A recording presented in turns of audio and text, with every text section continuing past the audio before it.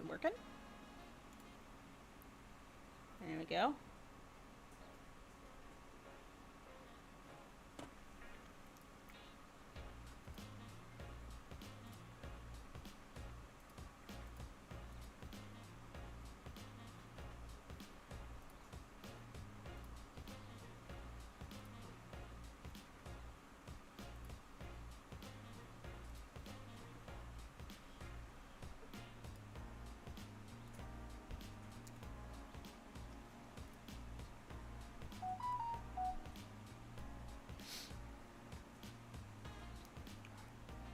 All right. Hey, folks. How's it going? Ooh, let me change that title.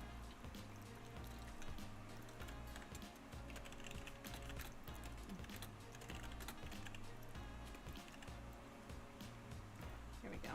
I got a better title. should have done that before I started. Forgot about that. Yep. Hey, folks. I am today working on a poster. Well, multiple posters, really. So here we have, there's 2 posters we're going to be working on. Finalizing this poster, which is kind of an inside joke for the crew that we'll be making available later on. So I just had to finish with the pitchforks, and I have to redo some of the demons back there, or shadows rather. So, and adjust the text. And then this might be close to done. And it's already pretty close to done. And then the other thing is the movie poster. The inks and the flats for this got finished. Tracy had sketched this out. Kazoodle, one of our crew members, who kind of acts as our, I guess, itinerary artist at times, did the inks. And so what I'll be doing today is picking up both of these. So this one is I'm gonna be checking over the inks and seeing if there's any adjustments I need to make here and there. Adjusting some of the fill. I've already done a few tweaks to this, but I'm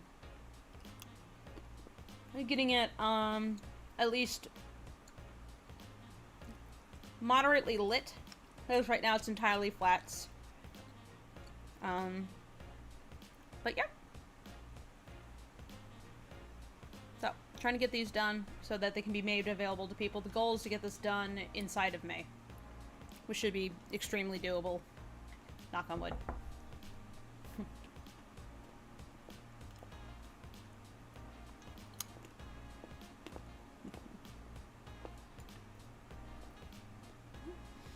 Tracy should be in later.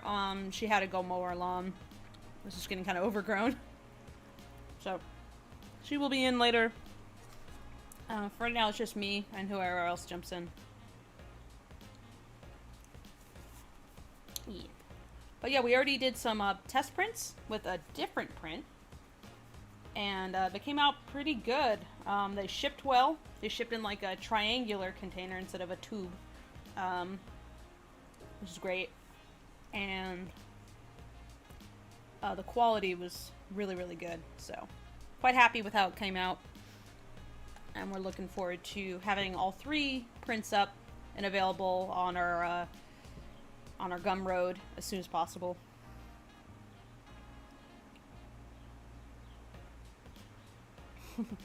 Gotta save up money. Yeah, tell me about it. I just got word back from my accountant on what I owe, and I was like, well, there goes my savings. Bye! Thanks, tax man. I mean, no fault of the accountant. He did his best. He brought that down as far as he could, but you know, I get paid in 1099, so I owe tax. No W-2s for me. Freelancer life! It sucks. At least it sucks during tax season. It's like one reason to not undercharge your work, guys, is that you'll have to pay the tax man that money. Think about it that way. You need to charge enough that the tax man ain't gonna eat all your money. Did I accidentally ship this bugger? I did, didn't I? I did an oops.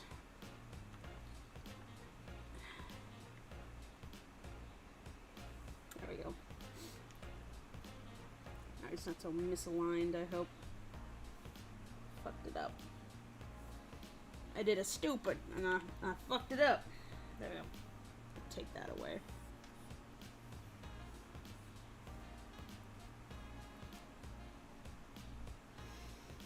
So I was going through and just,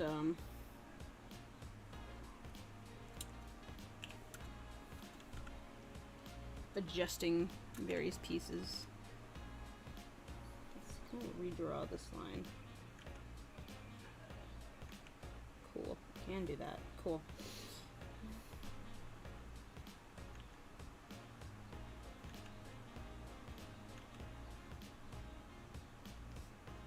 There we go. Oop. I don't like that.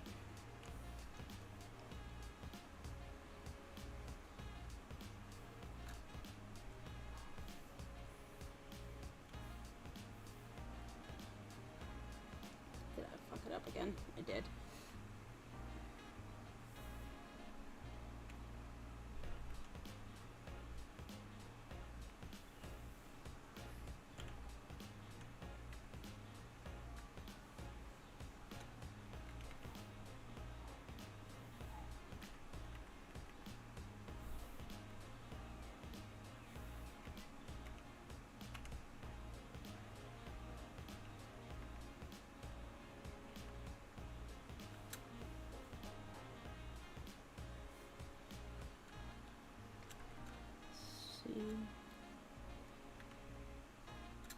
There we go.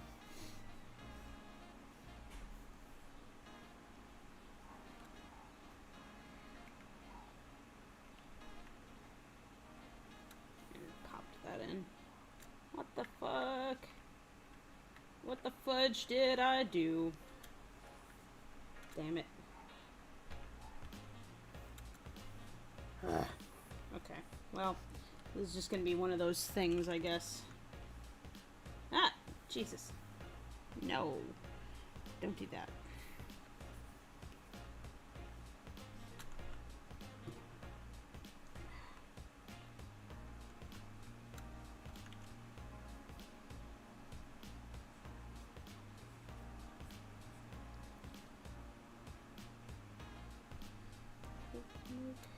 Corrections. That's fine, I think. That needs some work up here.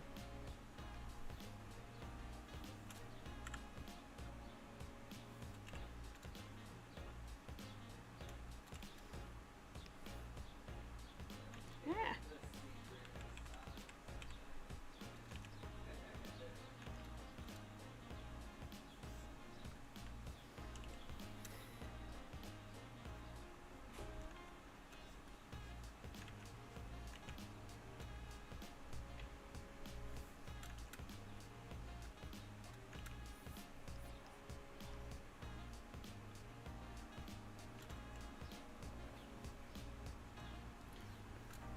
Go. If I'm a little quiet, it's because I'm staring at the screen. So.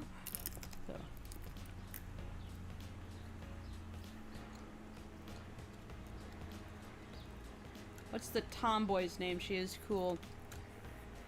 That's Ivy. She's she's not quite a tomboy. She definitely dresses very femininely when she cares to. Also, she's done her makeup. She's just in practical criming clothes right now.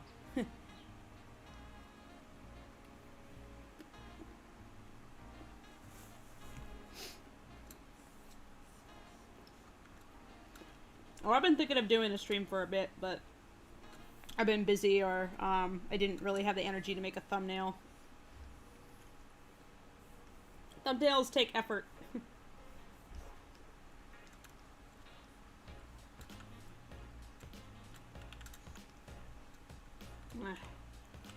This might be a little tedious for me personally, since I have, this is mostly just corrections. There's not a whole lot that's, like, fun for this bit specifically.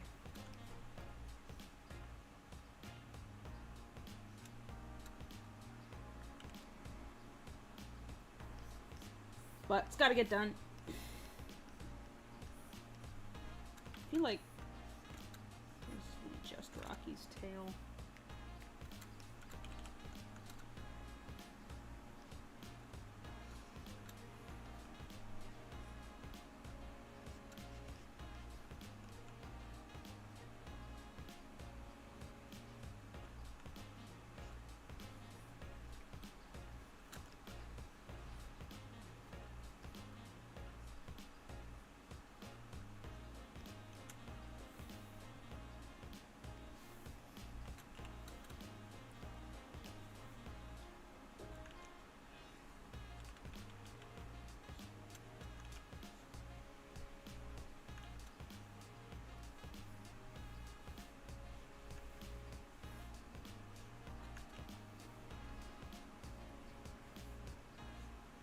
Oops.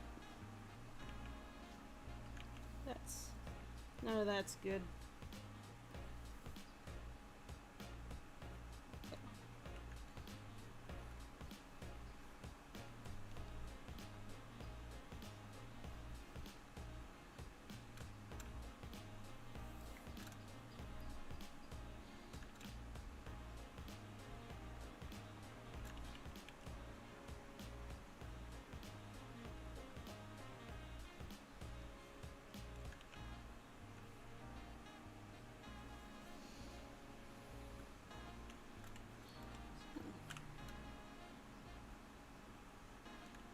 Oh, it's not the brush I want.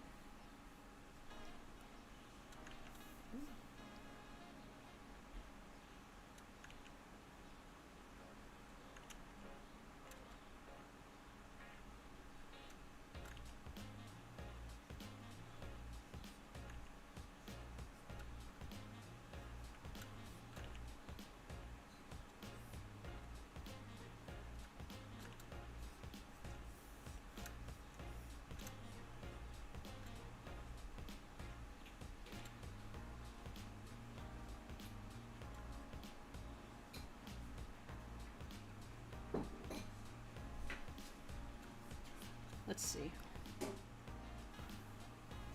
Open up my reference for this guy.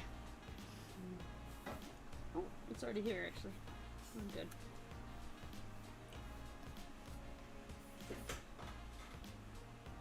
Yeah, his arms are a little meatier than this. Do a quick sketch over.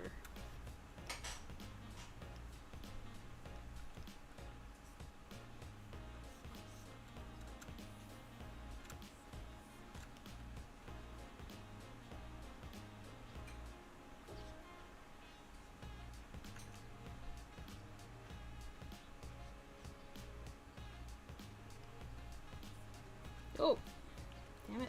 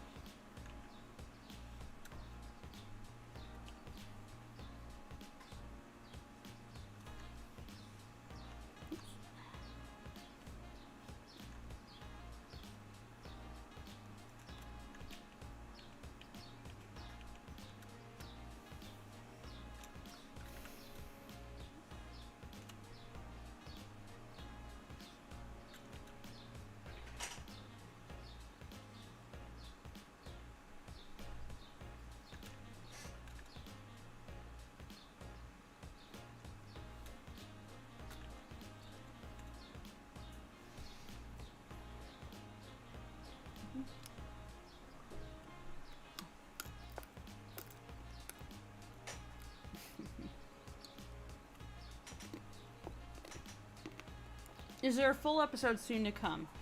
Yes, the plan is to have it out by the... Right now, it's looking like the ETA is sometime in the summer.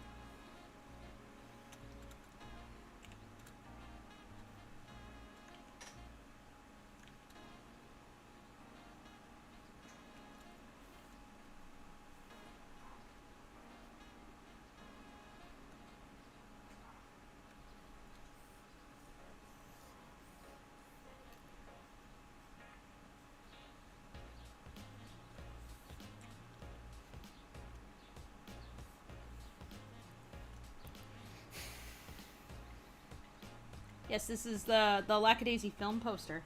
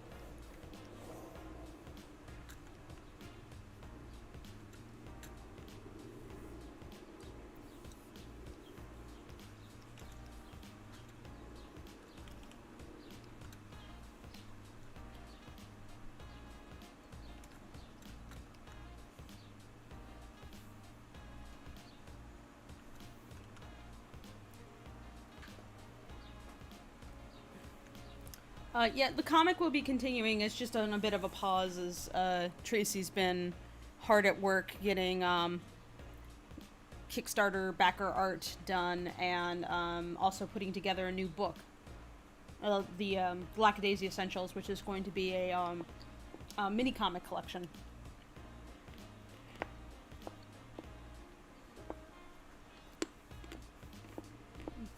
So she's very eager to get back to that. I mean, like, she talks about it all the time.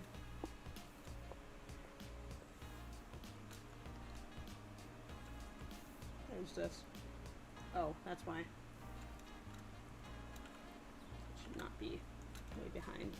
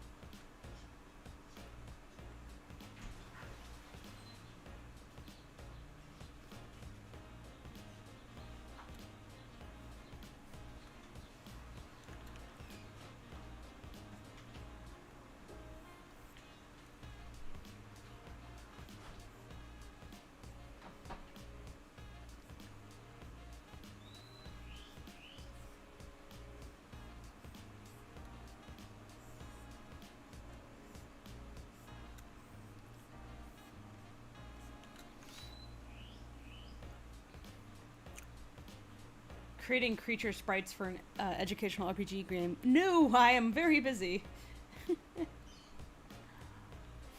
I am directing this cartoon. Absolutely do not have time for other stuff at the moment. I barely have time for... No, I don't even have time for my stuff. My personal stuff is on standby until I get this done.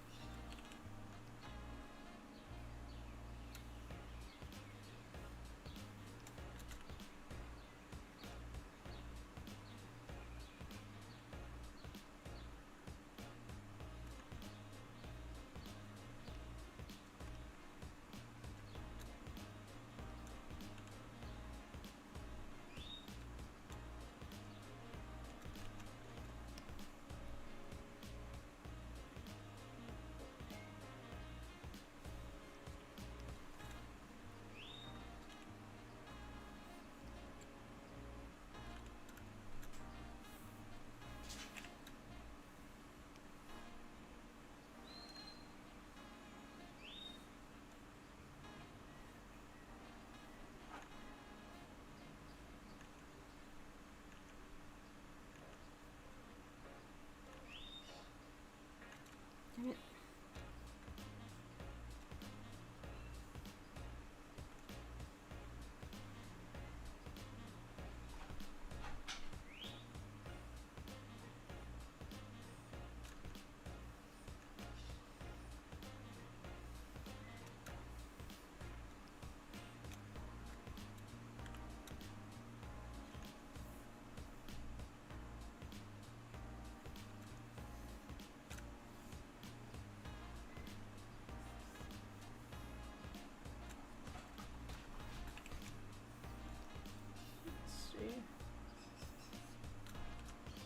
That's looking good.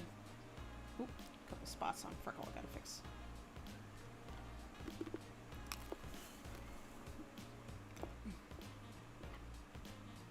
Inspired or influenced by Cats Don't Dance. I mean, Tracy's seen it. I've seen it. You can't not be influenced by that film. It sticks with you. But, this is gonna be a bit less wacky. Or its particular brand of wacky is decidedly not in the toon zone.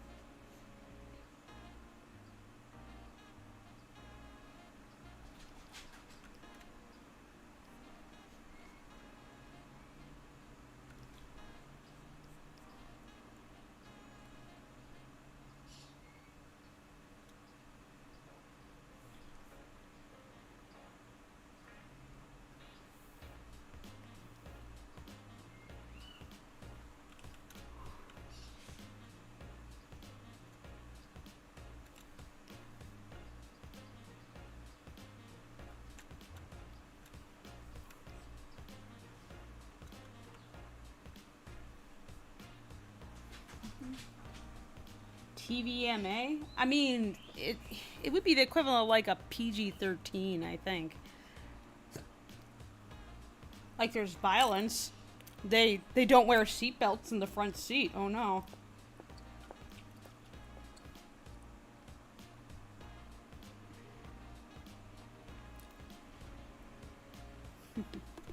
Again, they didn't have seatbelts back then, so.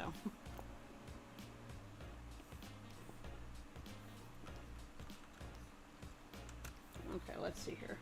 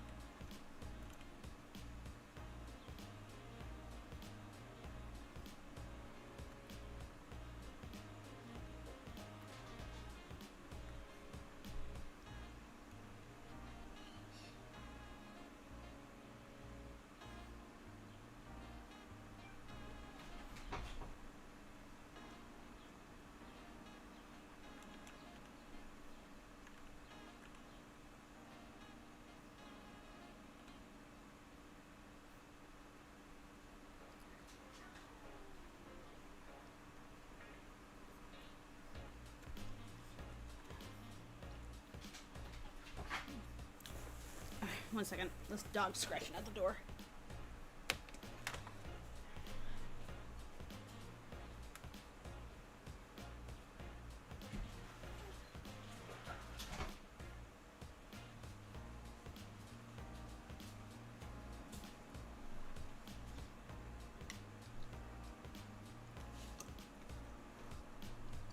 This is Clip Studio right now, guys.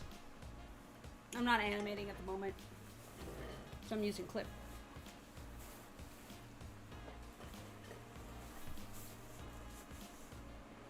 R-rated Lackadaisy. I mean, like, there's violence and blood and... But, I mean, the story's not, like, it's not, like, very sexual. Like, it just wasn't the mode of the time, the way that they... That kind of... There's no, like, explicit scenes of characters boning or anything like that.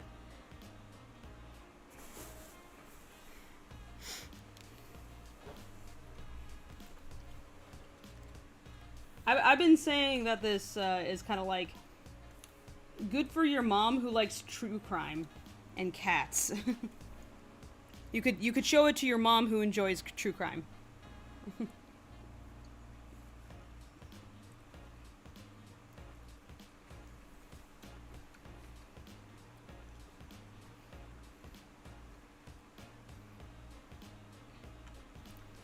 feel like that tail needs some work.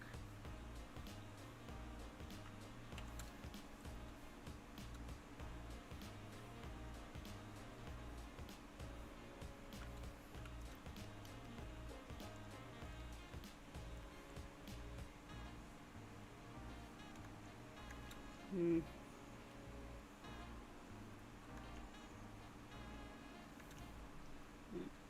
Yeah, okay.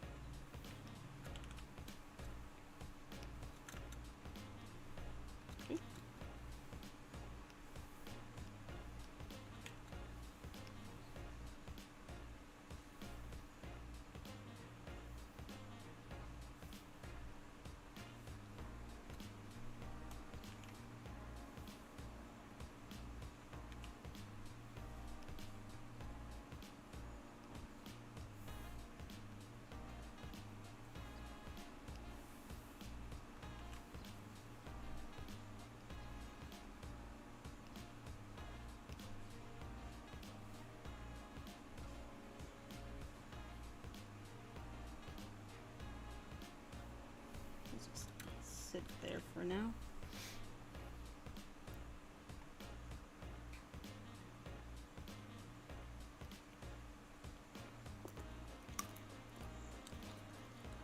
Thank you for complimenting the comic, Leafy Lavender. I'm not Tracy though. I'm the director of the cartoon. Tracy will be back in a bit. She's right now mowing the lawn. As we have to fit in our actual lives in around all this. I think Who Framed Roger Rabbit like took place in the 1930s, I believe.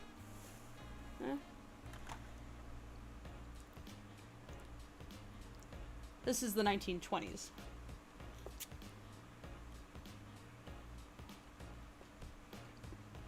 Yeah, we're hoping to finish this summer.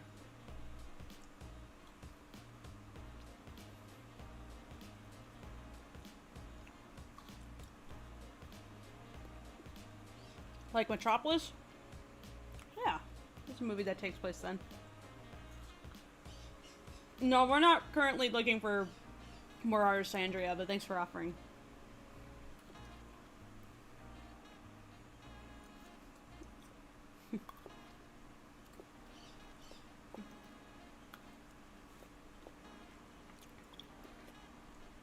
Who Framed Roger Rabbit takes place earlier than the 50s. It's, I believe it's during the Great Depression.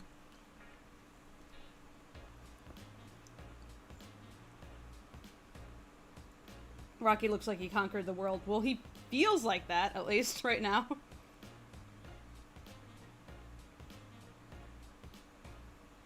Is, anything in the pilot similar to comics story-wise? Delia. Yes and no. It's a unique story. It's not, like, adapted from any specific chapter of the books, but it's the kind of thing that could happen. We basically need to come up with a short story that could introduce all the characters in the space of about 20 minutes. So, but there's no chapter in the comic where anybody is like all together at the same time like that. So we had to write something original because this is a pilot. It's supposed to like sell the concept to people. So it's like, all right, here's like the quick version. Yes, this has been storyboarded. It's like that was done months ago.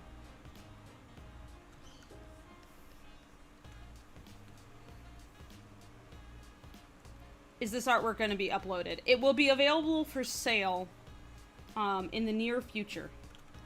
So right now these are just the flats. I am doing some minor corrections because I received these flats from one of our artists. Tracy did the sketch associated with this, and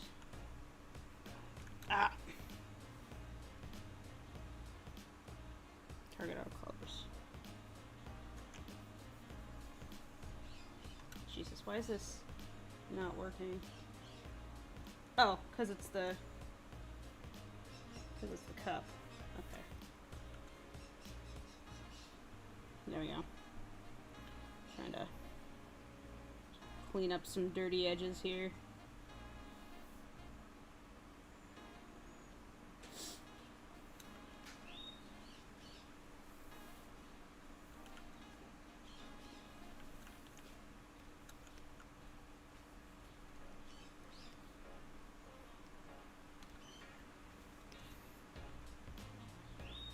Okay, what the heck? There we go.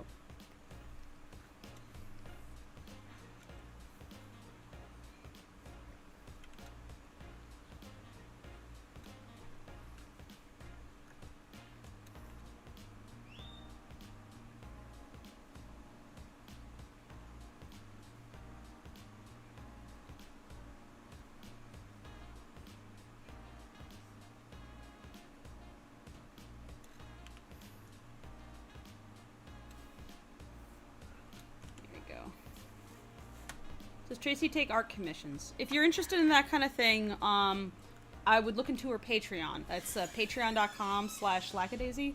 And you guys, and there is a tier where you can commission her. If we were looking for artists, would we post on Twitter? Yes. Yes, this is Clip Studio.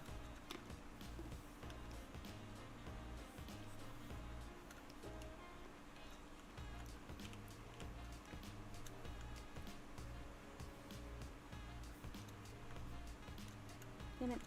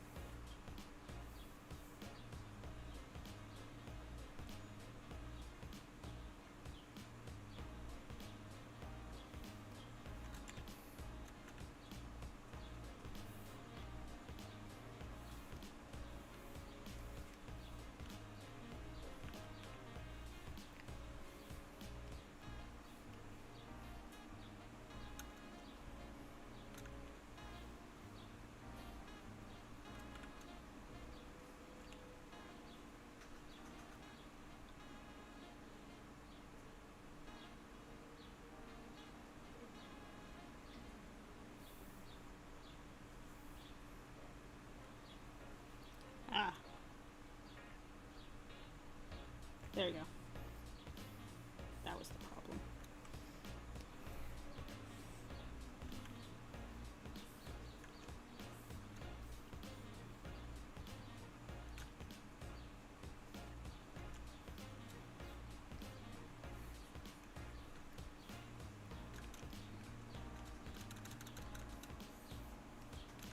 There we go.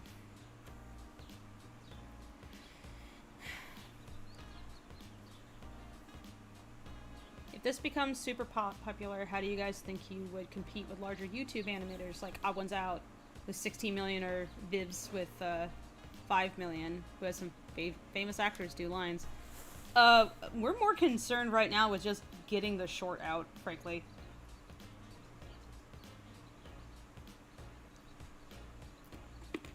The sub counts do matter, guys, actually. The YouTube does not promote your stuff unless it sees like a certain amount of growth coming from your channel naturally. So like if we get less than 5% engagement on things, YouTube doesn't do anything to promote your video. It won't like pop it in people's recommended. It's like the more engagement it gets where people like click through and watch a video, or they press like, they comment, that kind of thing, the more likely that YouTube will promote it to other people. So absolutely subs do matter. That's people coming back to watch what you got. As far as compete, why would I compete? Like, when they do well, we do well. The way that the algorithm works, it figures out what other people are watching, like who might like the stuff you like. It sees if there's like anything in common between what you're putting out and what they're putting out. So like if you like Odd Ones Out and you like Spindle Horse stuff, then the algorithm might say, oh hey, you might like this. And so we can see on our end through the analytics on YouTube, it will say like where traffic is coming from. So if you're popping off from like a different video because YouTube recommended it, it will say what video. So I can actually see what people are watching before they jump to us if they get recommended and click through. When will the short be out and how long will it be? It'll be out hopefully this summer. That's what we're aiming for. And how long will it be? Right now it's looking like 22 minutes. Mm-hmm.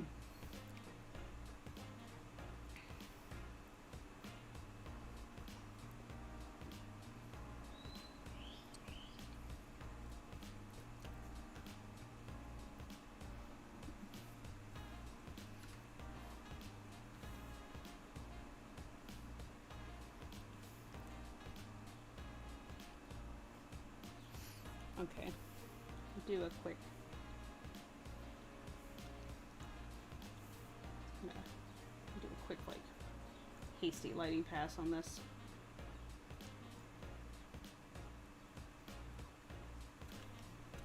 Let's see.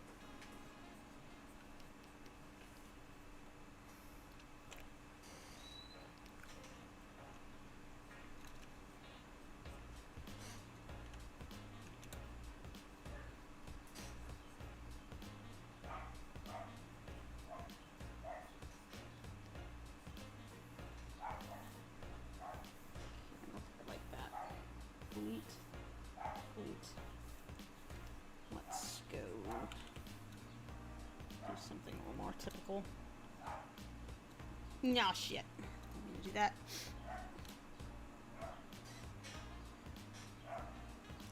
Eating, drinking water? I mean, yeah, I got like a little snack plate of nuts and cheese right now. I'm definitely not hunched over right now. The bar has been getting wielded in the comics. That's Seraphine's gun. That's Boudreaux.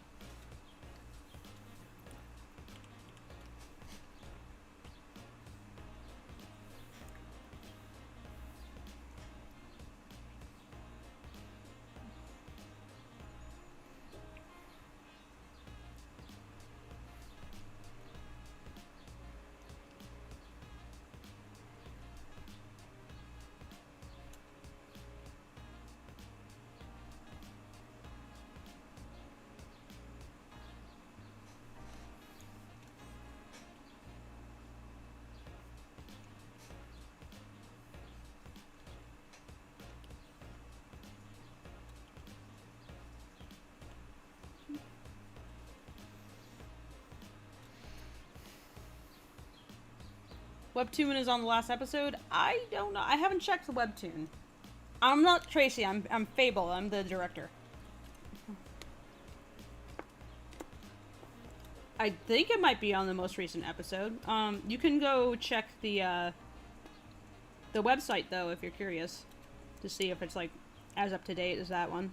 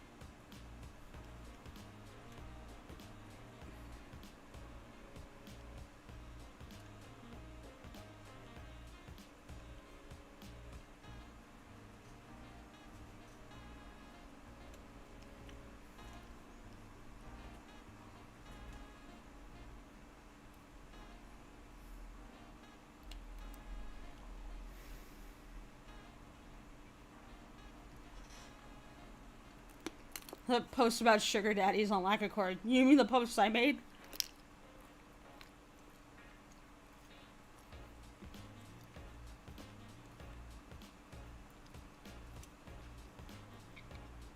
Yeah, you do got to bust your ass to get noticed on YouTube. And it gets harder all the time.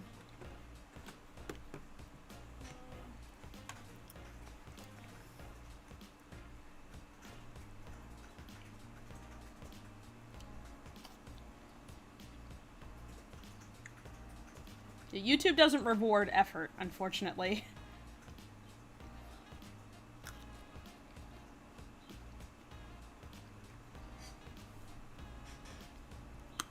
Can you hear me? Hey!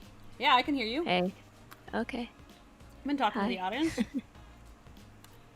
I have, I've cleaned this up a little bit. I think I've gotten it to the point where at least the characters and what they're holding can be taken out of vector mode. Vector mode was very useful for doing minor corrections where I had, like, thin stuff and do, like, tiny tweaks that would have taken more effort to do it raster. So, I do recommend it, at least for your initial pass. Hey, Nox. Hello, everyone. Hey, everybody who is new to this, that's Tracy. That's Tracy's voice. Hi.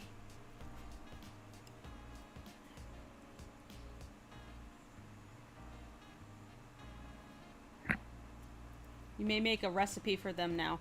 Who's them?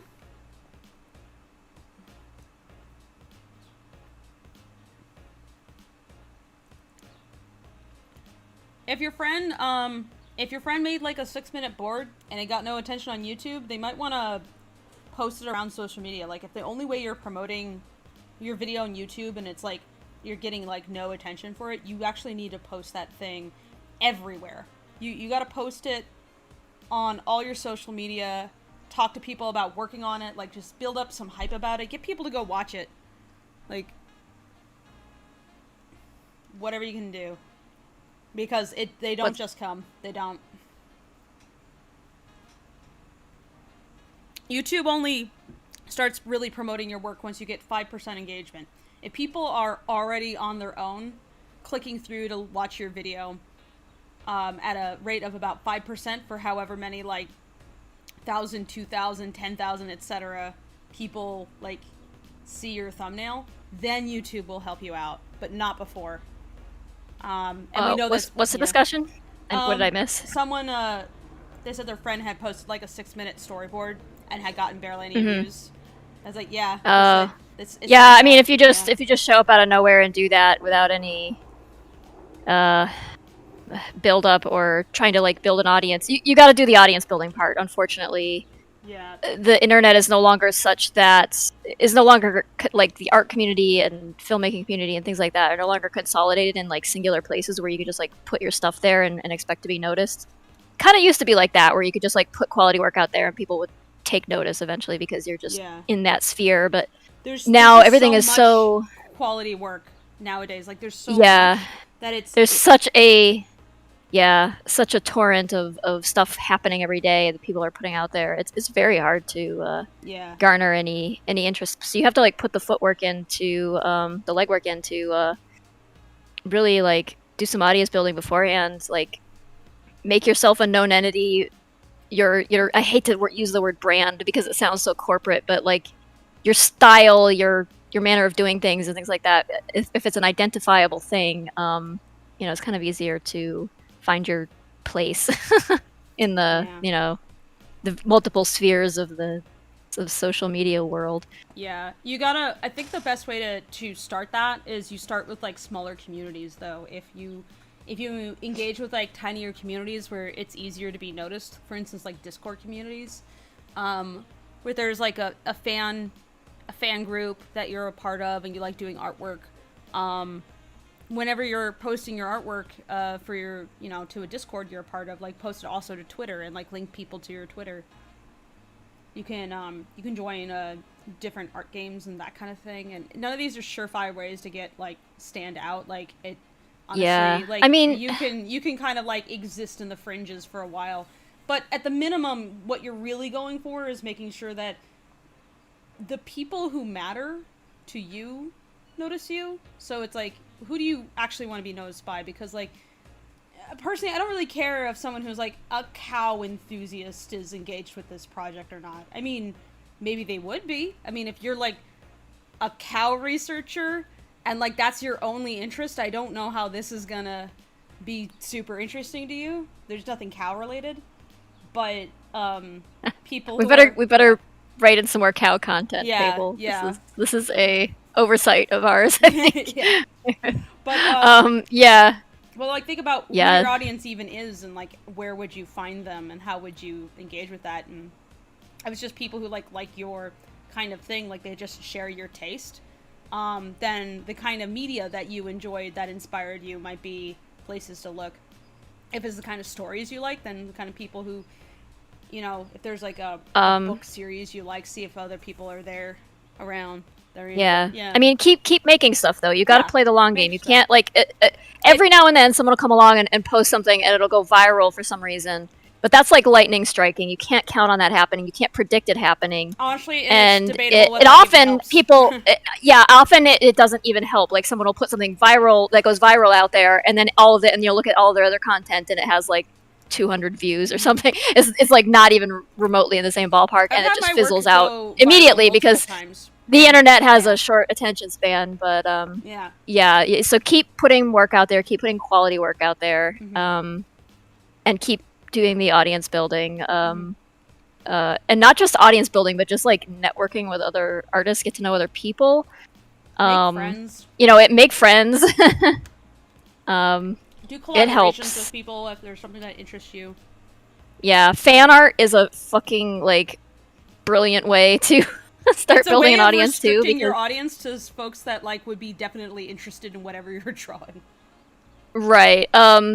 A lot of people, like the way they've found some footing in social media is like they're doing their own thing and they're deeply interested in that, but they also like something that's popular already, and you do some, if you do some fan art for that, you can glean some attention, kind of tap into that pre-existing fan base, and then kind of like some percentage of them may then take interest in your own, personal stuff. Like I know so many artists who've done that way, or have gotten like job offers that way and things. It's like, you don't have to be disingenuous about it and be like, I'm a fan art machine now, because that's what's profitable. I got an interview for Voltron years ago because of some fan art that I did, where one of the showrunners saw it. So I got an interview. I got an interview and I got a test. I didn't get the job, but I mean, I got pretty close to getting the job. So. That doesn't mean it's definitely going to happen. I'm just saying that these are places where you can start, and you just never know what will happen. But also, it just takes years. Like, I've been doing this game for so long, since I was like 17 or 18. Most people don't know me. I've been involved in more internet stuff than you guys probably even realize. Like, there is stuff. Like I said, I have had stuff go viral multiple times, but nobody would connect my name to it. Either videos that I've worked on, projects I've done for or with other people, just all kinds of stuff. But that's the other problem with viral stuff is people just pass it around without stopping to credit whoever made it or what have you. So that I've had pictures of mine that like got super popular at some random point that I didn't even notice until like much later, and that someone had stripped my name off entirely, and other companies were like making products out of it. I'm like, what the so that happens. So don't count it. Like that's just not the way to. It's not really the win. That's why I say, be more concerned with who your audience is than gaining the largest possible audience. Right. Yeah. A big flash in the pan thing is not the way to make an entrance, because it's going viral to like stuff building. Is actually not that great. Slow and steady is a much more slow, steady. Building blocks is a better way a more sustainable way to, in my experience anyway, to do Tracy, it. Let's move to not that I'm like, so Nox can help us out with these. Oh, sure. All right, 1 second. So Nox is one of the moderators on the Lackadaisy Discord, and he sometimes helps with my YouTube, these streams. Because we're getting a lot of questions, like more so than usual. Like, this is pretty active, which I'm excited by. We did get like a ton of new subscribers very recently, didn't we?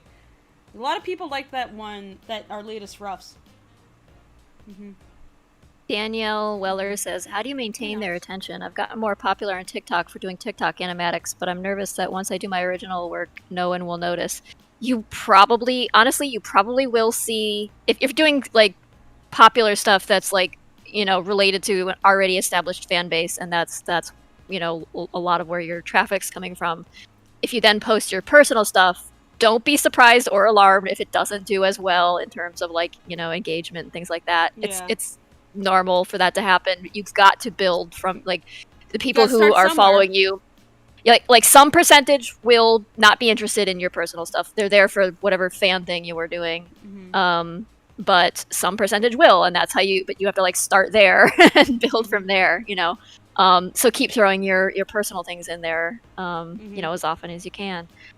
There is kind of a very like, a lot of social media now is basically punishing you, throttling your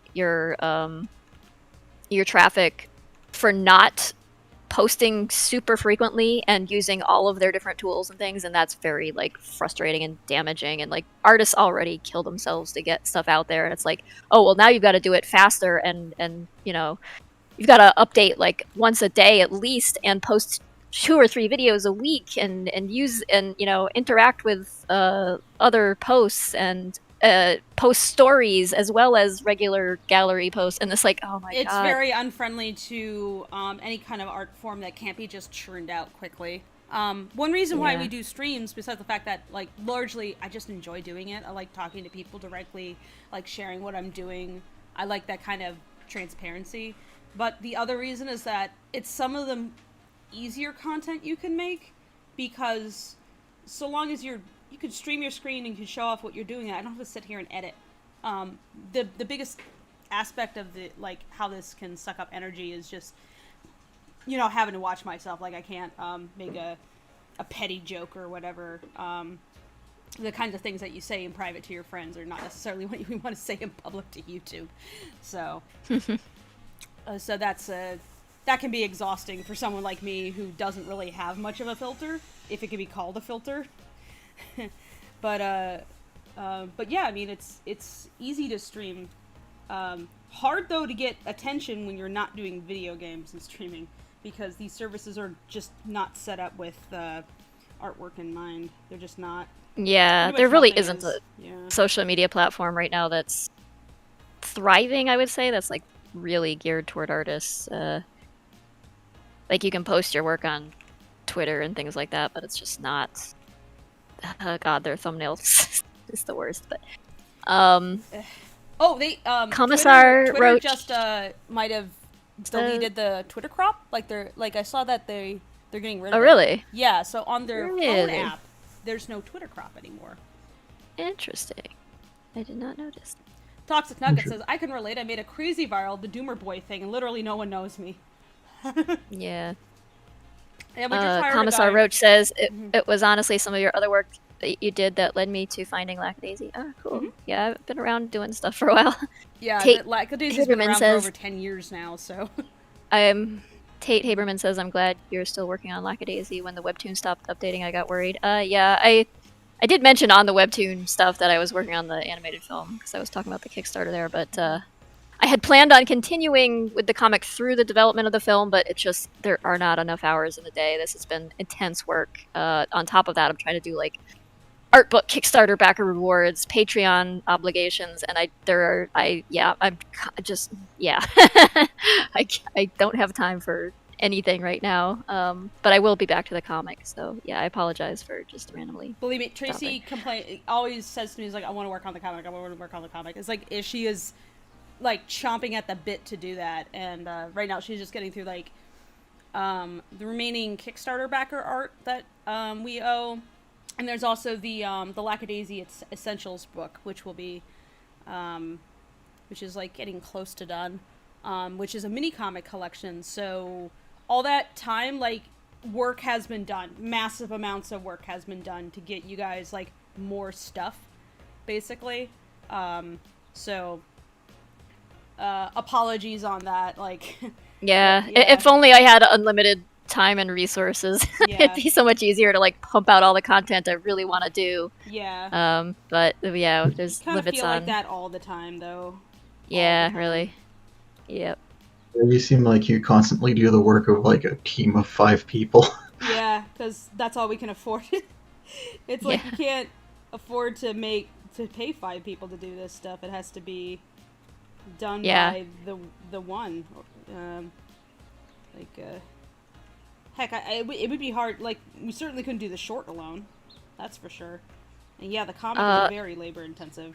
So Samantha Reese says, what about approaching it under an alias? Is it a good idea to put it under your name? Just curious. I like privacy, but I'm kind of afraid of showing my real name to a very large audience.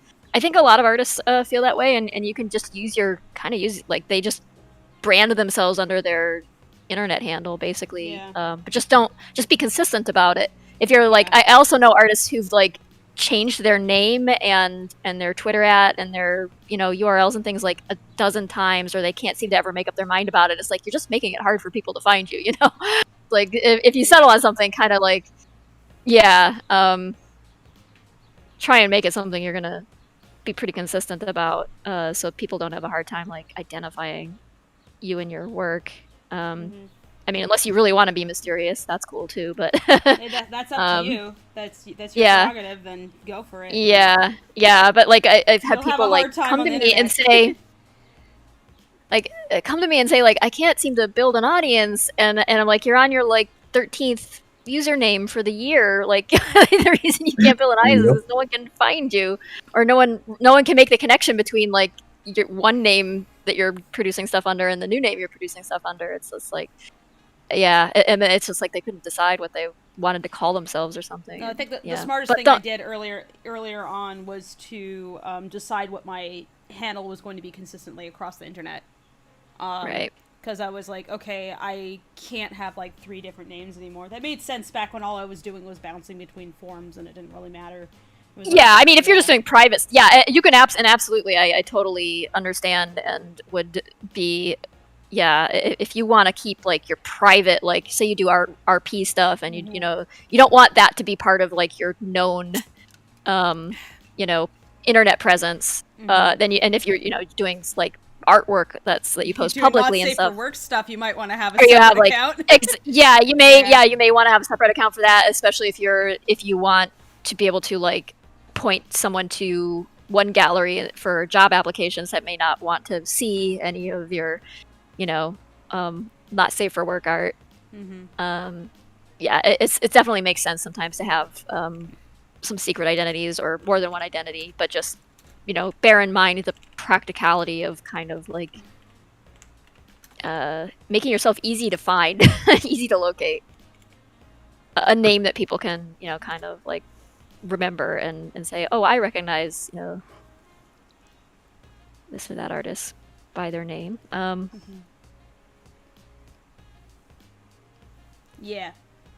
Like choose your name, go by that name. We actually, speaking of like viral stuff, we actually had someone come on the team just recently who had produced a lot of extremely viral videos that everybody knows from many years ago, and I did not recognize his name at all.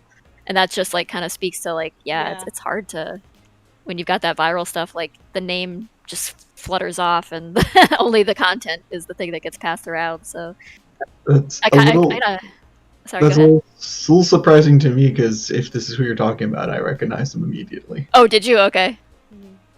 See, I did not recognize his real name or his handle. I was like, oh, but then I looked at like what he had been doing and I was like, oh, I know this. I've known this for like so long, and I know like this video and this video. Like, oh, wow, I just didn't have any idea like who the person behind it was. So that's always fun to find out. It is, but it's also just like I kind of feel bad that I didn't know who had been responsible for those things. It just like is the nature of viral stuff, I think, is that it frequently loses its connection to a human being. Like even though like we all know that Casey Green did the "This Is Fine" dog, but most people who average person does not. God, I've seen like so many like politicians and things like that use it and stuff. Like they have no idea who like Casey Green is or his comics or anything. So it's like, you put that away.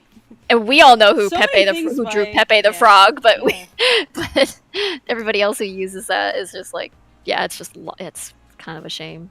Yeah. Well, that guy has worked really, really hard actually to. I know he. To get it out of the alt-right sphere. Yeah, he sued Alex Jones. I know. Good for him. Yeah. So, I guess on a related topic to that, make sure you sign your work. On another Discord I was on, somebody had their post retweeted by Elon Musk. Oh, no. I saw that. That was fucking asshole. But yeah, but I mean that doesn't mean someone won't necessarily just like strip your name off of it, but they have to at least put in the effort. So make it at least a little harder for them to. Don't make it as simple as copy paste. That's all. Yeah. Sometimes it's hard to know what's gonna go viral though, because it's always the stupidest shit. It's always. It's like, why? Why this thing? Had I known, I would have done a better job. One week it's like Oh damn it! some random cat with cucumbers thing. The next week it's Edgar Allan Poe. Yeah. Internet is weird. Fucked up the gradient. Bill Zapp asked a little while ago, you mentioned in the past about it being okay to have your art inspired by others, but where does one draw the line between inspired and ripping off? Don't copy someone's work wholesale and then sell it. Like, selling it is usually where I'm like, hey, if you everything is... Everything, in a sense, is derivative. It's all... But, I mean, if you're just, like, aping it, wholesale, then that's no good. You've got to pull inspiration from lots of different places. Don't just be like, well, I'm gonna... Unless it's something in the public domain, if it's like, there's been a lot of, like, iterations on, like, the Iliad or the Odyssey or things like that, where it's like, yeah, fine. Do your own twist on it or whatever, like, Greek myth or stuff like that. But, like, if it's somebody's copyrighted / trademarked material, and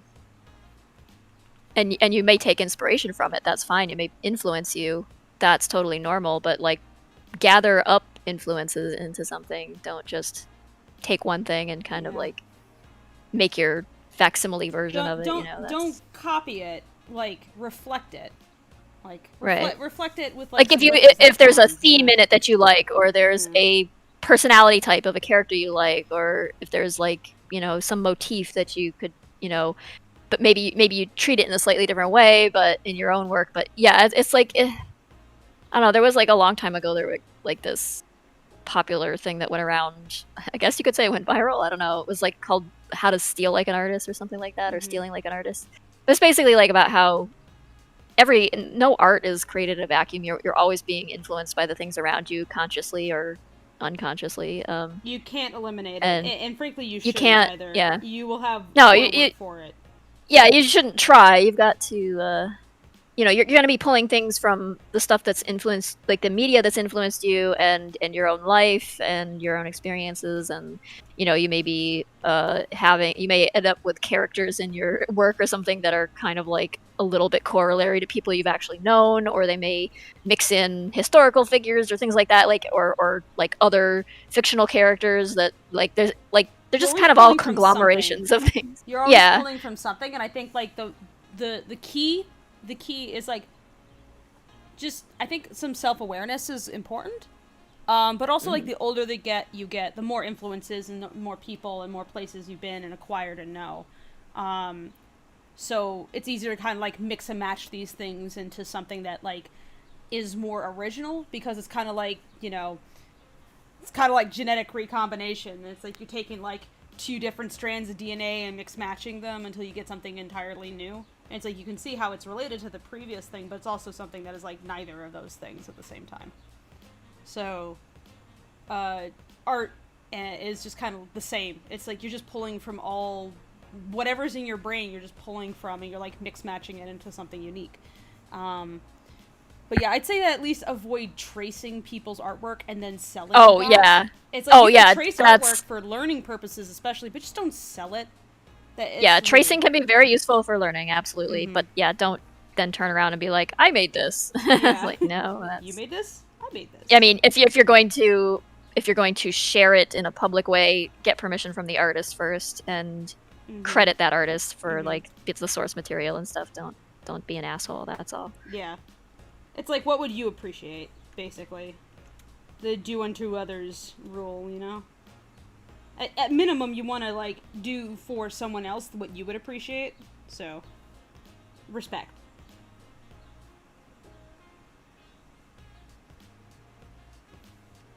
Trying to keep the lighting on this want to keep it kind of similar to how we're going to do it in the short, or at least set it up that way before I potentially pass it on to you, Tracy. I just want to get it there first, and then any extra polish will be a whole nother thing.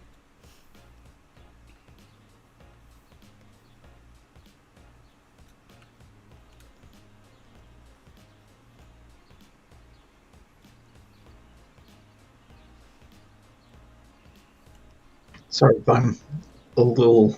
Oh, I'd rather let you guys talk, but also eating at the same time. There was a follow-up question about the mixing and matching. If Rick and Morty is a good example of that. Yeah, I mean, it's basically like Back to the Future, right? But with a very different twist on it. It's like I've heard it. It's probably more accurately compared to Doctor Who in a lot of ways. It's like it's. I guess it's kind of like the veneer is like, you know, Doc Brown and Marty, but as soon as you scrape off that, it's like something entirely different. Yeah, it's more like Doctor Who with but also it's the characters like are any sci-fi thing. way like, more set up to all that stuff. So yeah. It's kind of an examination of those things too. So just got a super chat. Thank you, Bonfire. Bonfire says, "I'm not furry, but I like your job. Good job. Thanks. This isn't necessarily. I mean, we welcome people from the furry community, but this is also like it's for other people too. It's not." Well, I think that's the thing about furry is that furry just likes stuff. It's not like some things are made by furries with the intention of basically just being for furries. Being just for furries, but this is. And then there's things like say Zootopia, which are not made for furries, but furries adore it. You know why. Mm-hmm. So.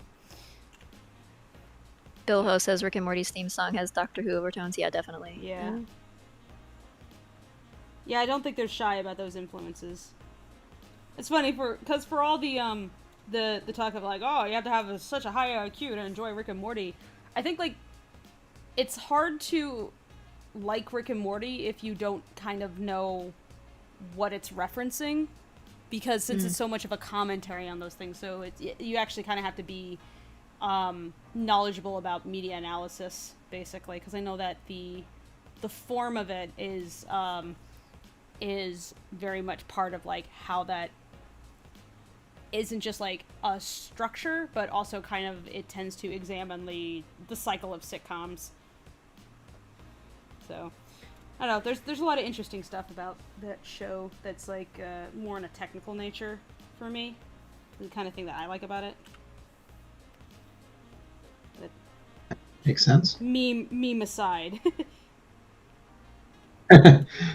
Well, I mean, I'm sure when it's your craft, also there's whole new dimensions to appreciate. Oh yeah, like I frequently watch things and I'll like talk about it, like, oh wow, look how they set up this thing, like pacing on this is great. Oh, that's really difficult. They juggled like 5 characters talking at once, and this is how they handled it. Oh, this is how they introduced like 10 different people without it feeling like a one after another slog.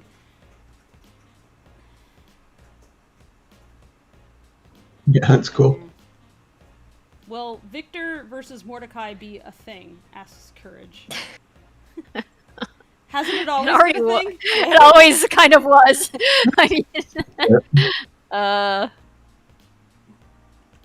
I'm not gonna do spoilers, but there's plenty of Victor versus Mordecai in the mini comics. It was Mordecai versus Victor's kneecap, I guess.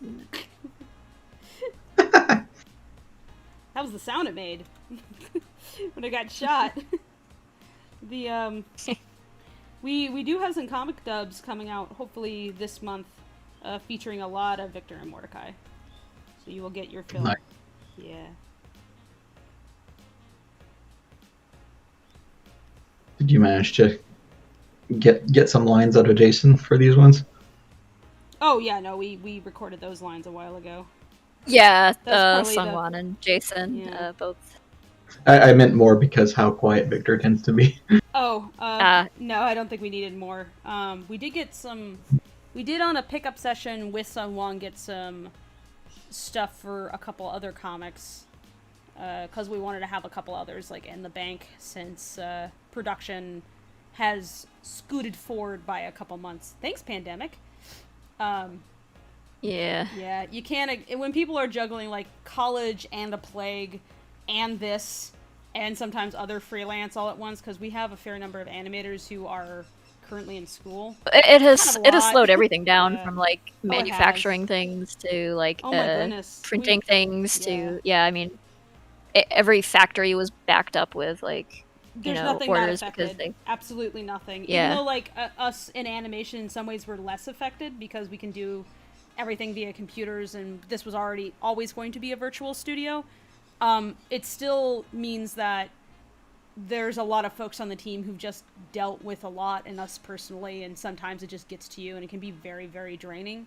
And there's so many conversations I've had with people where they are going through it. Like, family is sick, they are sick, they've had family and friends die, and having them come to me and be like, hi, I have to go to a funeral, and this is, it's happened,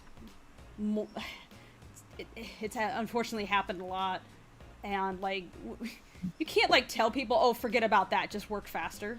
You can't do that. It's inhumane. So yeah, you know, you gotta like be empathetic. So I don't want people to be miserable. I think miserable work like is, if you do something and you were miserable while you were doing it, I feel like it does show. It shows at least a little bit.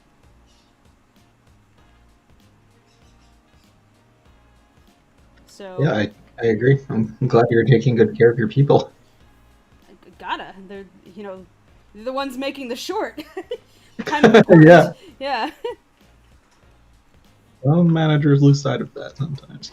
Well, they're not a dime a dozen. I mean, like, this is very, not that I would treat anybody that poorly, but, you know, it takes skill to do this stuff. So you really got to respect people who've, like, put in the time and energy to learn how to do this, and, you know, and they're listening to you, and you got to do what you can.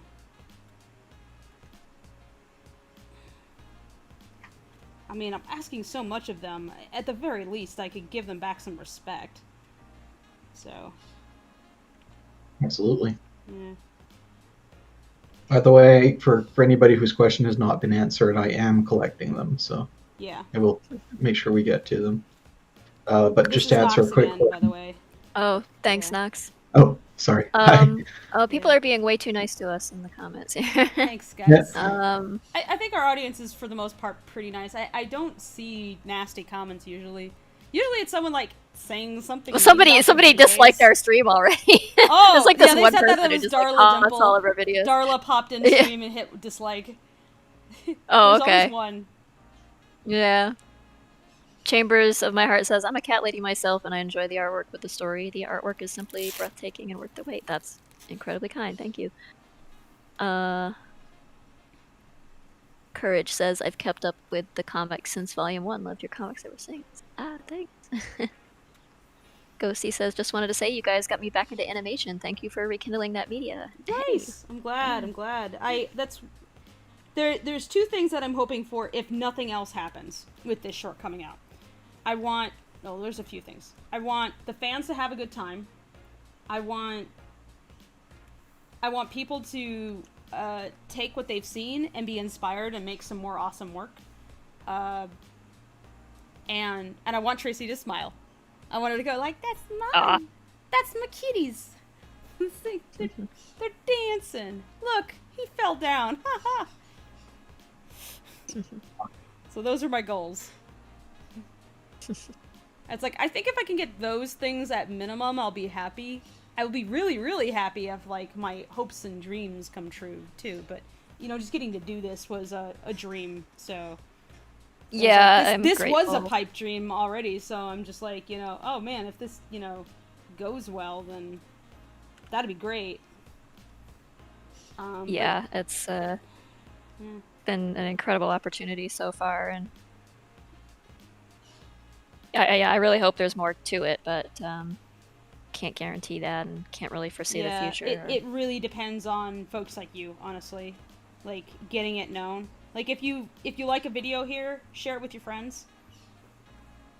Tell them to give it a look. that's how anything gets done. Like that's how like the channel has climbed at all, is because of people like saying to other people's like, hey, check this out, you know. Us doing it on social media, like some of the crew members also promoting it, which we don't ask them to do, but we appreciate when they do it, because it does help. But that's not their job. Their job is not to promote it. Our job is to promote it. Mm-hmm. But I do appreciate the help whenever they offer. Yeah. Yeah. But yeah, but none of that would matter if not for fans helping out also. Like if you're sharing your love of this and you're talking about it, and you're making artwork for it, and you're doing like cosplays and stuff, and you know, that kind of thing, that builds hype, that gets people interested. They're like, oh, my friend is interested in this thing. What is the thing? So that it helps.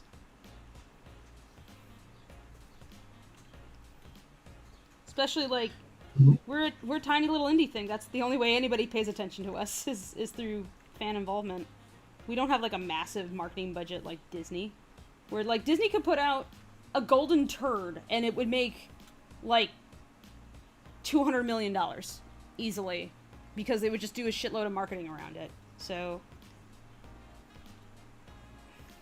just want to remind everybody of the $2 trillion Kickstarter goal where Fable buys Disney. Yeah. Hey, help me buy Disney. I'll fix it. $2 trillion, I'll fix Disney. $2 trillion, and I'll slap Elon Musk's ass. He'll have to. He'll have to bend over. It'd be a good internet yeah. trendy thing. Cat animator becomes richest person on the planet because of the internet. The internet decided so. Cat animator bans cryptocurrency, so the microchips have been freed. Computers for everyone, they announce. Yep. If Pixar hurt us as well as Elon Musk, I don't think they would. I don't think they give a crap about me. I don't exist to these people. Well, no, that's not fair. I know people from Pixar who do know me personally.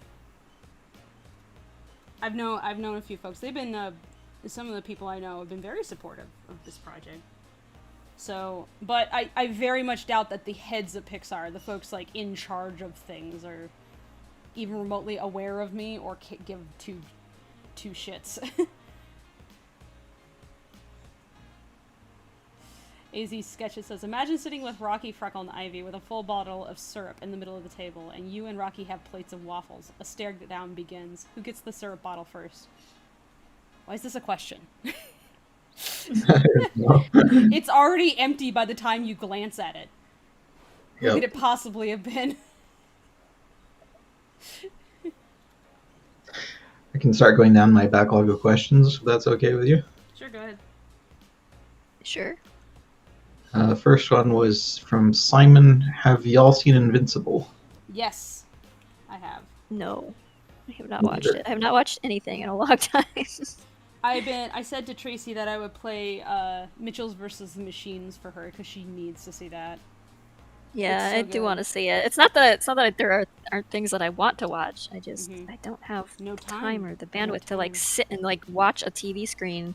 I can listen to things. I listen to things while I work, but it's like really hard to eke out the time to just like sit and stare at a TV screen and do nothing else at the same time. Yep. Yeah, that's why I don't watch much either. Freaked out Candy a bit last time when I started admitting to the things I didn't see though. Yeah, when you're like super busy, it's hard.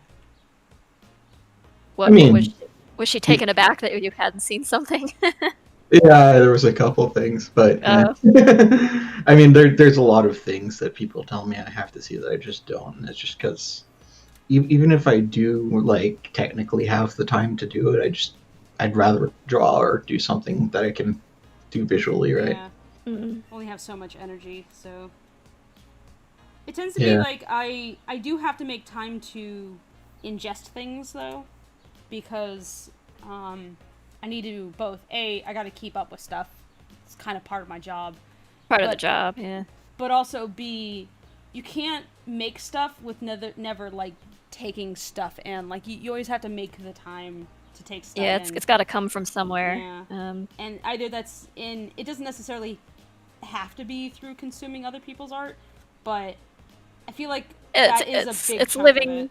Yeah. living your life and consuming media and yeah, having experiences. Yeah. Look at this guy. This guy, he has experiences. Oh, all the wrong ones, but yes, he has them.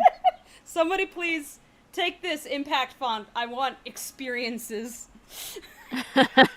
right over this face.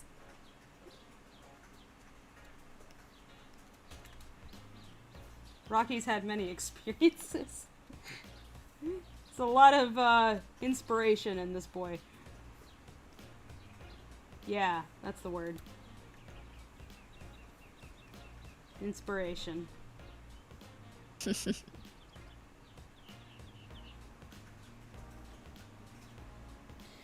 Tracy, if I get this, the line art done as such, with the lighting and everything, so it kind of matches the cartoon look, will I be able to pass this off to you?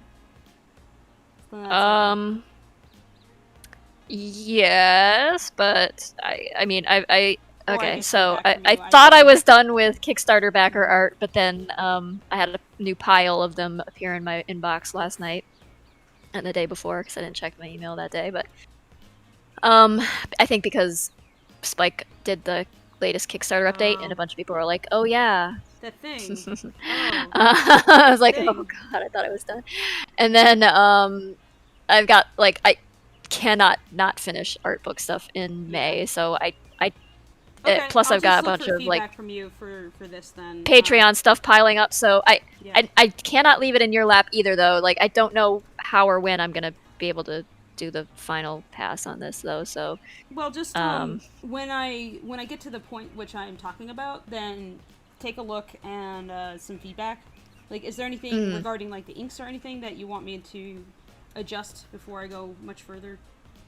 No, I think I might like I think like they'll serve as a utility on like some of the other elements, like the silhouettes of the Marigold characters there. But I think that we might just like end up losing the line art or blending it into the color because they really shouldn't be like inked outlines. I don't think in that case they're more painterly. I think like just lighting on them and like shadowy lighting and yeah. I was gonna like bring this at least to the visual style of the short. That's what I was gonna tend to do. And then all it would need then past that point is like any extra layers of polish for like a little here or there, basically. Right, but it needs an explosion. It needs the city. Yeah. Skyline. That's true. Yeah. And the moon and the background color's got to be all worked out. I haven't even. Oh yeah, really, that's just temporary so that I can like. Yeah. Oh yeah, I know. It's just so you can see what you're doing, but yeah, it's probably going to gradient from blue to something more orange for explosion down bottom. So, or like, yeah, blue to red or blue to. I don't know. Yeah, it could be more purple up top too. I don't know. We'll figure it out. I usually don't know that part of it until I experiment a whole bunch with it, mess around with it until I land on what I like. So yeah, I figure if I just get like the basics blocked out first, then it's going to be easier for me to think along those lines. Yeah, it's like at the very least, I think I could get to the point where the basics are done today. It's like I don't think this is not getting finished today. The other thing. Oh yeah. Today though. No, like the shading and everything seems like it shouldn't be too hard to finish, but it's the polish that's going to take longer on this. I think take more. I'm getting it just thinking. To the point where it can get polished. Yeah, no, it's looking good. It's at least going over this. So make sure it has those touches. So one small thing on Rocky's cuff there. So see how he's got like a cufflink button thing? Like that should pinch together. Should I just erase it, or do you want me to keep it? No, like show you what I mean. Like if I know you've what you mean. seen. Yeah.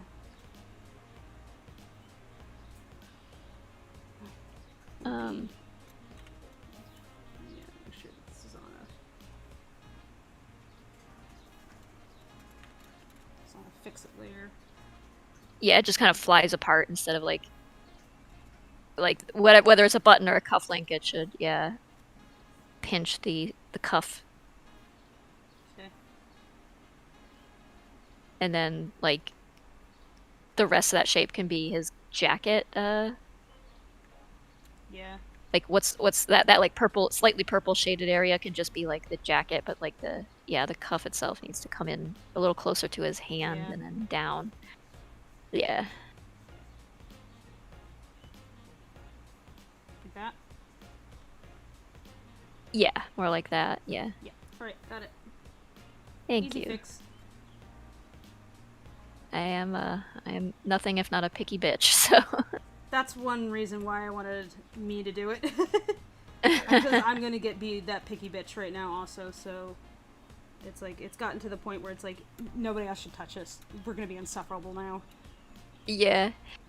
Razzie Dazzy says, what program is this? It's Clip Studio. Paint. There's been the first post of a I want experiences in Lackadaisy, the Lackford no. media room. Experiences. Okay, I gotta see The this. pictures. If you want to copy paste it into fan stuff, go ahead. Sure. Yeah.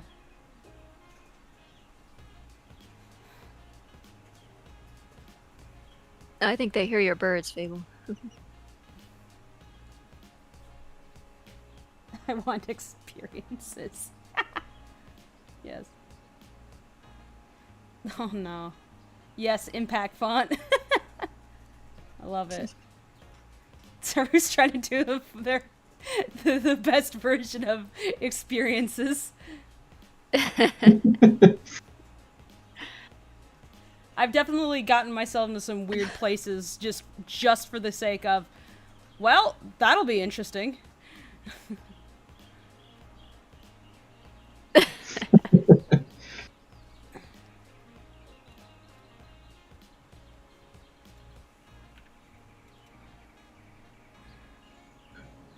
Next, there's I'll take another question from the backlog. From Mr. Mango, Lackadaisy stands out to me because of the great care and taken in terms of the historical setting, like cars, gun, etc. Was just wondering if you guys have a passion for history. Oh my god. Yeah, Yes. I like history, and it's it has just required like increasing amounts of research along the way to try to keep it kind of in line with history. I mean, it's definitely got its divergences from, I mean, reality in general in parts, but yeah, I want it to feel, partly authentic at least, or feel like it's a different time and place. And I wouldn't say I was like especially interested in the 20s before I started. It was like the comic itself made me interested, and the more I read about it and learned things, the more interesting it got. So yeah. I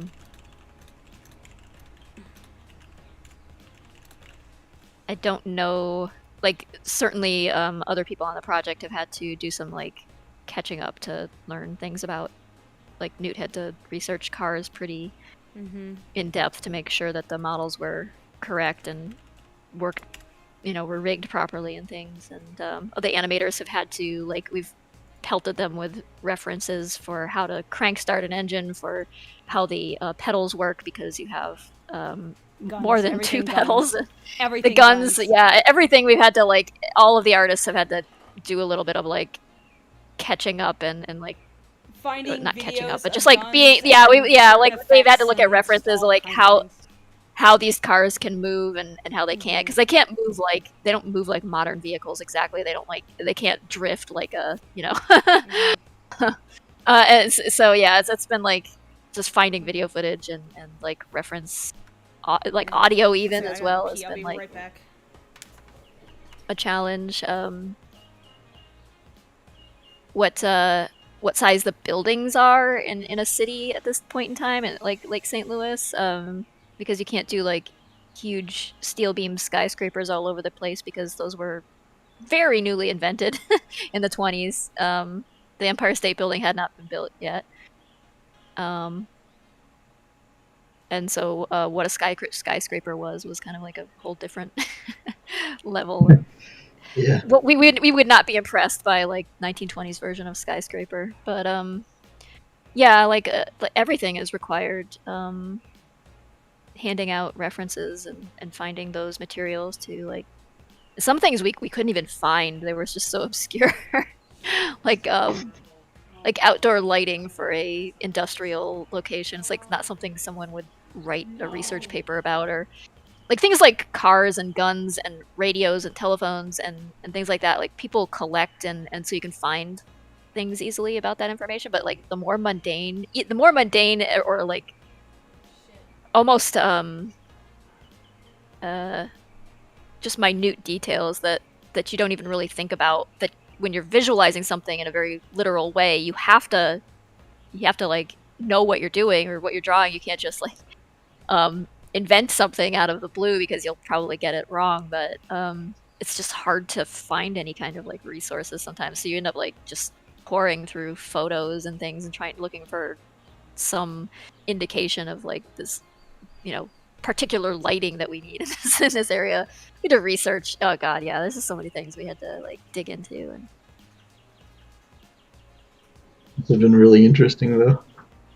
It is for me. I don't know how interesting it is for some of the other people who are just like, I just want to draw cats with guns. Why are you making this hard?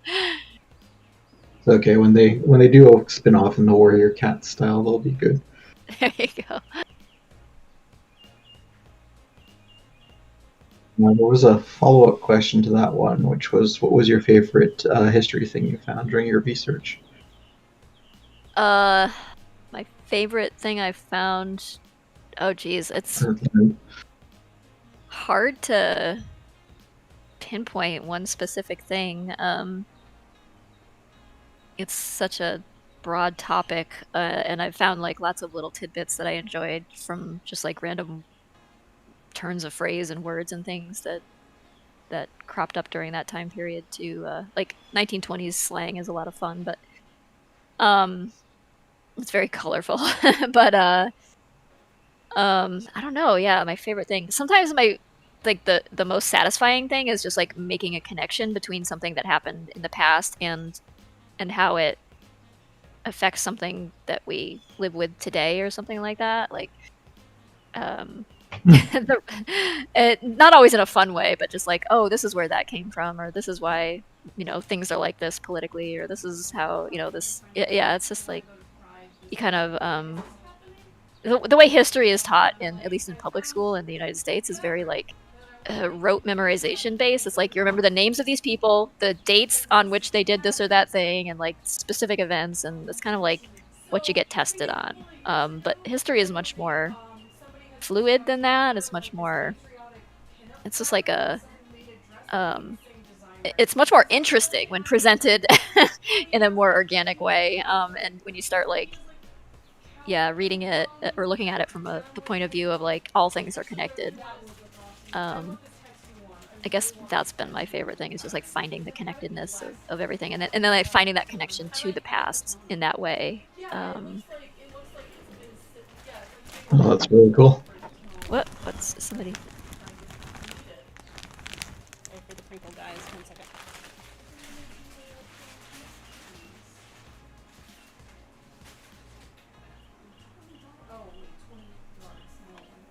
I gotta get my earbuds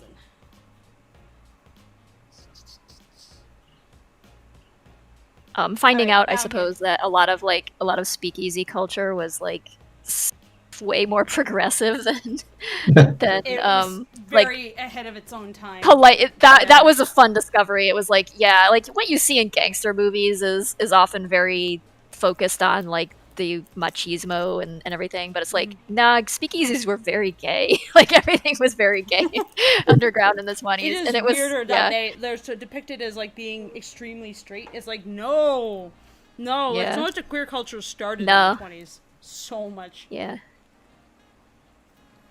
It gave it a place to exist where it didn't really have that before. It was a place where like all kind of levels of society kind of mixed in speakeasies. So Yeah. it was It was a place where races could mingle together, where that was really not. I mean, segregation was a thing, and Jim Crow laws were a thing, and it was, just pretty crap overall in terms of like racial politics and racial tensions and just racism. But in speakeasies and things where like the rules were already kind of out the window, this is like people were just like, yeah, we're just gonna do what we want. Women could go unchaperoned. They could actually like drink in public in those spaces. They could smoke. They could just be human beings. Whereas like the Edwardian and Victorian eras were very like, no, you can't go out of the house and do that shit. Like saloons were for men only, really, and but that was a thing. Like there was like lots of queer culture in the. Even happened actually was that there was a big problem with men like going out, spending all their money at saloons, coming back home just really drunk. Yeah, that's largely where. Yeah, where the temperance movement came from was a real legitimate problem. Obviously, like prohibition wasn't the way to solve it, but it just created a lot more problems. But the temperance movement came from people legitimately having just like their lives destroyed by men not having much to do, but like after toiling all day at a low paying job, just going and spending all that money on alcohol, being abusive to their family or just completely absent, and women having no recourse to do anything about it because divorce was very difficult. Standing up for yourself if you were being beaten was very difficult. Children would just go hungry because women couldn't really work a job outside of the home. So it was just like a whole fucking awful mess that like this saloon culture was creating, or was like at least just like hard liquor not creating, became but way more accessible symptomatic of at the time. Yeah, so people were drinking as if they were drinking beer, but they were drinking like whiskey, as if it was beer. These people that were like, bad. yeah, this is very, very, very, very bad. Yeah, it was really bad. And without like recourse, I mean, what people tried to do, and this was women's groups who started the temperance movement. They were like, well, what can we do? Yeah, I mean, it was like, the temperance movement was in many ways like the feminist movement of the time, and it was very connected to women's suffrage as well. And like the women who actually did, like, I don't know if people know this, but like in 1920, when women actually won the vote, it was only certain women, not all women. Women who were married and over, I think, the age of 30 or something could vote. And so it was these women who were most affected by this like saloon culture. By and large, it was the women who made up the temperance movement. And so, that has a lot to do with how prohibition happened. But it's everything's all just like connected in that way. It's fascinating. Like going back to like what I was saying before about. It wasn't a thing where people were just like, let's just be assholes. It's like a lot. Yeah, it did not come out. It didn't come out of nowhere. Yeah. It came out of legitimate problems. It just was not it's just outlawing something just isn't. Without doing anything It's about not- the root of the problem, which not is a magic. that men Right, are it's like beating their wives. Let's just get right. rid The of problem is alcohol. like it was a symptom of a much bigger problem, which was that women didn't have equal footing in so many ways in society. So this is solved by women being able to own property, women being able to vote for politicians, women being able to work outside the home, and women being able to divorce and things like that is really Yeah. So yeah, it was just like without having to make men accountable for anything. Like this was about the only recourse that was considered basically as anything viable. So it was just like a stupid band-aid to try to put on a much more complicated problem. It's like, all right, well, It's fine, a no more systemic alcohol issue. then. It was like, yeah. What do you know? That sound familiar? Yeah. Yeah. Yeah. So Nicholas Bryant asked, so Lackadaisy, OTPs are lore friendly, so when do we get dramatically more gay in the comics? I mean how much gayer you want it to be. You mean like make them kiss or something? And that's we don't have that currently in the short, but we do have the one of the characters, like nature, is definitely like alluded to in such a way that you would have to be dumb not to pick up on it. So as far as anything else, like really heavy on romance altogether. Yeah, it's more of a... It's not really about that. It's like that kind of stuff is like tangential. So, I mean, the characters' motivations are not largely romantic, even when it is like... Yeah, it's not a romance story in the sense of like a love story. It is a love story in a way, but not in the... Not between people. That way. Not living people anyway. More between like the past and the present. And... Now you've piqued their interest as to which character might be alluded to as gay. Chat, just guess. I mean, let's see if they can guess right now. I just want to see. It's not a secret. I'm just curious what they would say.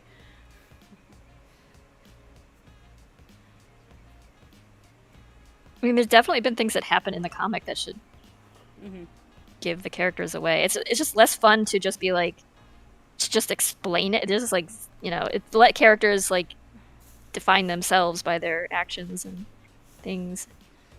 People are always eager to know, like, what's this character's sexual orientation? What's this character's sexual orientation? It's like, what you got? Yeah, it's show, don't tell. I still say you need to put that information behind a paywall. Yeah. I do understand, like, because the desire to know, because if you, especially if you're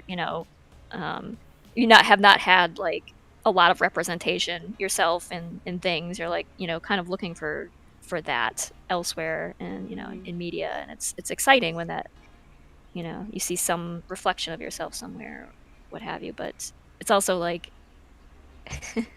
the show don't tell thing with art or comics or writing or anything. I can confirm there is a number of characters who are on that spectrum. Don't worry about it. But I mean, we can talk if you want to talk about some of it.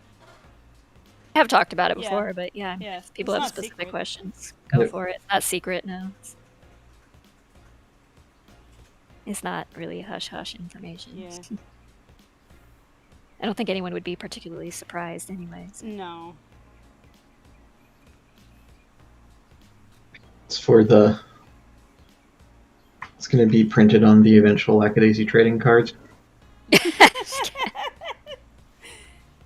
Yeah, so we will list their blood type, like their preferences, so that you know who they want to date. It's like, who would they swipe right on? We just need a Lackadaisy dating game, that's all. I've been saying that for years.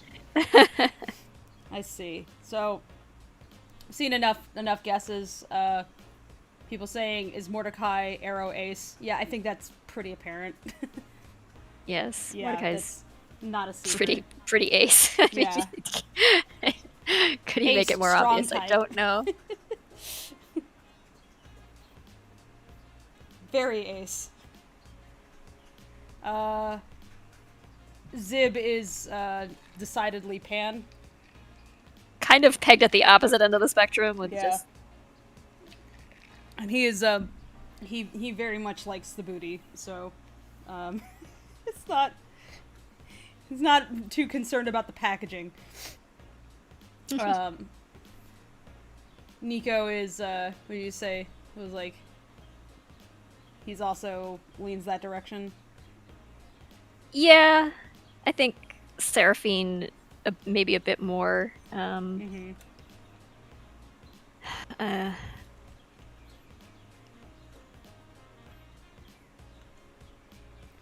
think it's the way you put it is like Nico's definitely wouldn't be opposed to a guy, but he's mostly into women. I think he's more toward. But yeah, he definitely attracts women, probably more so than they just. I mean, look at him.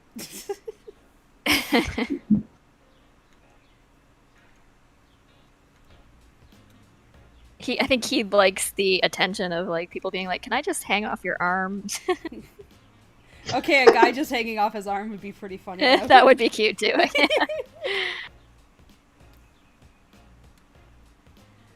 Did do that one birthday pic for someone of him hugging Zib. Oh yeah. Someone said, Rocky, I don't think anyone can comprehend his sexuality. He is I kind of like the idea of folks just headcanoning whatever they wanted for this boy. And like you can make an Rocky's argument sexuality for anything. is somebody validate me, please. Is that a sexuality or just a hang up? Yeah. It's valid sexual.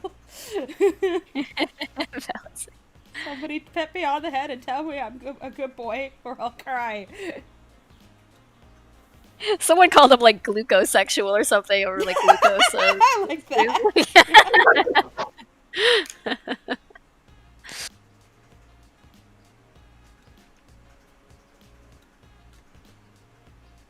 I think the only thing you can say about Rocky is that he's not aromantic. He's definitely not that.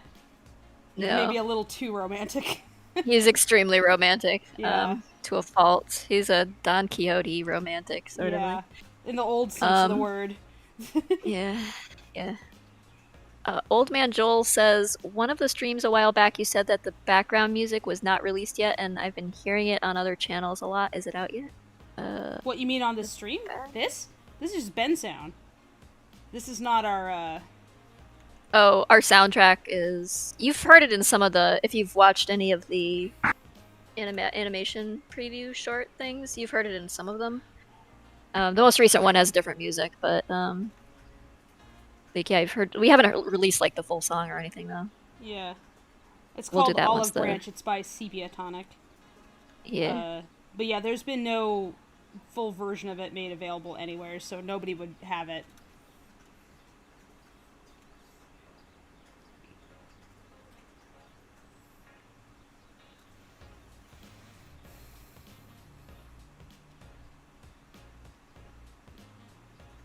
You guys want to move on to another question? Sure. This was from a while ago, and it's a pretty small question, but I'll ask him anyways in case the person's still here. Trash Can asks, have any of you drank horchata? Oh, horchata? Horchata is awesome. Yeah, I live in Los Angeles. Of course I've drinking the horchata. It's a staple here. Had it with cactus bits in it and like little nuts sprinkled in. It's really good. Cool. I have not had the pleasure.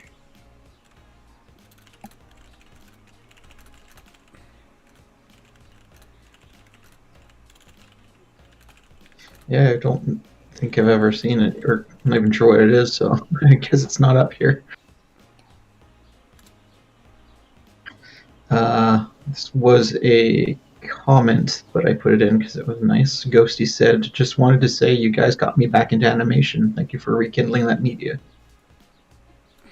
I'm not sure I would credit us with rekindling it, but there's been so many people making amazing. Yeah, it's been a lot of animation. People just want animated things, so people have been making it, which is great. But yeah, I'm really happy that you're back into it. That's very awesome. What Italian mafia family are some of the characters portraying? None of them. Zero. Yeah, they're really not. It's not focused on like Italian. I mean, that's been done several million times already, right?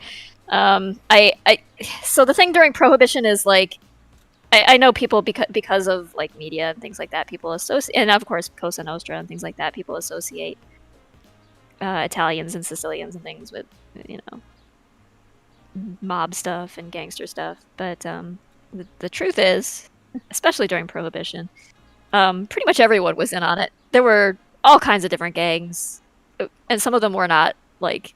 Some of them were kind of like very like certain immigrant groups were it was like a kind of a closed system unto itself. They operated within their, you know, boroughs and things, and in their own communities. And then of course there were others that were much more mixed than that.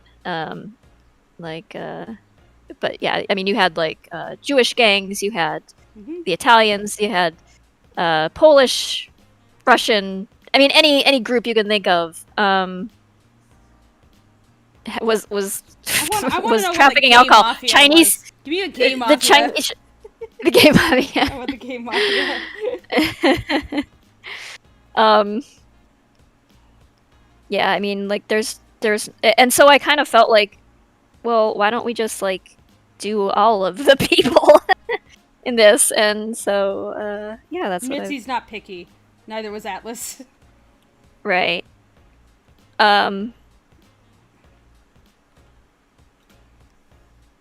Yeah, I mean, there were, Irish groups. It was just like, yeah, and some of them were just kind of like nondescript in that way too. It was, Well, they all got matching hats, right? yeah, they all got, yeah. It was like that Warriors movie where they all have a theme. Yeah, and the There was that obligatory thing- only children. I was joking with you They about all- where like Rocky used to work for the circus, like he had a brief stint there.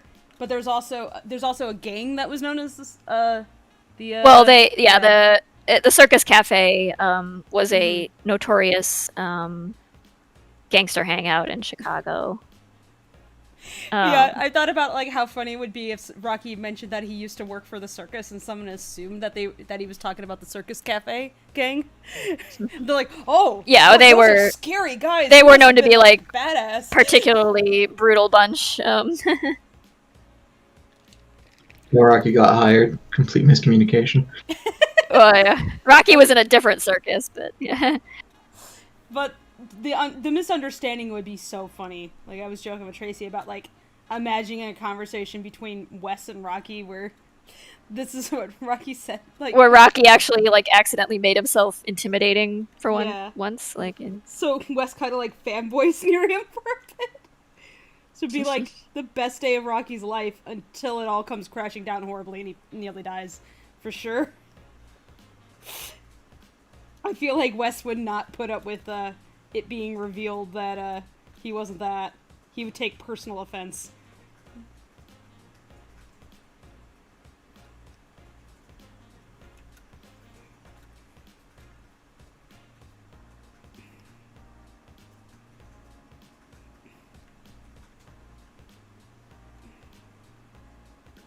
There was a question earlier about if there's any update on the Kickstarter stuff, the Kickstarter goodies. I am I'm working on it them right now. You're looking at Yeah, it. you're watching us work on the Yeah. the movie movie poster poster. thing. I am currently working on Kickstarter backer art. We are I am hard working at on the work. art book. Like I was Yeah. saying earlier, like the art book, I gotta get that done in May. It's very close. I've had like all of the stuff formatted. It's really just the character pages that I'm like kind of toiling over because I want them to be really special. But they're extremely time consuming doing the layout for those.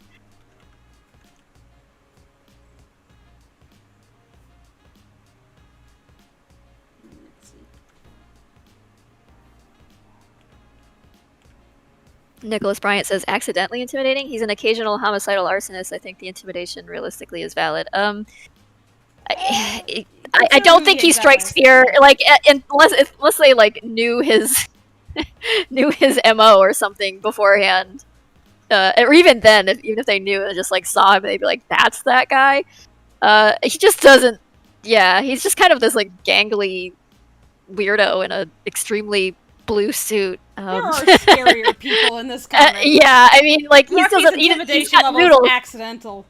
He's got spaghetti arms. He doesn't really, like, he doesn't look the part.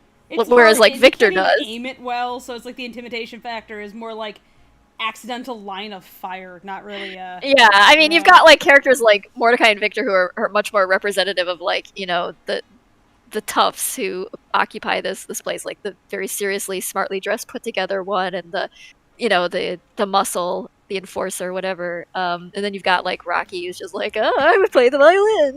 It's just like, you know.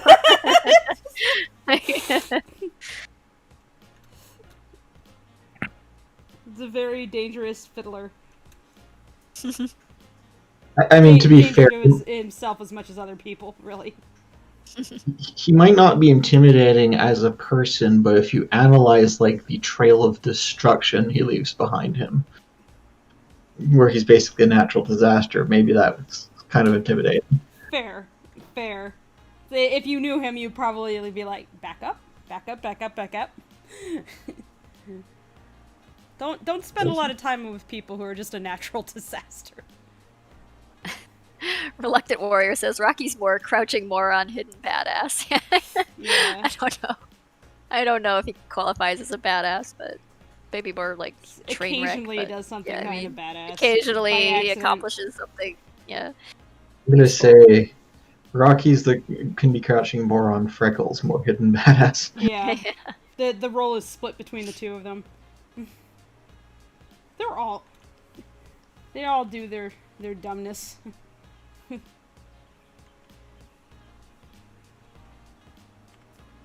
Their own shares of, well, that wasn't right.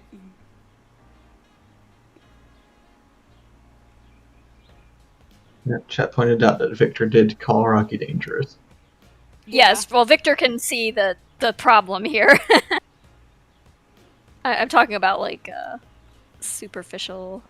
Well, appearances, if really. he grins wide enough, that is definitely intimidating. But he definitely intimidates Wick. Yeah. By like smile snarling at him, but Wick's an easy mark. Wick's. I do really enjoy the scene where Vic tells Mitzi what Rocky told him, and she contemplates the fact that she literally could have Rocky kill himself. Had to sit there and be like, no, he would, well, it's that meme.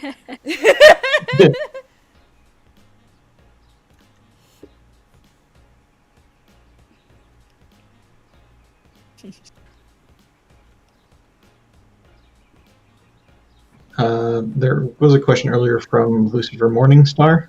Mm-hmm. So this is is this going to be a full series or a movie? Because it looks great. It's a pilot. Oh, well, the thanks. series is It's, a comic, and we are hoping to make it a series, if there's enough support. So Yeah, we'll we don't really know what fate lies in store, or what fate has in store for it, so we can't predict exactly. I really I don't know what to expect when we release it, like if it's going to be of any interest to anyone, or if it's going to persist, or if it's just going to be like, oh, that's a thing that happened, bye. We'll see. Yeah. I mean, the community's seen a lot of growth since you guys have started. Yeah, there's like way more people in this YouTube chat than usual.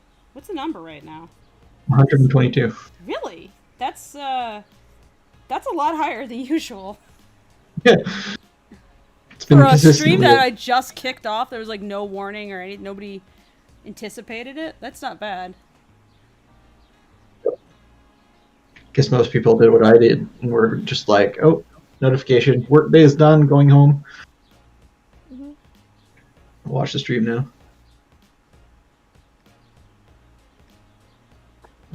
There was a question from Ghosty, which was, how do you normally recommend page layouts? How do I recommend them? I don't recommend them. Depends. Don't do it. Don't do page layout. Don't do a comic. Never do a comic. Comics are bad. Stop that. Yeah, like people are like, what advice would you offer for starting a webcomic? Don't. No, but sir, don't start a webcomic if all you're thinking of is like, I just want to draw a page of something. You don't have to like make a big huge epic. You can just make small things. Like, yeah, just or make if your something goal that is suits to you, like, that really, if your goal is to earn money, or the webcomic won't pay for itself, perhaps ever. So just don't plan around that. I mean, that's hopefully not what you get into it for. Right? No, No, but that's what you that's gotta the be point. honest, Is like yeah. if you got to if you're gonna do it, you've got to do it because you love doing it, not because I mean, And that's not to be maybe pure or it'll nothing, pay off. It's because that's just the reality, is that like almost all small, webcomics don't make money. yeah, nobody goes into comics for those sweet dollars because they aren't there. Like if you're gonna go into it, do it for the love of the project of comic art, of just like being creative and sharing stories and things. You gotta have like a different motivation than, you gotta have a day job. Riches really. and fame are not. Yeah, I mean, maybe you will get rich and famous. All the power to you if you can manage that with a comic. But congratulations, that's amazing. Yeah, but it's just not like it's not known for creating millionaires and superstars. So do it for a different reason. Superstars don't usually don't make bank. So right, yeah. Still, barring all the warnings about the financials, personally, Right. Page like, are you talking about? Because I mentioned like page layouts for the art book. Is that maybe what is being asked about? I don't know. Yeah, that's kind of just like I figure it out as I go. But for page layouts for comics, because I'm like, yeah, for comics it's I thumbnail them first, and you gotta have a system.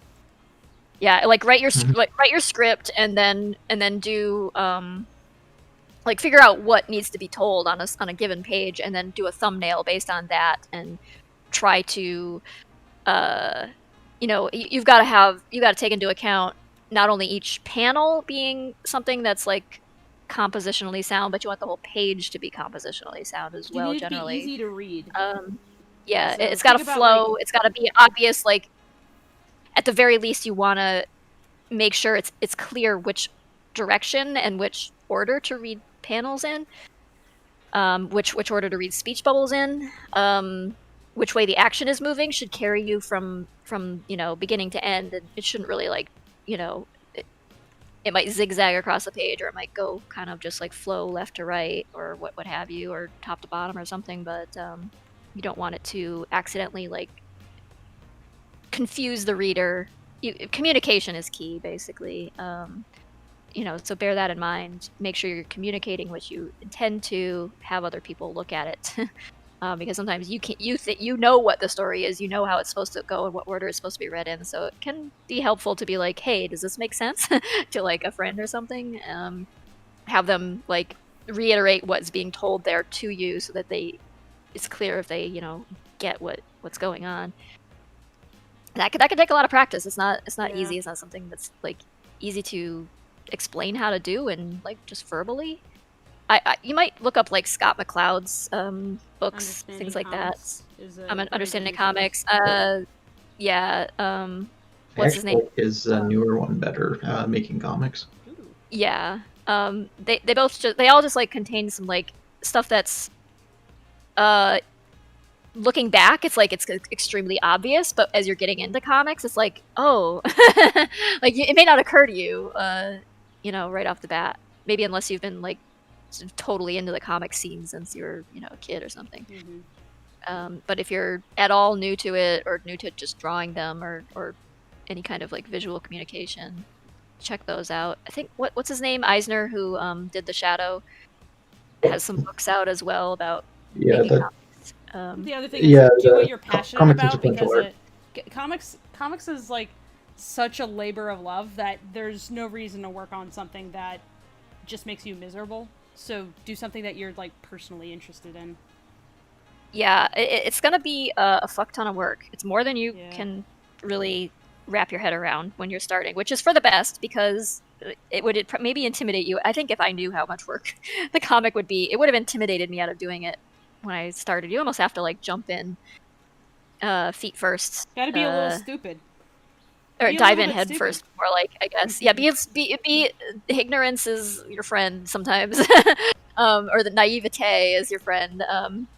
When you're leaping into something that's like going to be all consuming in the way comics tend to be. I thought foolishly when I started, I was like, oh, I just like do this on the side, casually, in between, I'll just like do it in the evenings outside of work. And I did end up doing it in the evenings outside of work, but it was like I would be pulling all-nighters constantly. I was just like, yeah, I mean, it was just, I was addicted to energy drinks and coffee and stuff, just trying to stay awake long enough so, like, to get things done, and I still wasn't producing enough content, and it's just, yeah, it will eat you alive. So be prepared to work. You've got to love what you're doing. Like, love the material, love the characters, love the art that you're making, love the process, because that's where all of the, like, enjoyment comes in. That's where all the fulfillment is. The feeling of satisfaction, like, with each update or each page or even each volume is very fleeting, because everybody's always like, oh, well, where's the next update, where's the next thing, where's the next page, and you just, like, murdered yourself to get the latest one done, and like 10 minutes later people are like, well, when's the next one? It's like, oh god. And of course you want to get more done too. It's like you have, if you have that, like, that creative impulse, that sense of, like, artistic urgency where you need to, like, get a thing made. You'll put that pressure on yourself as well, more so than other people put it on you, really. The person did clarify they did not mean comic pages. Oh, not comic pages. Okay, sorry, I went on a total tangent rant about comics. But yeah, page layouts for books, I mean, it really depends on what you're doing.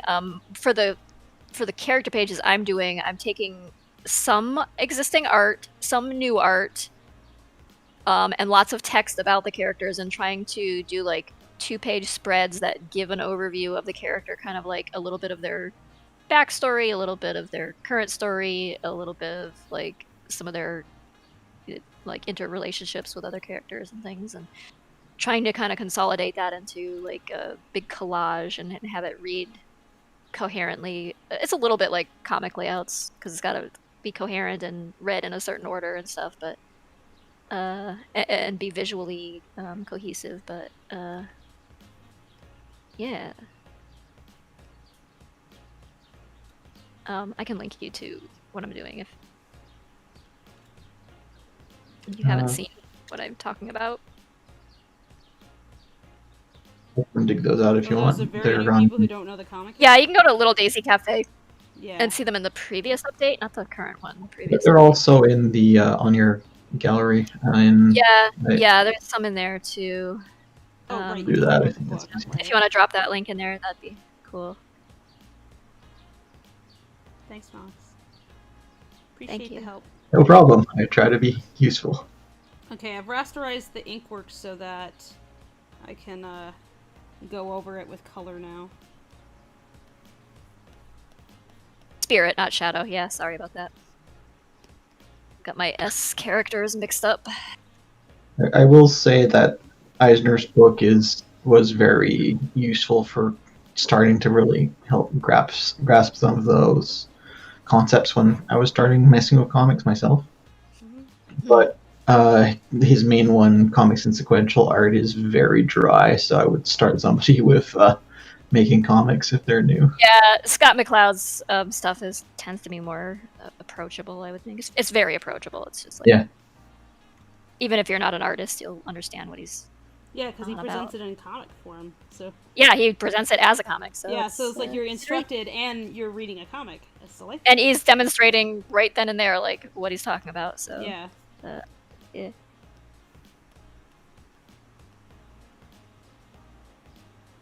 We accumulated a couple more questions.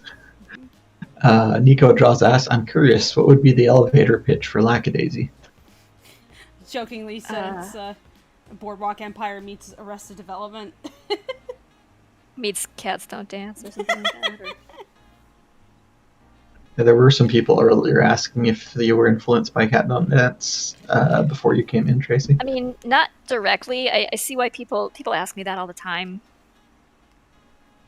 Because it's cats in, like, a historical setting, but Cats Don't Dance is, like, extremely Hollywood, it's got way more than cats in it.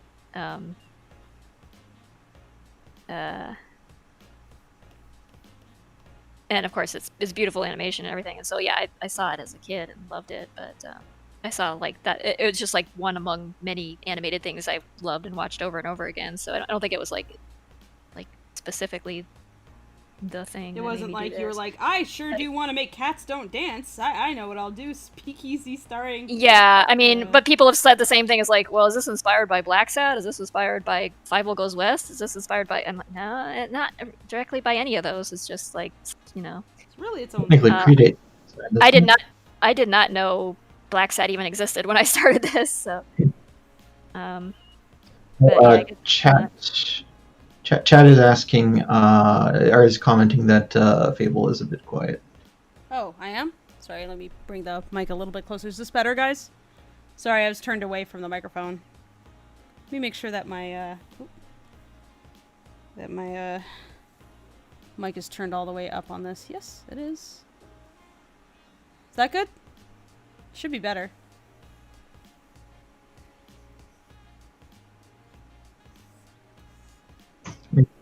Definitely a little clearer for us, but I didn't have a problem before. Yeah, I wasn't having an issue hearing you before, but I don't know if maybe.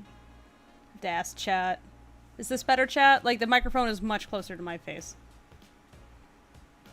That says they can hear you.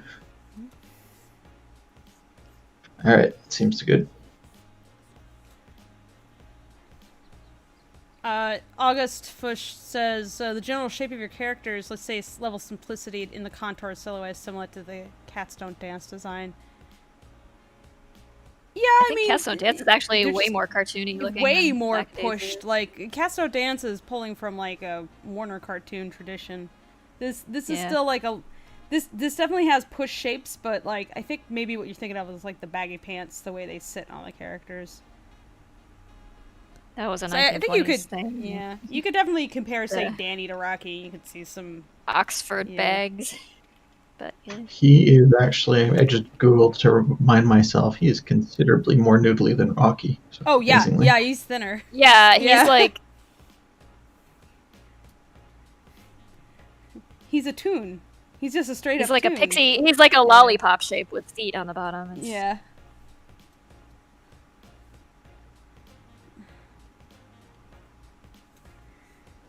Maybe it's just there's not a whole lot of media that captures the that kind of proportion or characters. Yeah, this definitely stands out. It is it's pulling more so though, like visually the aesthetic is pulling a little bit more from like Xerox era stuff, like particularly influenced by Bluth and like 70s and 80s Disney, 60s, 70s, 80s Disney. We're kind of pulling from that era for some Rescuers, 101 Dalmatians. Yeah. Darker, grittier. Like right now this is very clean looking, but that's because I haven't shown you guys like the, you know, the textured. I have a early example of this isn't done, but it is a brief test on compositing that I did recently. It's a very brief compositing test. So there are some problems with this shot, but this can give you an idea of like what it's going to look like just thereabouts. Let me just load that. So yeah, this is more like what it's going to look like on the, you know, once it's done. It's going to look closer to this. So very dark, actually, like dirty, dingy, scratchy lines. The lighting like bleeding out a little bit. The lines having like their own sort of subtle drop shadow. We're good. Yeah. So what we're doing, we're actually like taking away like the glossy look of digital stuff, and we're replacing it with something a little more scratchy.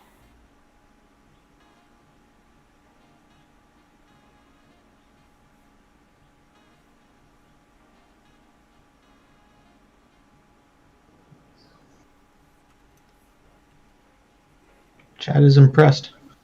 Yeah, I'm glad chat likes it.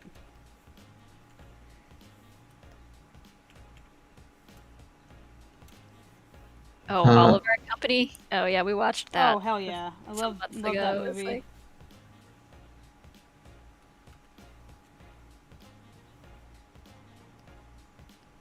Was a question earlier from Lackadaisy for Tracy. What got you into comics?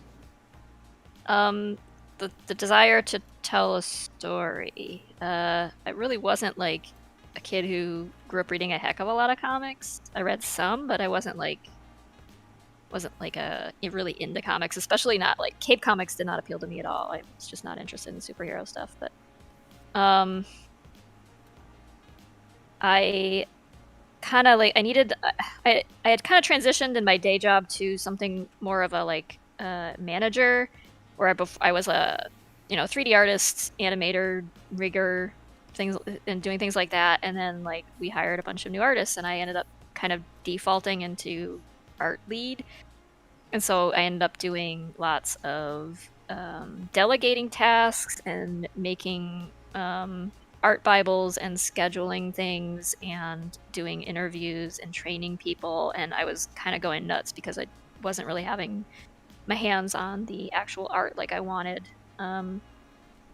so much anymore. And so I was like, I need to like do something on my own that's going to be artistically satisfying for me. And I had recently bought a very old house in an old neighborhood, and kind of got interested in the history of the location and found out some cool stuff. And was listening to like a lot of like Squirrel Nut Zippers and like other jazz revival stuff at the time. And all these things just kind of like congealed into this concept in my head, and I took it and just ran with it. And the only way I could really like when I close my eyes and think of it, it's like it's an animated thing. It animates in my head, but I didn't have the resources or the budget or the wherewithal to like produce an animation. If I was going to like animate it, I could maybe do like a 30-second one character dance or something. Like but I had a whole story in my head. I had this whole like world and all of these different characters and their interactions and the history that surrounds them and everything. And like a short animation that I could feasibly do on my own just wasn't going to cover any of that really. So I was like, well, what method do I use to do that as a solo, a solo artist here? And the 22-minute cartoon doesn't cover even no, as much. God, it's just scratching the surface. Yeah, well, that's the beauty of comics, is like you can tell a much bigger story that way. You can do it by yourself, and that was what I needed to be able to do. So that was like the medium. I was like, how do I do this? I make a comic. It just seemed like that was a well suited way to do it. That I could tell a bigger story that way, even though like I love animation and I've always loved animation, and I see it as an animated thing in my head when I kind of like watch it play out in my head, but and I'm kind of like just translating it into a comic from there. But yeah, so that's why it ended up being a comic, because that's what I could do. That's what I could tackle the scope of this thing. Given the scope, like that's how I could present it in a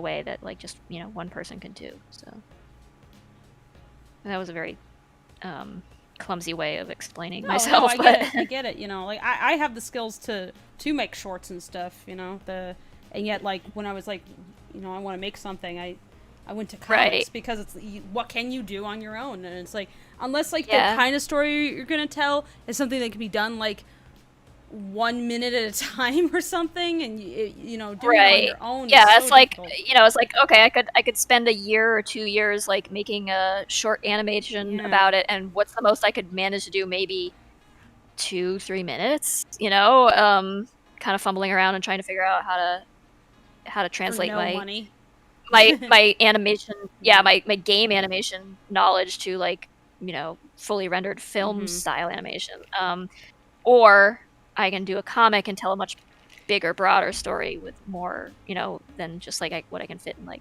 2 minutes of, silliness or whatever. But so yeah, that was why comics. Awesome.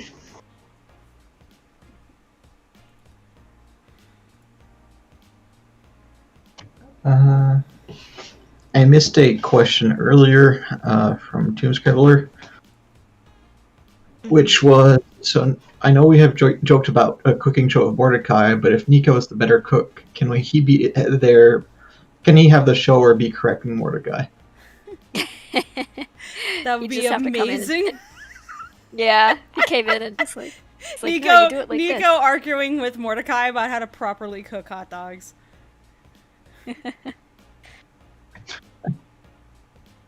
We were joking about. I mean, like, Mordecai would be way more dogs. concerned with like proper technique and yeah, general organization and cleanliness and stuff, and Nico'd be like, "Is the food good?" It is edible. Wasn't that the point? It is edible yeah, and inoffensive. We can do better than just edible. We can. I have a feeling that Mordecai is not a good cook. No. I don't think he would be very willing to experiment. I feel like the moment he is able to do one thing, he would just stick to that one thing for he would not vary from it. It would take a lot to get him to like try something new.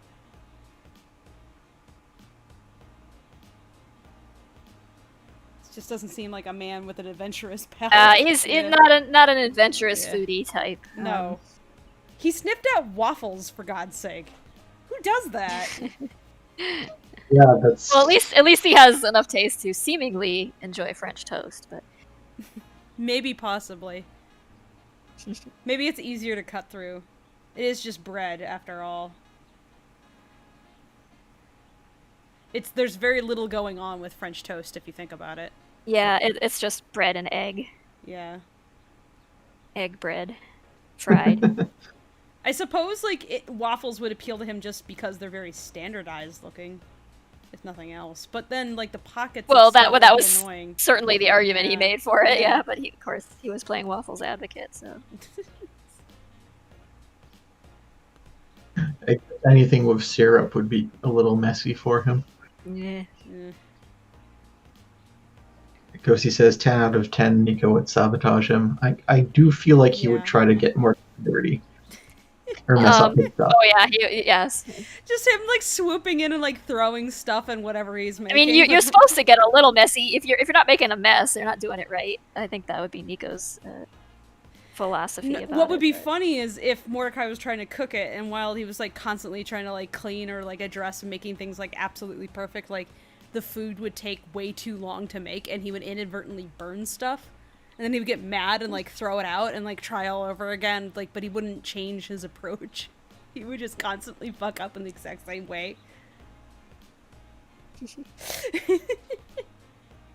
is making me think of, what's the name of that show? It's, they're Australian and they are fucking hilarious. What the hell was the name of it? Somebody One's defending Right.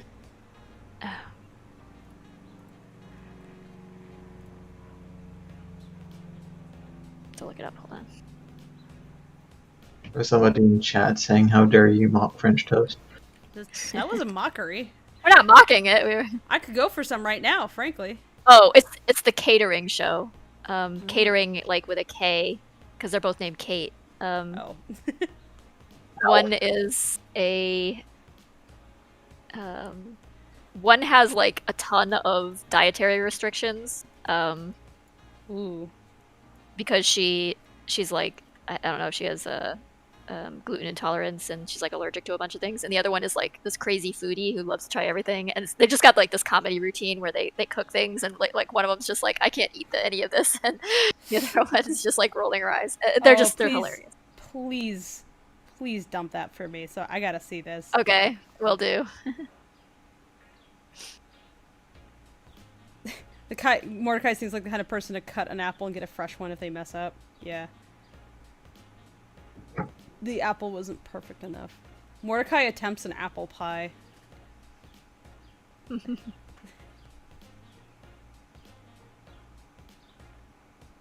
Having an apple pie where all the apples are like organized in a really pristine fashion. Right? We did joke about like whether like the feasibility of doing that kind of thing by just giving Sung Wong a pair of gloves. Just like giving him a pair of gloves and just having like a camera pointed straight. Not even gloves, just oven mitts that are like colored like Mordecai's paws. Yeah.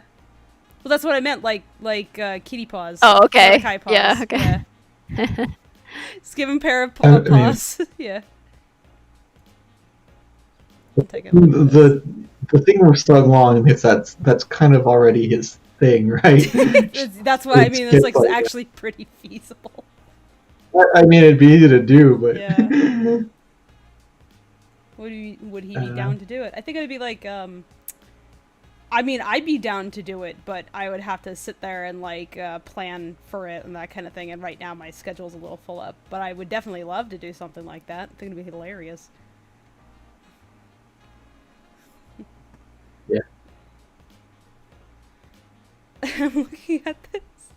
They're just sinking down behind the counter.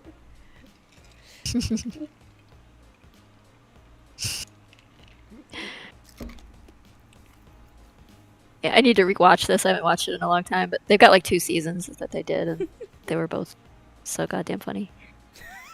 Nice.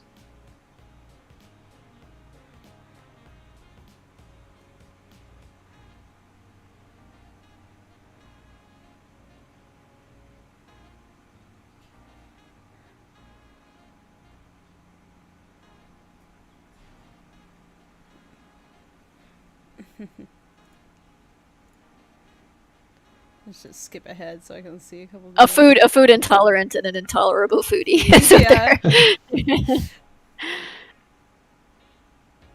She's just crying. They have. This image of this lady just suffering is so good. It's so good. Mordecai make French toast bridging with Babish style. I feel like making Mordecai cook anything would have to be something extremely simple. Like, it's like 3 ingredients. What does he even keep in his apartment? Probably hatchets. I mean, maybe, but talk about food. What is in this man's fridge? Or his icebox, as it would be. I suppose he has to go out to eat a lot. Man, that would actually kind of suck for him. Like, when he ditches the Lackadaisy, he's like, oh, no, I can't eat the little daisy. And they make that one thing that he would eat consistently, and now he has to find a new one thing. I don't know that Ivy would be consistent enough for him. That's assuming Ivy is doing the cooking, usually. Yeah, I don't think you would let Ivy cook for him. He'd be like, no, just let me do it, please. It's like he's not much better, but at least... No, he's not much better. He makes less of a mess. Burns fewer things, I think.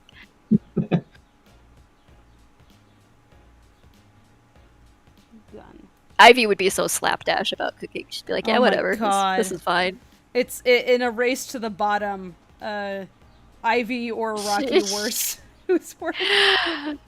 Rocky, more things would catch on fire, but Ivy, yeah, she'd be a fucking mess in the kitchen. Just I feel like Rocky would come up with a recipe that could be brilliant, except for one thing being a very bad idea, and then also it was definitely burnt.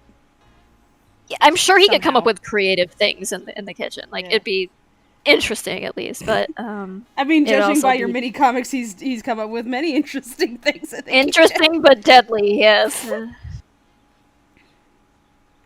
Interesting but potentially poisonous. I don't know. You've planted the seed of a Rocky versus Ivy cook-off idea. Okay, that would be funny though. It would be a fucking disaster, yeah. A funny ass disaster. First part is that'd be funny if it was just the VAs without being in character as those two. Oh my god, Lisa and Mike Yeah, in the cooking show would be pretty Oh my funny God, too. Though. Yeah. Does Ashley allow Mike in the kitchen, or I don't even... We'll have to ask her. If she doesn't, They you have can to punch through the assume that wall. he can cook some things. Do we have to assume that? I don't know.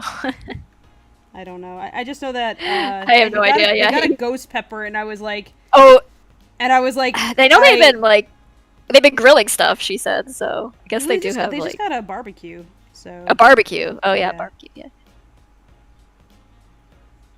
We just got a barbecue, so I have no idea what Mike's cooking prowess is. I assume basic. This is an assumption. I don't know. Martin says, "What program are you using?" Oh, this is Clip Studio Paint right now.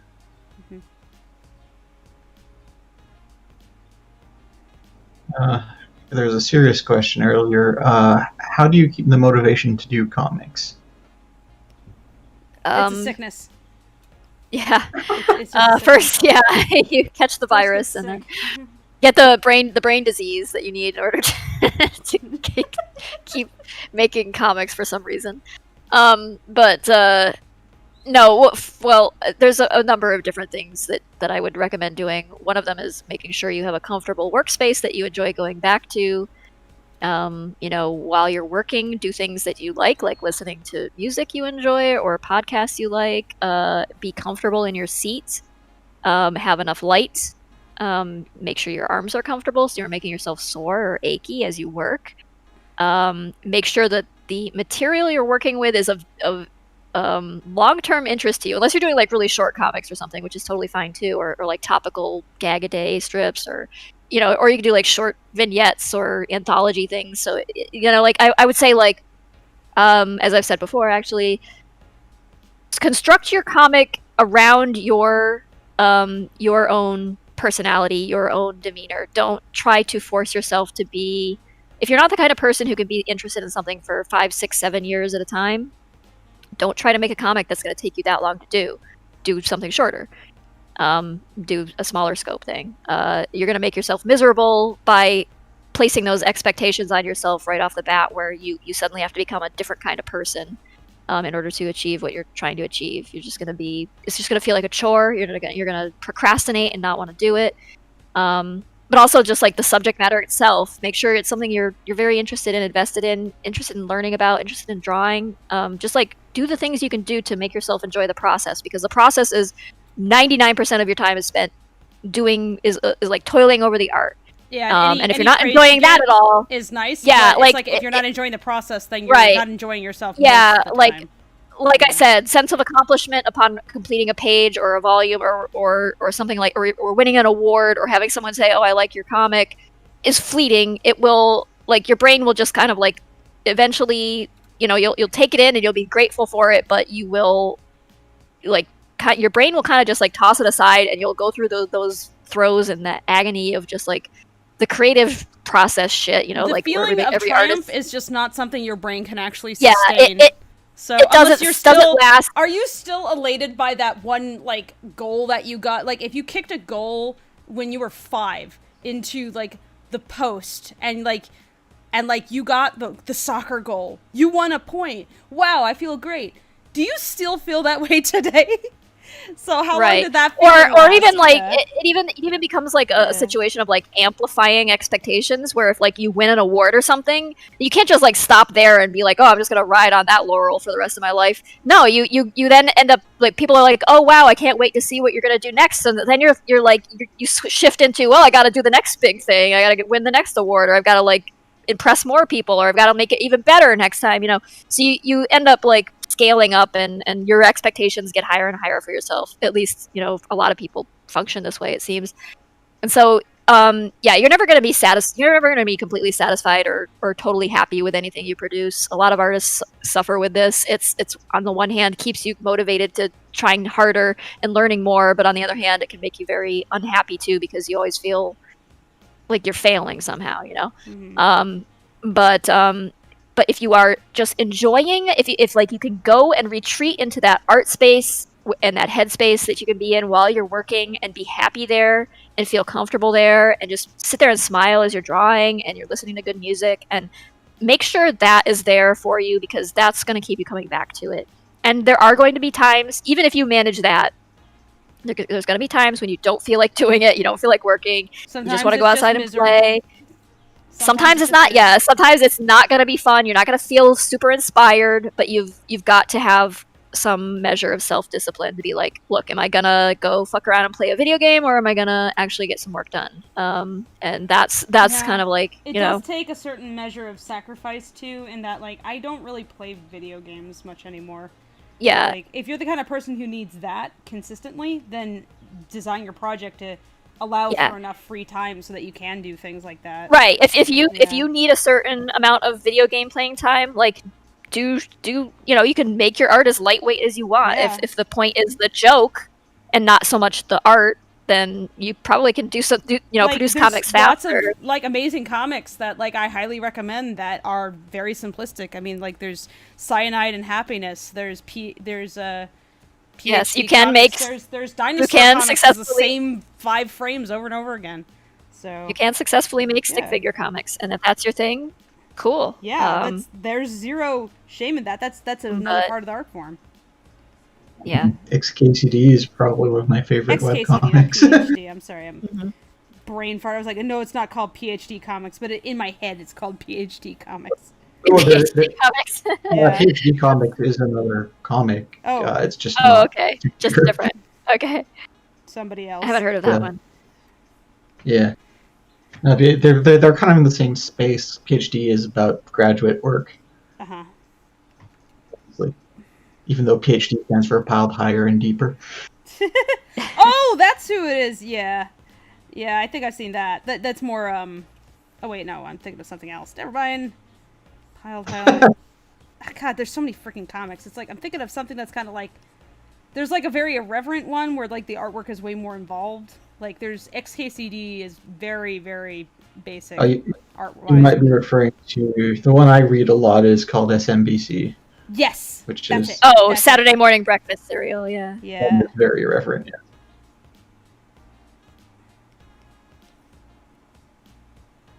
Then there's Ogloff. Yep. Yeah. Oh boy. Ogloff continues to be great. If you are under 18, don't look up Ogloff. Right, it's not safe for work. No, it's very much not safe for work. But it's so good.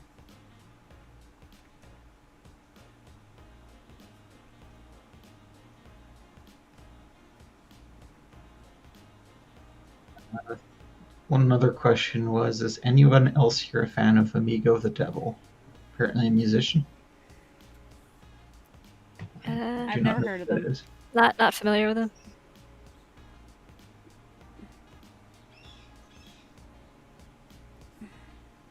We were also asked if we remember Treasure Planet.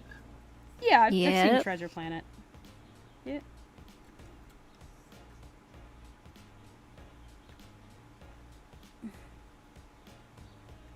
All right, more.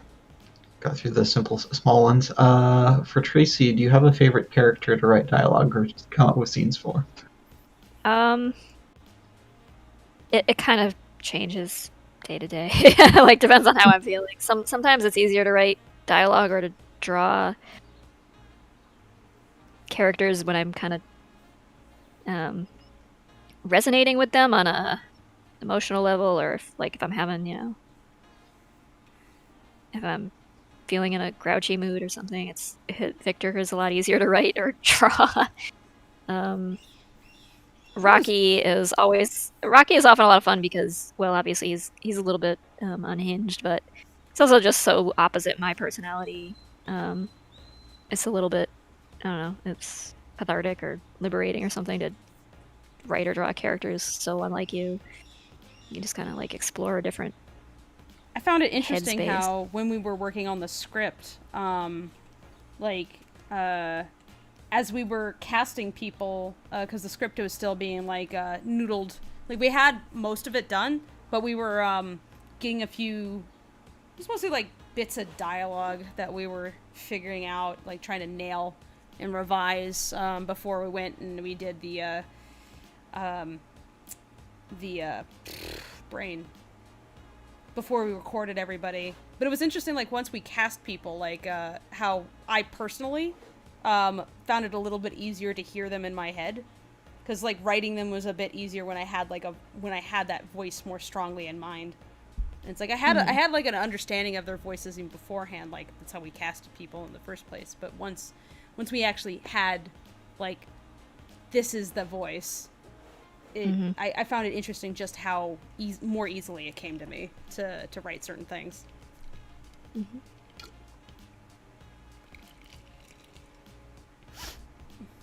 But that's a bit different than you, because you've been living with them in your head for a while. Yeah. You gotta, like, pull from somewhere, and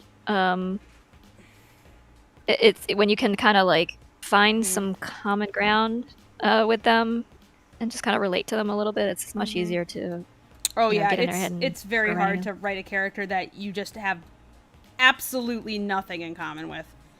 Like, you can't imagine having a conversation with them. Because in some ways, like, dialogue is like you're having a conversation. Is you having a you're really just having a.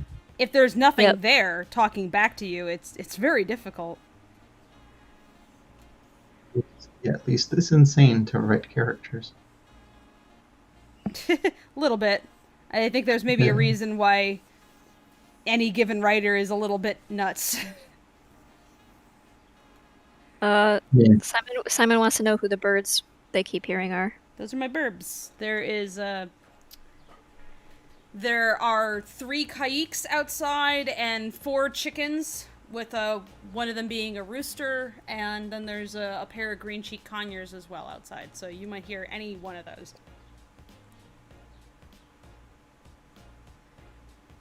Let's see, how they doing? Hi, Isaac! Isaac, hi! Hi, baby. I can see them out the window. I work in the sunroom, and all the birds are outside, so I can just, like, look out the window and talk to them, even though I'm working. Because they need to be outside so they get, like, sunshine, and outside's more interesting than inside also. There's more things happening.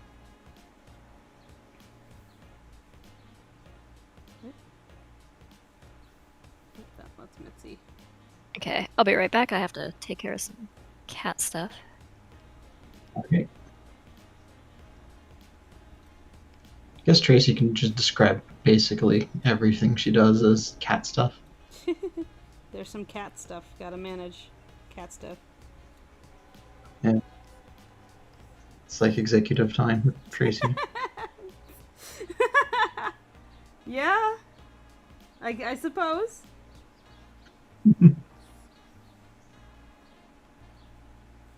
Aaroness, so do you just have your characters in your head talking sometimes?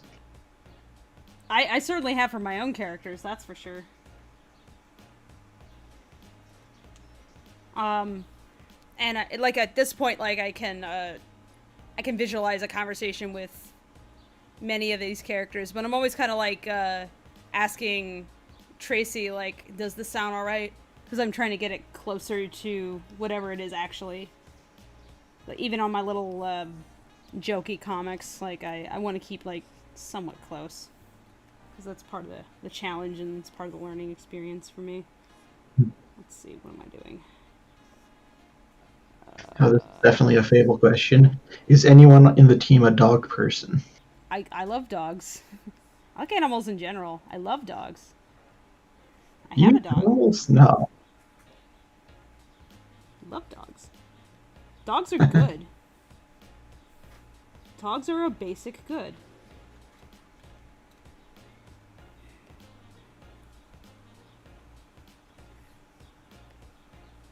They're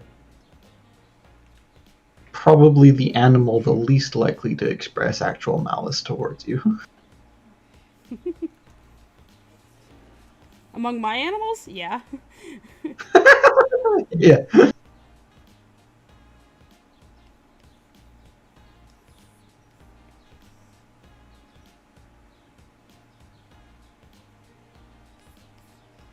This is looking very good. Thank you.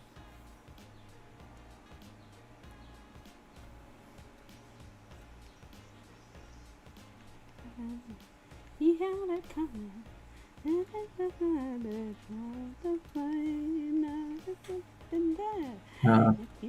Jose Mandel asks, will this poster be on sale or is on its own, or is it just Yes, it will be. It will be for sale.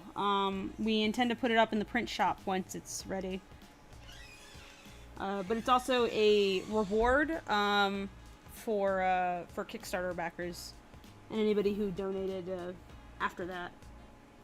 There is a level where people get like a digital download of the poster if they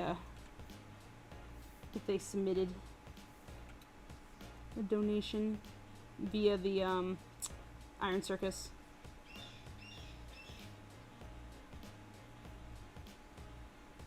Completely forget if I'm getting that, but I'm probably buying the poster anyway. Thank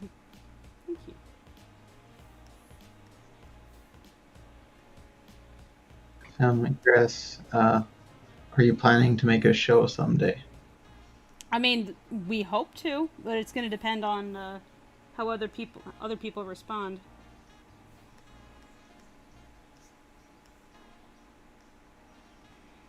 It's basically like if you're interested in seeing this go somewhere, tell people about it. What's the canvas size in DPI? Oh, whoops. It is inches, a little over 17 by 22, and the DPI is 300. So it's supposed to be a biggish poster.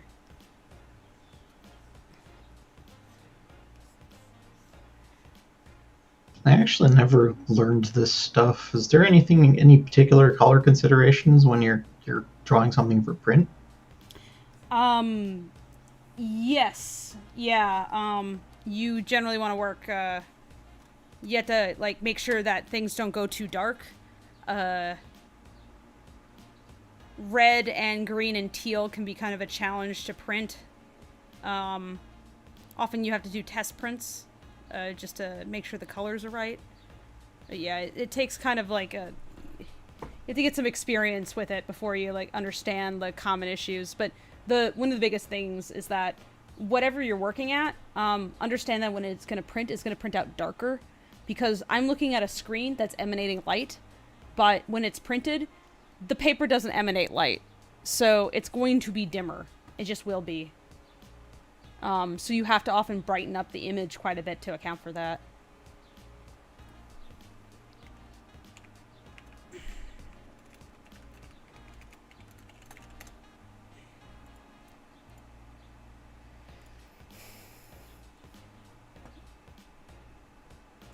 Does Clip Studio Paint have native CMYK? I think it does.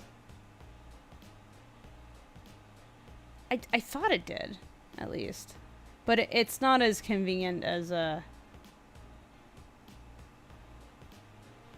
Photoshop's. Let's see. Is there a way?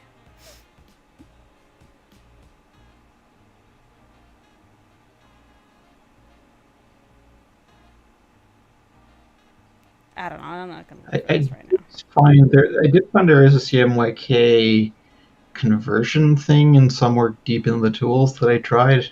Yeah, what you'll find when you convert is that you see that the colors will go quite a bit dimmer. That's the other thing, is that so when you're looking at a light surface, like I'm looking at a monitor, the colors are actually RGB.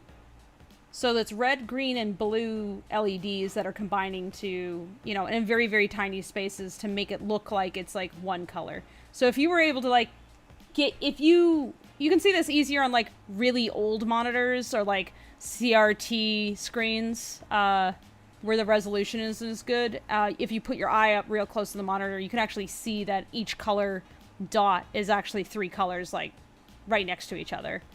But your eye isn't usually that close, so you just kind of like, the colors are just kind of like changed in your head to like look like whatever they're supposed to be. So there's no like one green light. There's that's going to be the well, no, there is a green light. If you look at like the orange light, I mean, that's going to be a bit of the red and a little bit of the green. And I know that doesn't make much sense, but when you use additive color, which is what RGB is, mixing R and G gets you like a yellow. And that's because the way light waves work. However, pigments don't work like that. They're not emanating light; they're reflecting light, and the difference means that that's why, like, you can't mix red and green pigments together in real life and then get yellow. It doesn't work that way, because the pigments themselves, like, those are actually like little particles of red and green. They're not wavelengths, so you end up getting like this weird muddy color, basically. So when you're printing, they print in different colors than RGB. They print in cyan, yellow, magenta, and black. K is black. So that's what CYMK means. And those particular colors are, like, better at, like, if you combine cyan and yellow, then you can get, like, a red or oranges much more easily. You don't want to have, like, a bajillion sets of ink in your printer. You don't want to have, like, 15 different scents to get, like, every bit of the rainbow. That's a rather lot of cartridges. That's a lot of ink, and you'd have to constantly refill them. So it's easier to just, like, reduce the number of pigments that you need to have down to just a few that are easier to mix and match. So CMYK is what people use. But yeah, those are pigments, and that's not light. So there is a difference between the two. Like, in RGB, stuff is brighter, it's more saturated, it's higher contrast, but so yeah, you're never going to get an exact translation between your screen and what's on print, because also your screen is always going to be, like, a little bit different than anything that you print out anyway, and it can depend on the paper, it can depend on the printer type, if it's, like, glossy or matte, you know, all these things can affect it. It's its whole own science, basically. Yeah. Yeah. I mean, that's why print shops are not just they're not just a bunch of printers that people just go print. It's like there's actually people who their jobs are to make sure that things print out okay. oh boy. Yeah. My boss used to work for a printing machine builder, and he's French, but basically if you call their machines printers, they get really pissed off at you. Yeah.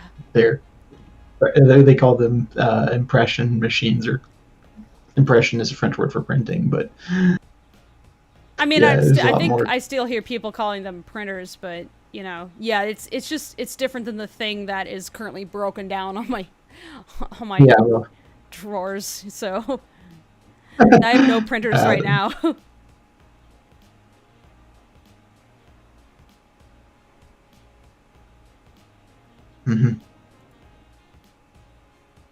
Nicholas asked a question earlier. Wasn't sure if it was serious, but he has asked me to ask it, which was, and is this going to be a movie or series? Also, what program are you using? Also, why do you subject yourself to this? Also, are you really an android made by Monsanto to overtake cartoon entertainment? Monsanto?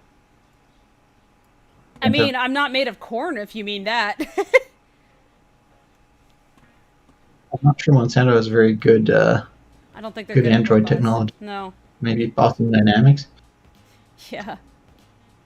Even Monsanto could grow a skin that you could put on top of Boston Dynamics Where is Atlas. this question? I gotta scroll up now to find it. It was really far back. Let me see. I have to go all the way back. Oh no. I have it copied. Oh, here we go. I see it. Okay. Movie or series, we want it to be, but it depends on, like, what kind of support it gets as production rolls on and as when it comes out. So what program am I using? Clip Studio. Why do I subject myself to this? Well, it's my job. I'm the director, and this needs to get done, and I'm a picky bitch, and I want it to be done a certain way, and I'm trying to get as much of this work done before Tracy ever touches it. Hopefully she won't have to, or at least minimally so, because she's so busy right now. I mean, I'm busy too, but it's got to be us two who touches it at this point. We're too picky. But also I enjoy it, so that's the other reason. I'm just obsessed with this shit. I can't stop. I'm broken. That's a very good answer to the what is your one weakness job interview question. I can't stop working. Help! Make me stop! Help! Please kill my passion.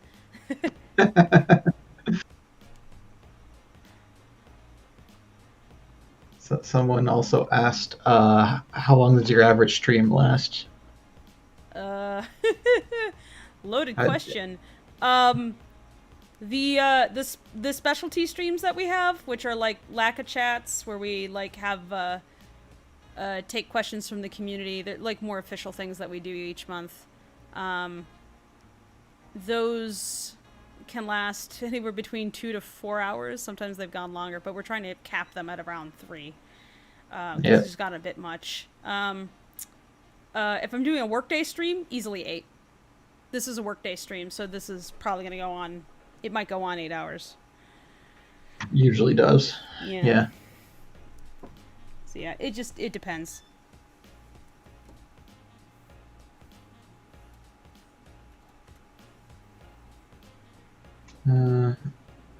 Pineapple on pizza, yay or nay? I like it. I mean, pineapple and ham just goes really well together, and it's like a savory, sweet taste, and I've had good versions of both, so yeah, sure. I'm down. I enjoy it too. Yeah. It's good, actually.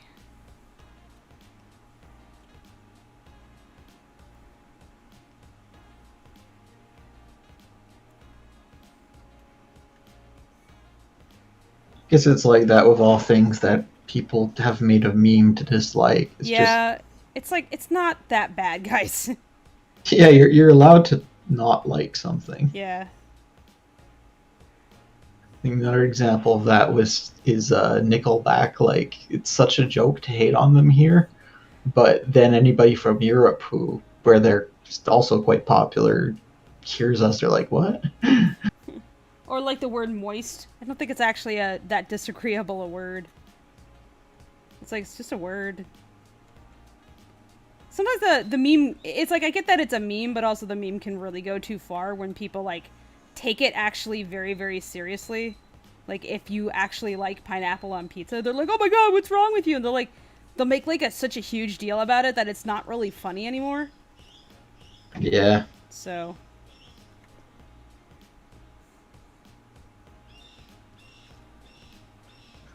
Jewel asks, how would the Lackadaisy gang react to our world? Like, what would they make of our version of cats? Probably the same way that we react to monkeys. It'd be like, oh hey, that's a monkey. That's the equivalent for them. It's just like a monkey.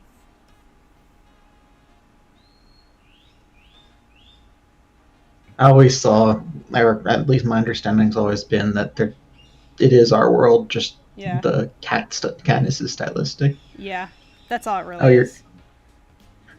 Important question for you.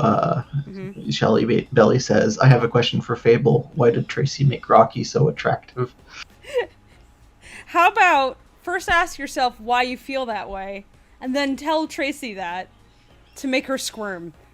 Because it makes me laugh. She'll sit there and be like, why? She'll ask you the same question. Why? That was literally a mini comic. The one where Rocky. Oh. Where did all this coloring and where did it go?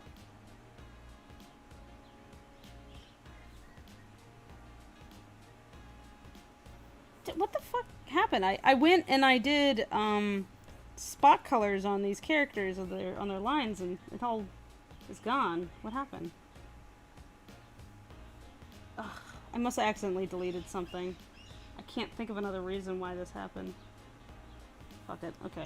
I have noticed that you can accidentally delete layers on CSPs pretty easily. I'm just kind of confused why it happened, because I definitely did not do the thing.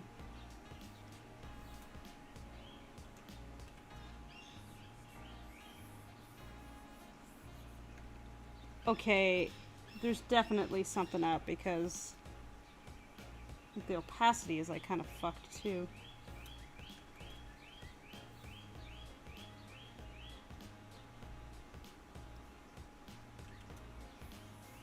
Okay. That's odd. I don't know why that happened. Now I have to go back and correct everything. That's annoying. It's fine.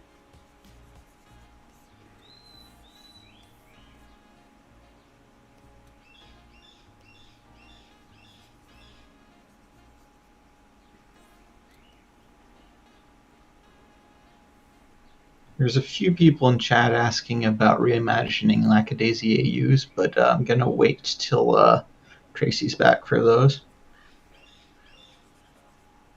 And were you able to find the color? Or? Nope. It's just gone. Hmm. It's gone. I guess that's just how it things is. randomly. You are drawing Rocky. Things kind of randomly dying is kind of just his curse, right? Sure.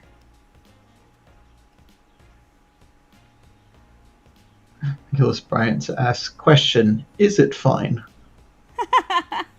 No, but it's an easy thing to fix. It's just annoying, that's all.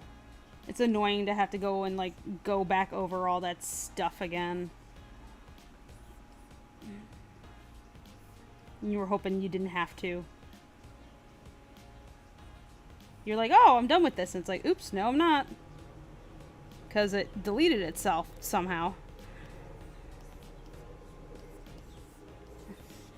Okay, is there anything else over here? Yeah. This rule's about claw bases now, so we'll fix that.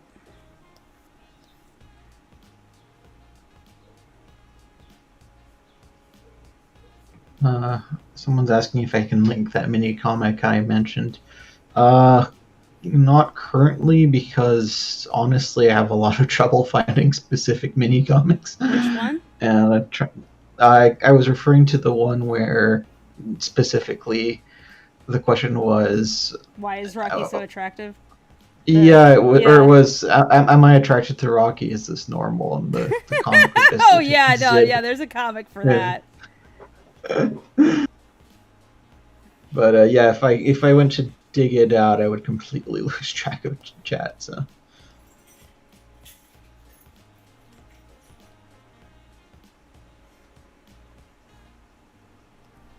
Someone asks, do you prefer 3D or 2D animation?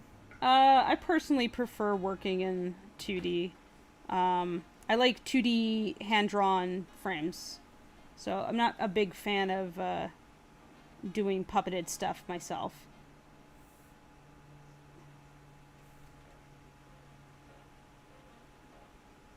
Because I like to draw, so like if I'm doing puppeted stuff, I'm not drawing, I'm using a puppet. Yeah. And if I'm going to use a puppet, I kind of like prefer to use a physical puppet. So I like puppeteering, but that's live, but no. So yeah, I prefer hand-drawn. That's what this is done. This is all hand-drawn. The real answer is that Fable has not gotten over the Fantosio fight from the Billy Bust Up preview. yeah, that's actually what's going on here. Still salty about that.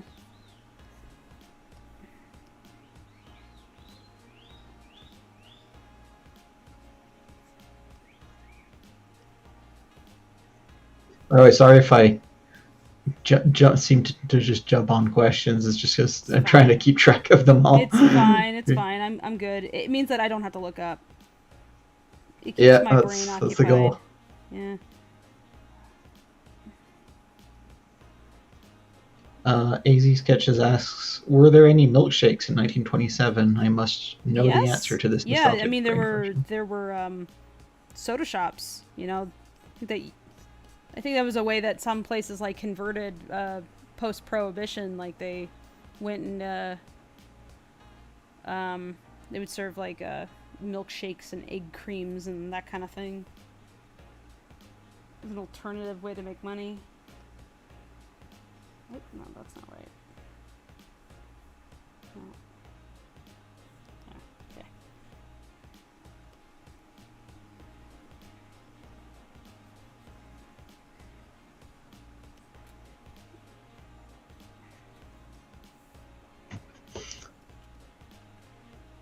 I like how we have two of the members of Lackadaisy there in chat right now are a couple, and one of them just had to wander off and told the other to text them what they missed.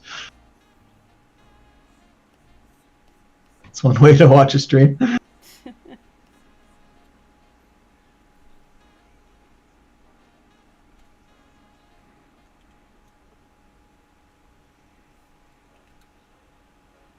Red Shield asks, what shows or movies have been an inspiration for this? This is definitely very heavily inspired by the Xerox era of animation. So, if you look at like the way that Disney films, like between the 60s and the 80s, the way they looked, how they had this kind of like grimy quality to the line work. They're like, you could see the construction lines of the characters quite frequently, and they kind of had this roughness. That is directly inspired the look of this. We're pulling from that like nostalgia bank.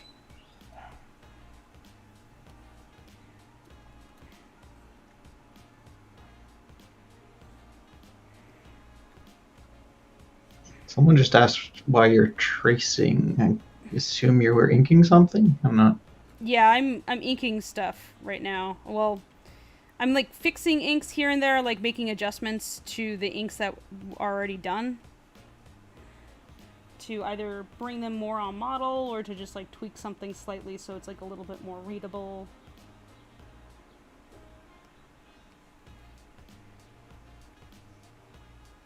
Yeah.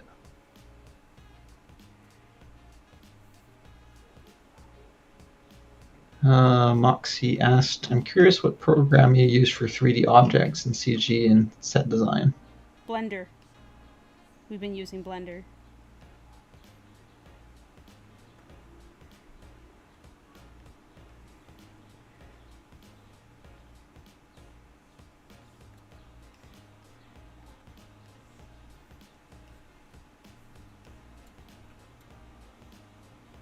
There's a lot of questions tonight. Yeah. Compared to last time I did this. Yeah. We got a lot more subscribers. I think we hit we're above like 32,000 right now. Let me see where we are. I got the YouTube. Hey, we're getting some questions. We got yet We got yet another person going, why is Rocky attractive? And it's like, you have a comment. We have a comic for that. You would have to, yeah. I mean, you have to ask people who find Rocky attractive, I guess. But yeah. Yeah. How about you? Those who find Rocky attractive, you explain it, because Tracy's always baffled, so you need to explain it. Because Zib certainly can't. No, here, I'll find the comic. 1 second. There's a comic about this. Find it. That's where the seriously face for Sib came from for the emoji pack.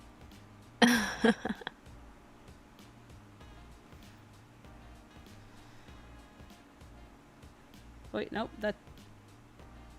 that's not it. That's the awkward drawing one. Where is it? Not that. Where is it? Here it is. Oscar Fuchs, am I pronouncing that right? Are you working with a graphics tablet that uses a direct display or a screen and graphics tablet separated? I believe you're working on a Cintiq, which would be... Yes, a Cintiq 24 Pro specifically. It's a 4K tablet screen. And display in one sort of deal. Yeah.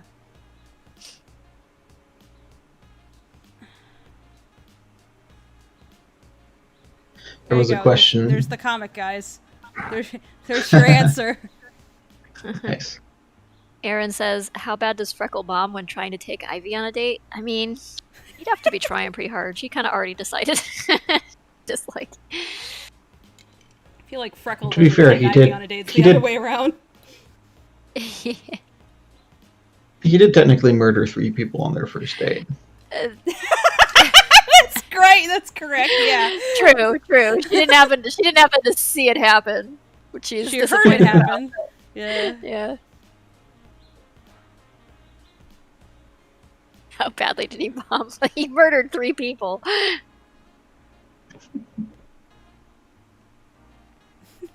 There was a That's question a pretty earlier bad by date.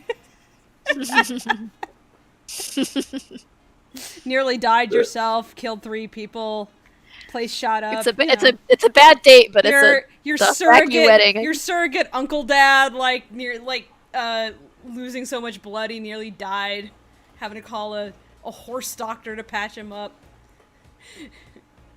A date.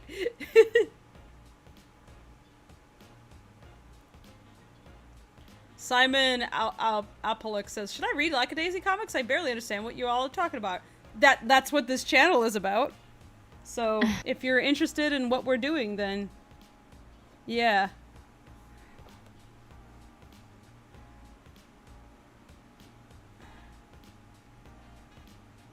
We got £5 from that bastard chap. I've been watching your stuff since the Kickstarter, read your comic, and now I want to get involved, even if it's in sanitation.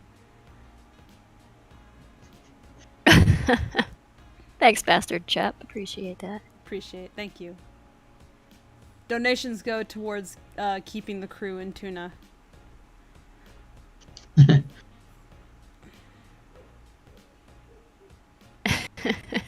Harry Kennedy says, "Why does everything always end in murder when we go out?" Yeah.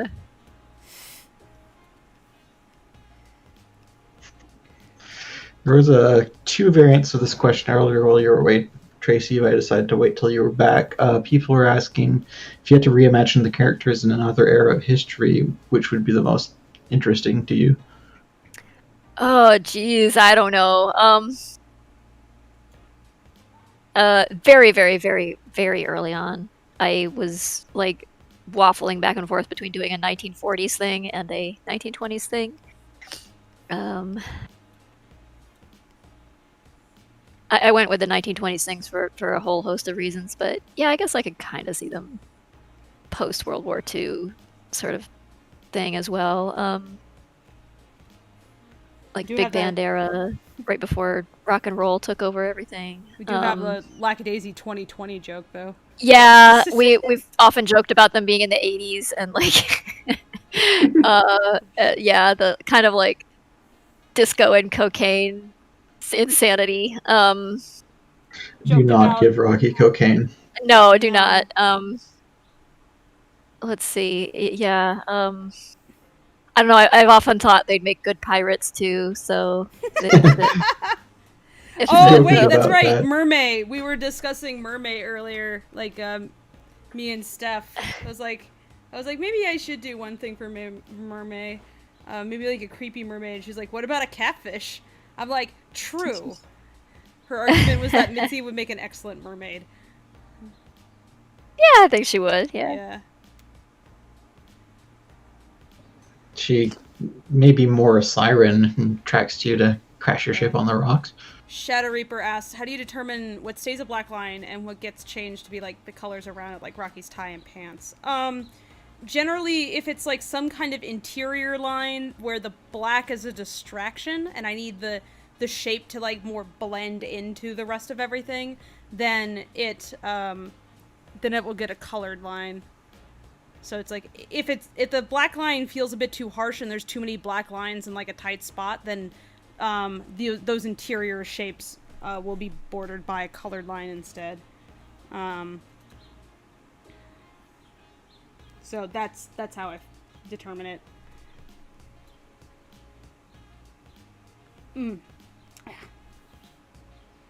This subview tool is so useful. I can load up all the models in here and like it's easy to select off of. It's like I could just have like a secondary window up, but this is actually a bit simpler because I can like just cycle through models and it automatically turns into an eyedropper tool. I don't have to like click it in order to use it.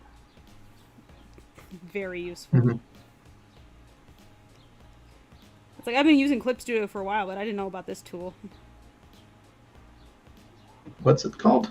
The subview. Probably should start subview. I should start making use of that. Yeah, very useful.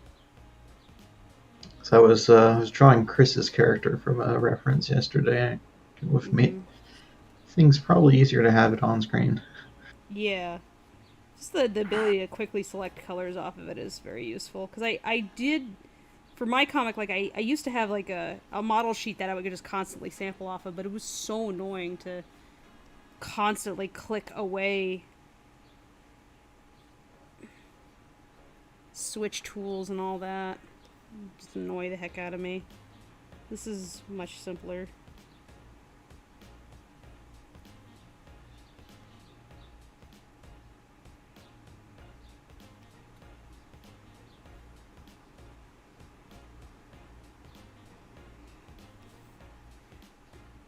People are arguing with me about the cocaine reference, saying that, what else would I think is in space coffee?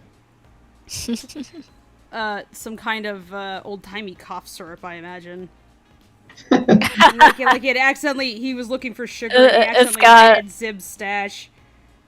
Cocaine and opium in it for some reason. Yeah.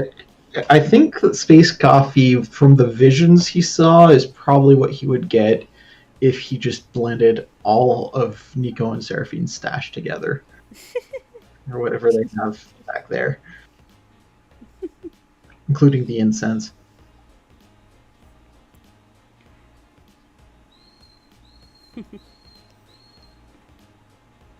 The incense. It'd be disgusting. No. That stuff's imported. It's expensive. Put it down.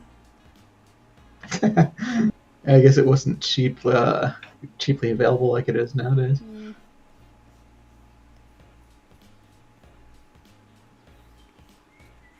Okay. Earlier, Cinnamon Pumpkin asks, do you like UPA animation style? I mean, what animator doesn't? It's it was it definitely pushed forward the medium like quite a bit. Like, it's not a style that I personally like to animate in, but so much respect. Like, just figuring out how to like pare down animation to kind of its core components. It's extremely impressive. And still be readable and enjoyable.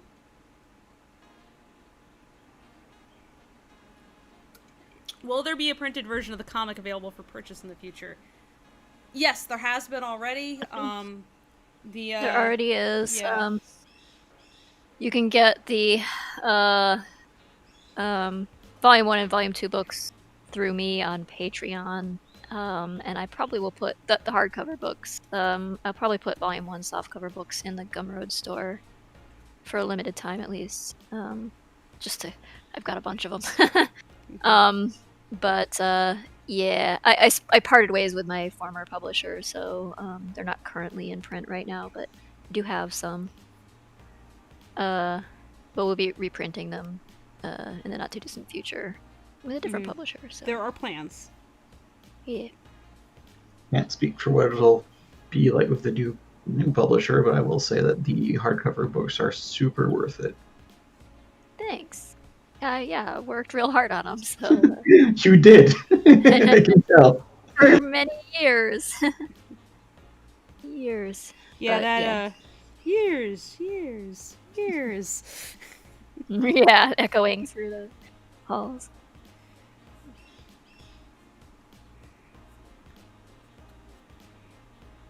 Earlier, Maple asked, Fable, are you more productive during the morning, afternoon, or night? It depends. I mean, I tend to be more productive at night, but I've had to switch that up because I cannot just have my schedule shift to be entirely night anymore. It's bad for me mentally. I need the sun, and all my animals are sun-loving besides, so it's like if I'm only up at night, then I don't get to enjoy my own birds or take care of them in a timely manner. B, most of the crew is up during my daytime hours. There are some people who are up during the nighttime hours, and I do, sometimes I'll stay up and I'll help them out with stuff, but I have to go to bed at a certain hour or I won't wake up early enough. So I actually tend to get tired nowadays around like 9 or 10. I'm often conking out before midnight even, and I'm waking up around... Currently, I'm waking up around 8 a.m. and then I'm doing animal chores, and I'm I'm on my computer. I mean, I'm giving people notes usually, but I'm on my computer itself around noon. And I sit in voice call on the work server until about 9 p.m. and then I head off. So sometimes I'll push that like more hours. It's usually not a good idea to work more hours than that, because then I get really, really tired and I can't have my mental acuity slip, because if I give someone a bad note, then it has like a really bad ripple effect down the line. And also I can't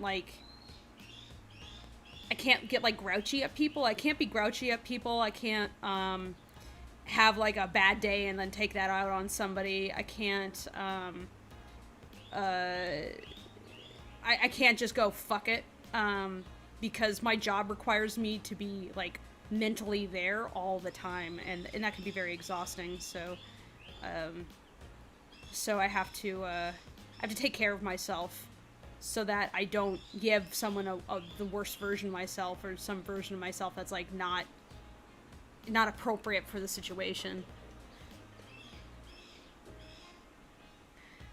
So yeah, I would work. It's like, even though I'm on the computer and I'm on the computer for at least 8 hours, like my work day is really as soon as I'm awake until I'm done. Like, I'm rarely away from the server for any length of time. I have it up on my phone and I'm looking at what people are sending me all the time, and I'm typing out notes. I had to give myself a rule of not giving out notes after 9 p.m. if I'm not working with somebody who's like on the other side of the world, and that is the time that they need of me. But and I had to do that because otherwise I would just stay up until like midnight or 1 a.m. or like 3 a.m. doing notes, and I would just exhaust myself, and I can't do that anymore. It's like, in the pandemic, it's just been so hard. It's like it puts you through extra stress, so you really have to be mindful of that stuff. Because there's no, like, what are you gonna do? You can't like have a nervous breakdown during this. You gotta take care of yourself, so you gotta be really, really keen on that. Questions. Let's see. There's more questions. I was just trying to scroll through your Twitter to find that one comic you did of you wake up, check your phone, you check it out, and say, "What time is it?" And Clint's like, 3 a.m. And you're like, "No, in the Philippines." Yeah, exactly. Yes, that's me every day. What time is it in the Philippines? I need to keep that in mind. I actually just had to reschedule our weekly comp meetings because we have a new comp person who lives in the UK, but the lead comp is here in Los Angeles. So I had to find like what is the precise time in which we could have a meeting where our UK guy is awake and not dead, and the LA comp is awake and not at work and not dead, and then I'm not dead because my entire day has been meetings thus far. So yeah, Mondays are my meetings days, where I just have like back to back meetings with every team to make sure that everybody's on task, and like if they have any issues like that, I know about it so I can address it. Question: do I play any instrument? Do any of us? Do we play instruments? Is that what you mean? Do the characters play instruments? I've played instruments. I have years of piano training. I've played trombone and guitar. I have the most education in piano. And I played the trombone because it was the most obnoxious instrument that I could afford to get. That wasn't too big for my tiny body as a kid. Because I would have loved to play the sousaphone, but it wasn't very accessible. So trombone it was. The most obnoxious instrument I could get. I was asked, "Oh, do you want to play like the clarinet, or what about the saxophone? That would be cool." Trombone. Are you sure about that? I want a trombone. Okay. Somebody else earlier was asking what comic you have drawn. I should call my mom and ask her to just describe me playing trombone. What? Somebody earlier was also asking which comics that you have drawn, Fable. Well, during this project, I've done a couple of goofy comics, just for fun. Usually just to make the crew and Tracy laugh. Like, if I'm drawing a comic, the intended audience is, I wanted to draw a stupid face, and it was something we were joking about, and then I decided to put it to visuals. And so it's always a joke that's, like, aimed at making the crew and Tracy laugh. So there's often, like, little allusions to things in there. Like, there's the comic where Rocky is being pitched off a building is actually one long elaborate joke about, like, how I give notes to the animators. That's what it's really about. Let's see other questions. I have a few saved. Yeah. I think they meant like when they were asking about your comic, they meant like my comic, Ombigog. It is currently on hiatus because I literally couldn't afford to work on it. All my time went towards making rent and making bills and food. I had no time for anything. I wish I had, but I didn't, and I'd like to get back to it. Like, I have so much planned for it. It's easily going to take me a decade to get through, and it's definitely a passion project because I don't think people are generally interested in a zombie apocalypse that takes place in New Hampshire kind of a thing. People are like, zombies are old hat, and I'm like, I don't care. I remember showing it to a friend, actually, and just to be like, well, what do you think about this? And they were like, well, zombies are not really in right now. It's an oversaturated market. And I was like, I don't care. I realized that right then that I didn't care whether it's sold or not. I was like, oh, it won't sell, but I'll have a comic. Oh, 1 second. What is it? Okay, 1 second. I'm in the middle of answering questions, so you're gonna have to come over here. Okay. I have to help Ash put a collar on her bird. So I gotta get my gloves off so I can have my fingers. Damn it, fish face. 1 second. Alright, so. Hey, calm down, baby. Hold that baby. Here, hold her. Okay. Come on, don't pinch me. Alright. Oh, my fingers are in the way, sorry. There we go. Okay, that's good. It makes her look like a little like taco. I mean, it looks like a taco.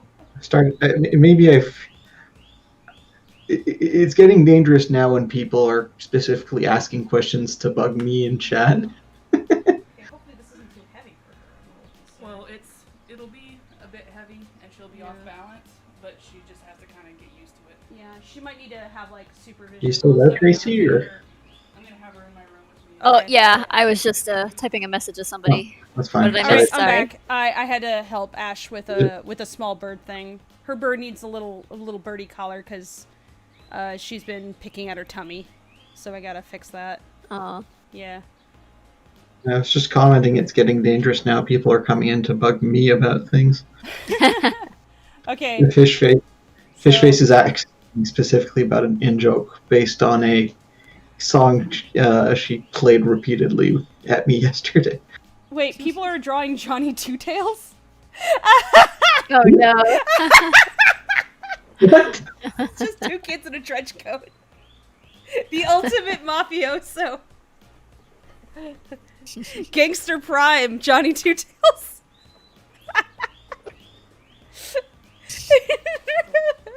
It's so stupid. The most fearsome gangster, yes. Let me Definitely queue up not the new Johnny Two Tails because Tracy had made Johnny Two Tails one of the thumbnails, and I was like, no, I can do that better, but it didn't make it into the thumbnail.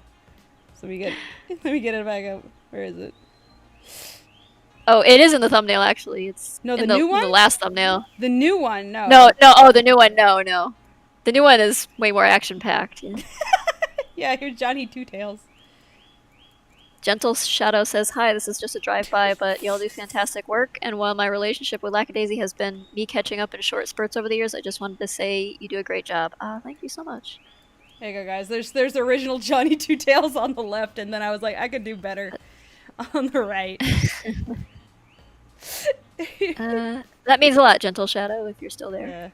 Yeah, It's just a series of bad jokes compiled into one bigger joke. Kind of like having two kids in a trench coat.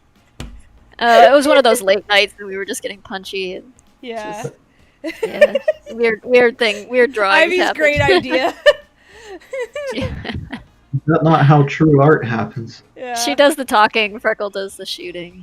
All of this is unfortunate to look at for Talkie, multiple talkie, reasons. shooting. Kitty says, "Okay, but can we talk about the zip of the boat hat?"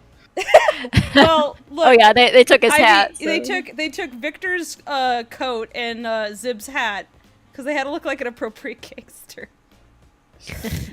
So only Victor's Zib coat was is big enough. Zib is just working himself up to a angry nap, I guess. and the hat, well, Zib was having a nap and it was available. Thank you, Super Will.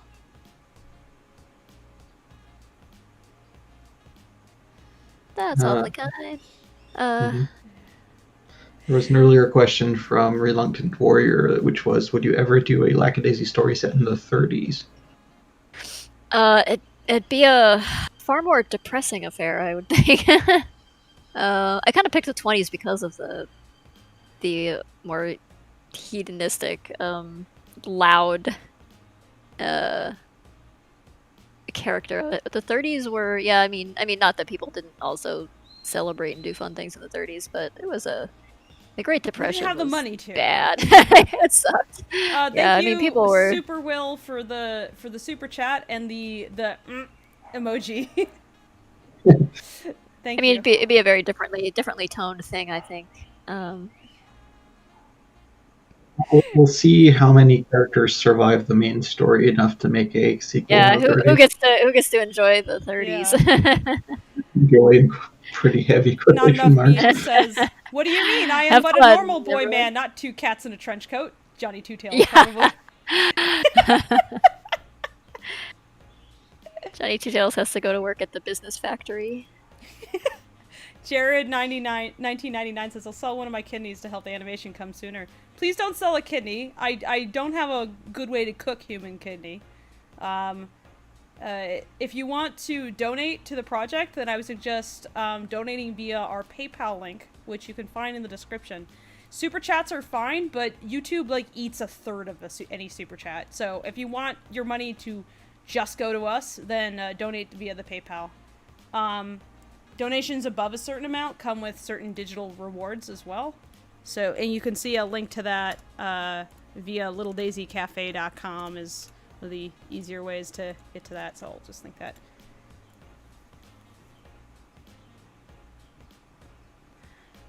So yeah, once those rewards are ready, then they will be headed out to you if you do donate via the PayPal. They are kept in a list of people to shoot things to.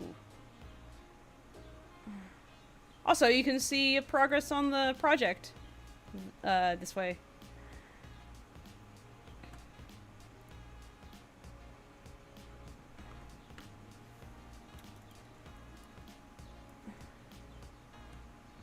It appears I have concerned Katie in chat, who is saying, "Wait, some of them are going to die." That's what the fans think. It's not a career that you get into with the expectation you will live a long and healthy life with all of your limbs intact. I give Rocky a 30% chance of survival. Well, he does have that stack overflow thing going on, so that probably raised his chances significantly. I guess. Yeah. We randomly upset people by just telling them what I think the odds of survival of their favorite characters are. Get a lot of Cactus friend dies. No. No. Someone God, forgot to horchata water right it. now. People talking horchata. Seriously? I want horchata. I want It just horchata. turns. It just turned brown and more It's just entirely spiky and needles. meaner looking. It's just a mummified cactus now, just shriveled up with hollow, empty eyes. Seriously though, if you're ever gonna kill Mordecai, let the staff know in advance. We need to set up freaking support groups. Aw. There are a lot How of to people ruin who the are fans in one easy move. Doctors hate it. How do you think people are going to react to the Lackadaisy short? I don't know. That's gonna be a weird good day. question. That's gonna be a weird day. I have to not think about it. Yeah, I have no idea what to expect. I am naturally a person worried and full of doubt and anxiety, but I think at the very least we'll be proud of what we did. I don't know if anybody else will like it. I hope so. We're doing our absolute best. We're trying our best. We put our hearts into it. And so much elbow grease too. We are trying our best. Look at all this best going on. The attempt. we get a gold you tried star. Yeah. pretty good. It's Oh, pretty speaking good. of, but somebody mentioned Mitchell's versus the Machines earlier. I'll take a good gold star and put it right between your eyes, Tracy. Good job. You kept your eyes straight. Good job. Nice. So I gotta show you that movie. I watched it, and I intend to watch it at least 2 more times. So I gotta watch it with you. I can put it on tonight. Oh, thank you for the 50 Mexican, Hayla. Hello. Thank you. Hello. Katie Wood says, Mr. it turns Hello. out Mitzi is actually a 90-year-old woman wearing a lot of foundation. I don't know if 1920 so. makeup could work wonders like that. Yeah. She's like, turns out she's older than Mrs. Babka even. She just like, she needs to traffic all that alcohol because she bathes in it to retain her youth. I guess. I'm just gonna say we've never seen Mitzi and Miss Babka in the same room. Mitzi Slovak is actually amazing. Slovakian. Blech. Now Slovak works too. It's I have a backlog of some older questions I should probably get to. Sorry to the new questions. I'll get to everything. Aaron Kennedy asks, "Is Rocky really such a sad drunk? Is there a way to balance him out?" For my friend.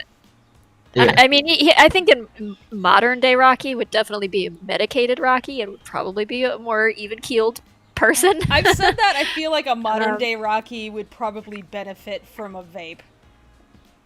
So. Also, whoa! I just missed MX. Thank you so much. That's Yeah. very What generous. is 50 Mexican? Let me find out. What's the I don't conversion? know. Convert Mexican to USD. So 50 Mexican is 247. Thank you very much. Oh wait, that's the peso? Wait, is it peso or yeah?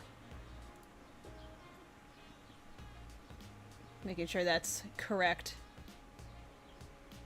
At least I assume. Like oh no, that's MX. They said MX. What is MXN? Convert MX to USD. What is MX?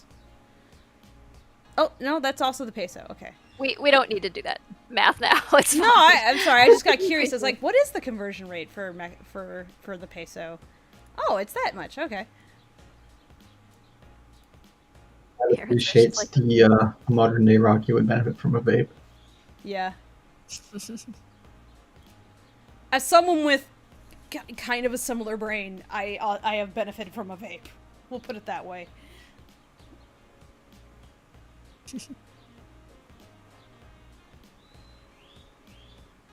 I don't light as many fires. I got that going for me. There was the noodle incident, though. A few times. Several times. I feel like if I keep making fun of your cooking incidents, you're gonna stop it letting me come on. So I'm gonna withhold if that is No, I'll just start describing you the actual hellfire that I cook when I'm not worried about like destroying someone's face. I have a penchant for extremely hot peppers, like ghost pepper minimum. Gotta be hot. Jalapenos are too mild. Or I could describe to you the time that I got ghost pepper sauce in my eye during an early date with Clint. was at his place, and I wanted, there was a spicy ramen challenge from a local ramen shop, and it's the kind of thing that's been on like foodie shows and that sort of thing. So I was like, I want the spicy ramen, but I don't want to do the challenge because it's just too much ramen for me to eat at once. Not the spice level, but the amount of ramen. So at the time I was wearing contacts, and I'm at his place, and I haven't been dating him for very long, and so I'm eating this crazy hot ramen, and I guess like the heat of it was making my eyes water, and like an eyelash fell down or something, and I wiped it away with my hand. Well, I got some, I didn't realize that sauce got on my hand, because this is how they made that thing very spicy, was they used a lot of ghost pepper powder in it. So I wiped ghost pepper into my eyes, so they started to burn. And the eyes were watering so bad that my contacts were starting to come out. And Clint's like, are you okay? And I'm like, I'm fine. This is fine. I'm fine. So I headed to the bathroom because I gotta wash out my eyes. I gotta get my contacts out or something because my eyes are watering so bad. Well, to get the contacts out, I wasn't thinking, and I just removed the contact from my eye with the same spicy fingers. Getting more ghost pepper into my eye. So my eyes are red. It's just red. And I'm like bent over the sink. And Clint's like, are you okay? Like, you seem like you're in a lot of pain. I'm like, it's fine. It happens all the time. This is nothing. Tears streaming down my face. It's okay. I'm fine. So you method acted your one of your first dates with Clint was method acting the horseradish comic. No, this is significantly worse than horseradish. But and here's the difference is that I got a broad ass smile, and I have an upsetting grin as well. It's fine. I'm fine. This is fine. He was very concerned.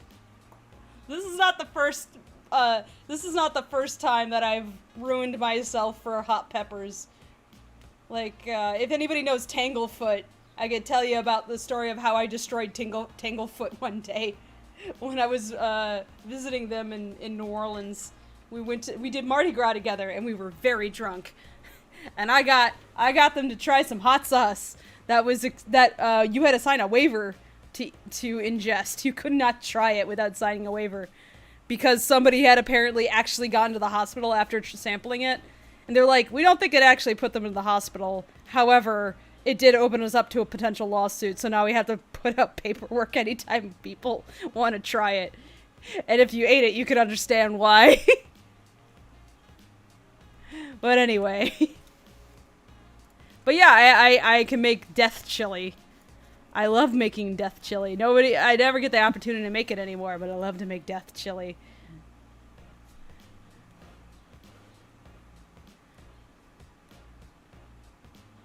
Sounds like an early 2000s rom-com, more calm than rom. Yeah, when it comes to me, it's more calm than rom indeed. I'm a bit of a brick.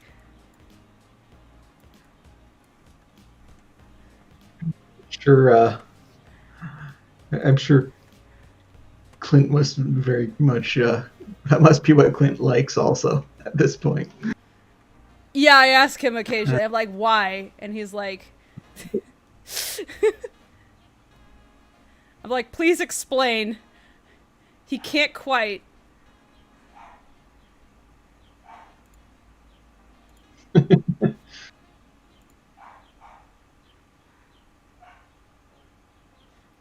But yeah, I'm a spice fiend. The hotter the better. The only person who can match me is my Cambodian stepmother, who's considered to have a stronger tolerance from spice than the rest of her family. They think she's nuts. And I match her. She'll just eat Thai chilies. And I'm like, that sounds about right.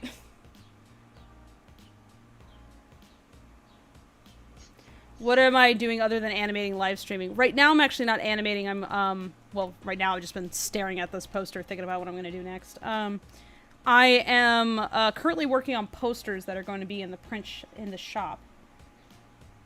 So let's see. Now I'm trying to figure out how to do this in such a way that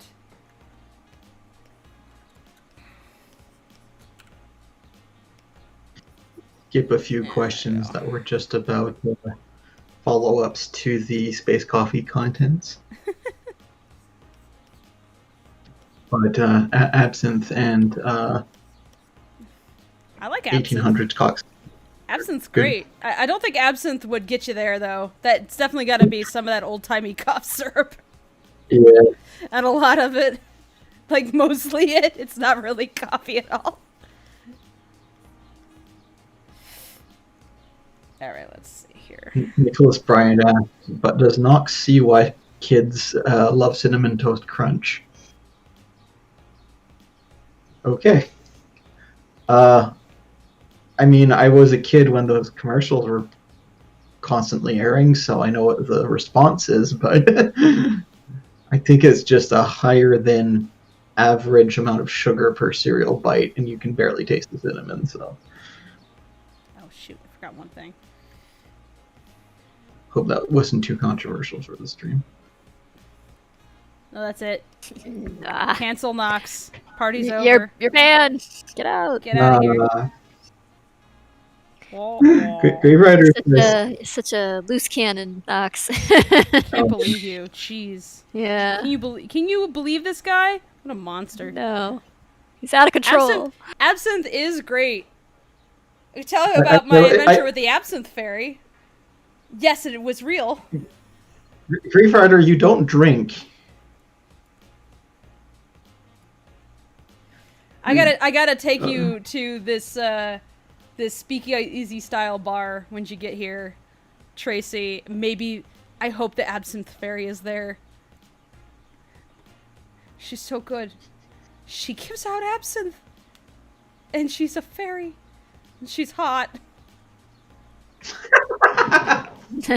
I was happy to give her my money.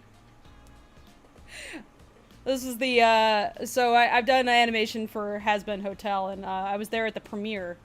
And we went to this speakeasy style bar that was like really close by the theater that Viv's rented out.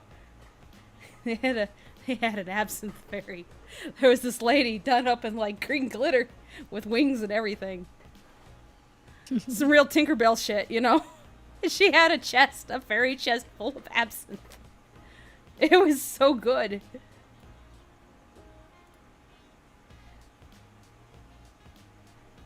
Nice.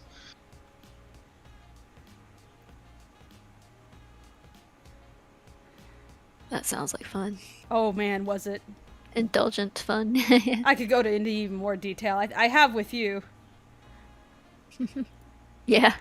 But I think I'll lay off for the privacy of certain parties who I accidentally caused hangovers for. Because it's like, you want some absinthe? I'll give you some absinthe. It's partially an excuse to just go back to the absinthe fairy.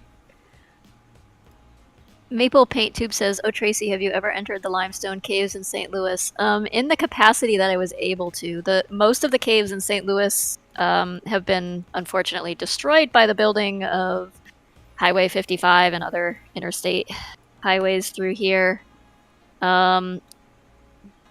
There are rumors that like some people in their basements still have access to some parts of the caves, but like, and there are parks. I guess Benton Park has an old entrance to one of the caves, but they've got it all blocked off by and large. I guess just because of the liability, and the city doesn't want to have to, like, if somebody goes in there and gets hurt or lost or something, they don't want to be deal with the ensuing lawsuits. The Cherokee Cave is still accessible by way of the Lemp Brewery.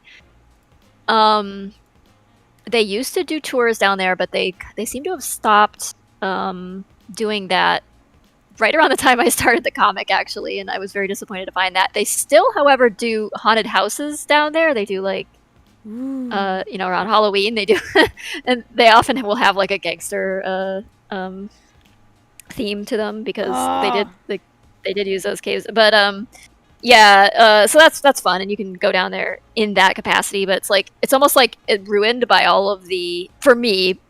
Because I'm going down there because I want to see what the cave looks like, but it's just all dressed up in Halloween shit. So I'm like, yeah, I want to see what it really looks like. Not in like strobe lights and covered in Muppet demons and things. But Muppet demons sound delightful, though. I mean, they are. It's just it's just that I'm trying to see the cave, but I've been to many other caves in this area that are the same type. Merrimack Caverns, and there's tons of them all over the place. Yeah, limestone caves are. I think Missouri alongside is it Kentucky? I want to say it's Kentucky that has fuck ton of caves. Missouri also has a fuck ton of caves, just a maze of them underneath the entire state, pretty much. Especially under St. Louis, but yeah. So I've seen many caves like it. I've not had the best look at the actual caves. There's also Unger Cave, I think, was another one that had a bowling alley in it at one point and a theater and some fun stuff back in the early 20th century, and then they just destroyed it and built a bank on top of it. It's what the fuck? Of course they did that. Of course. We can't have nice things.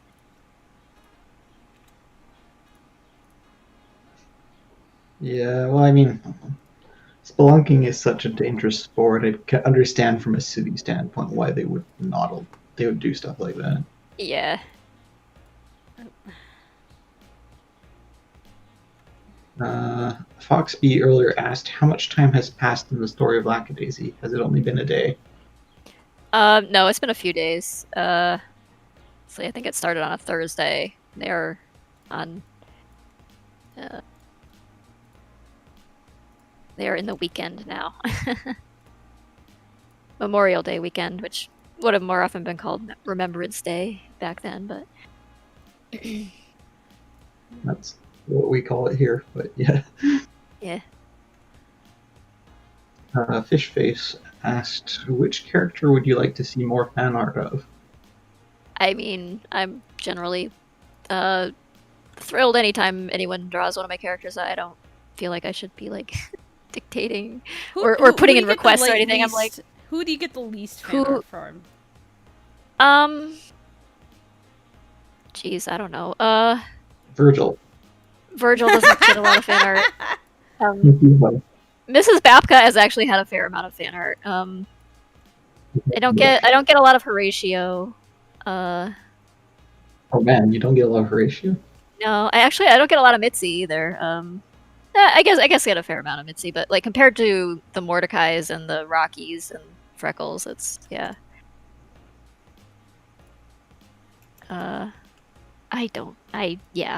People draw what what appeals to you. I'm not gonna. I just whatever fan art comes my way, I am all too pleased to set my eyes on it and. It's cool. Ogle it respectfully. Respectfully. Jules says, Aunt Nina. You probably do get a little bit of Aunt Nina fan art. Yeah, I haven't had much. Yeah, Nina doesn't get much love either, but yeah, she's a little scary. So scarier than all those murderous that gangsters. Xerox really. Texture that we were using. I want to find that. It's where's that texture that we were using for everything? Do you mean the texture I gave you guys, or it's kind of like a grainy paper texture, or I mean that would be useful, but I think I already have that. I'm talking about the one that we used specifically for the short. Oh, I'm gonna ask Ashley, maybe she knows where it is. I just recall I've mostly drawn Nina as a moderation tool, and I've drawn the self-deprecation jar. T-pose Nina is definitely the most intimidating. Yes. I haven't dared draw that, personally. I also drew a Nina spray bottle emote that I use on people when they get under the line.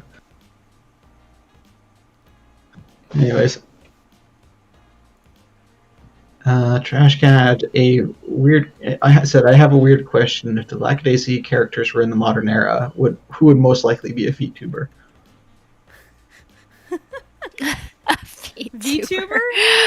I thought you said feet tuber for a second. I thought you said feet tuber too. I was like, Sorry. what? I'm like, oh no, Brad, you've infected everybody. A VTuber. Jeez.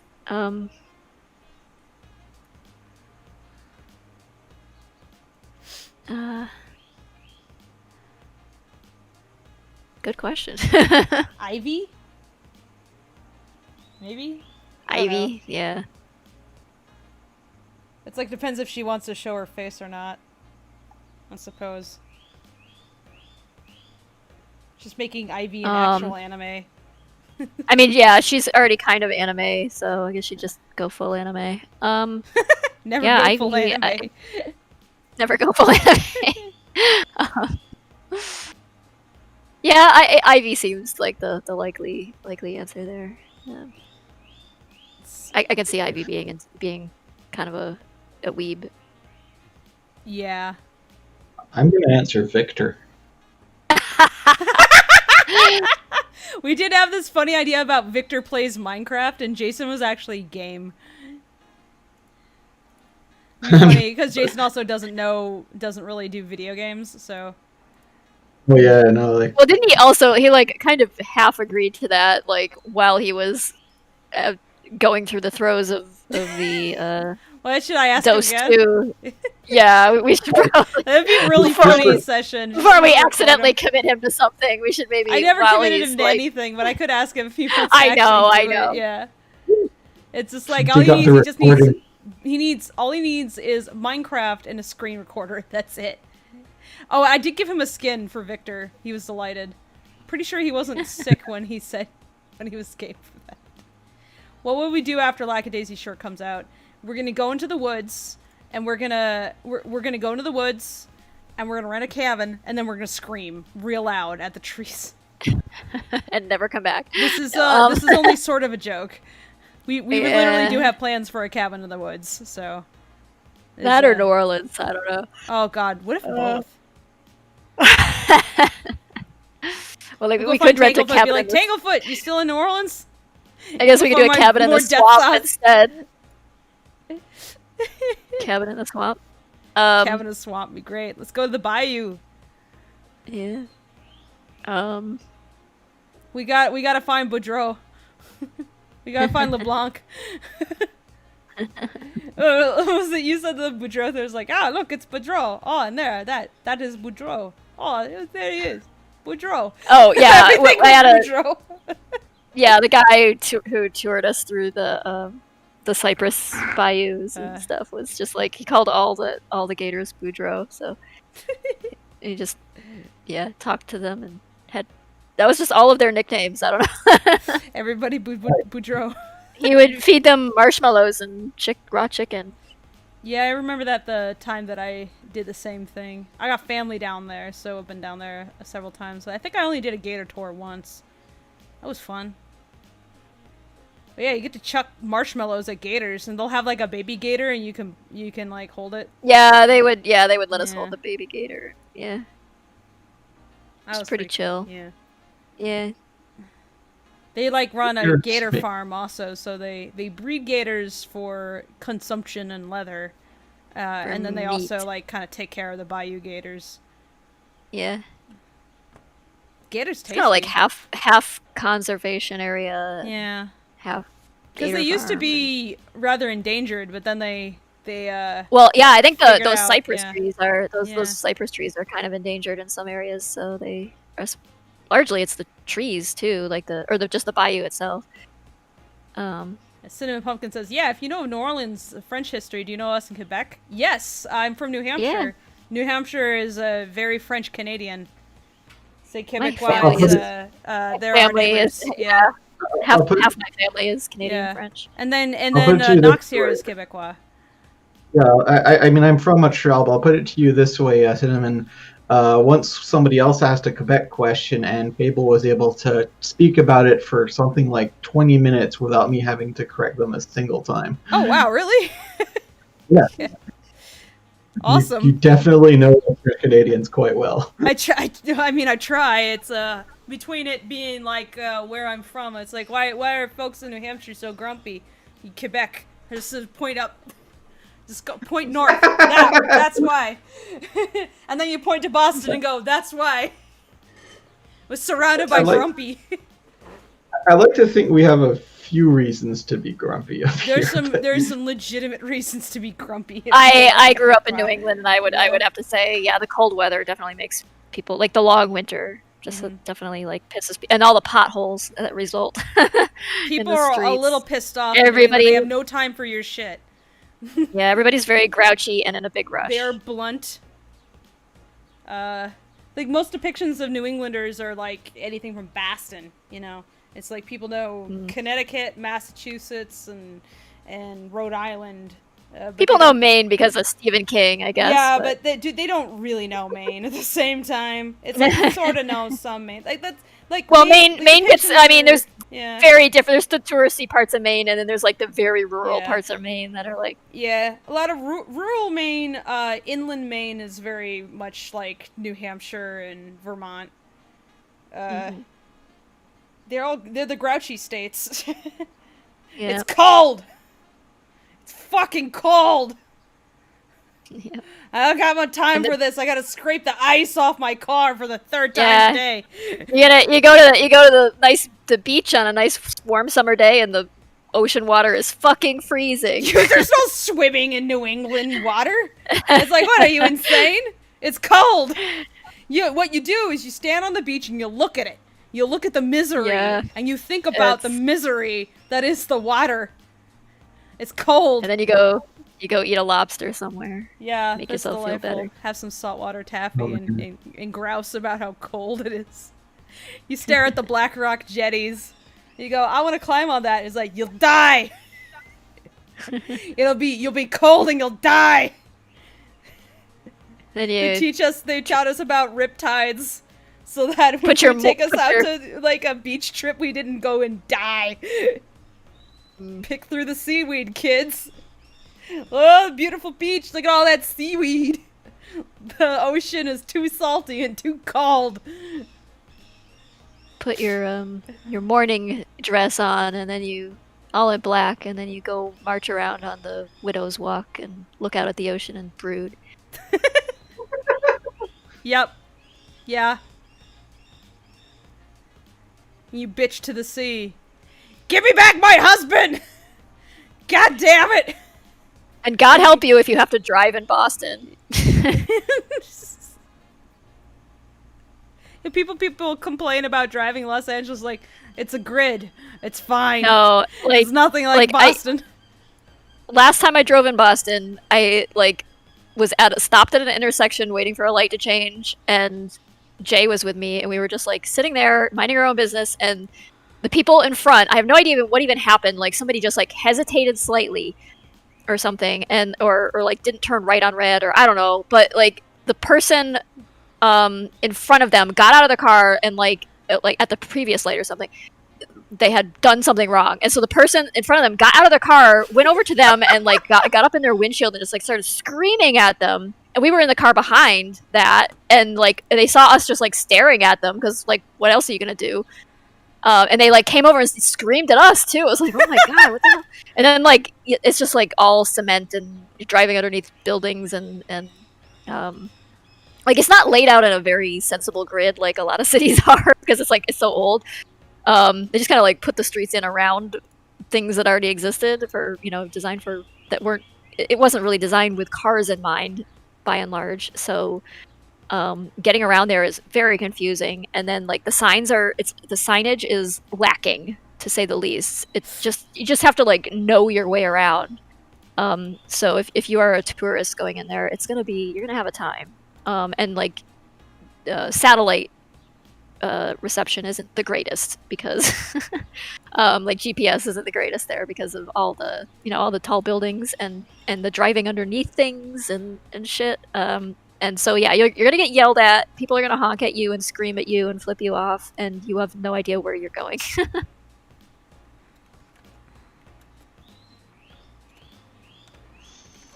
Yeah. Yeah, I like home. to avoid driving away from home.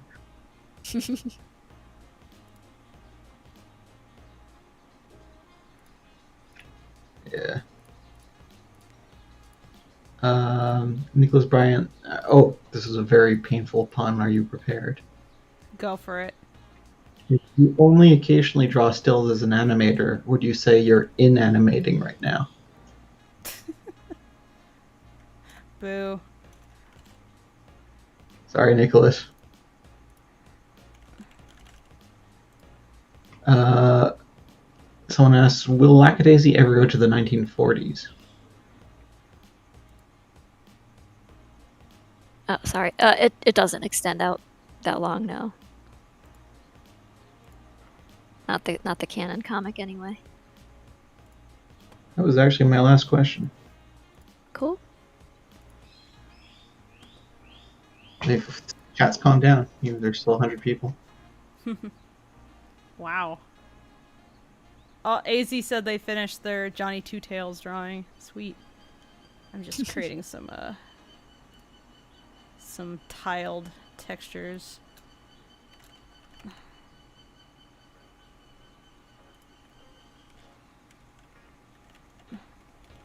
I don't know why this texture just makes me feel like I need to go finish playing Myst. VR and finally playing it. Until you ask more, yes. All right, now Tio's asking what's your favorite soda? I like root beer. I don't. Yeah, I don't really drink soda anymore, but I did like root beer. I liked root beer flavored balls. that sounded energy really drink. bad. It sounds bad, but that's the name of the drink. So,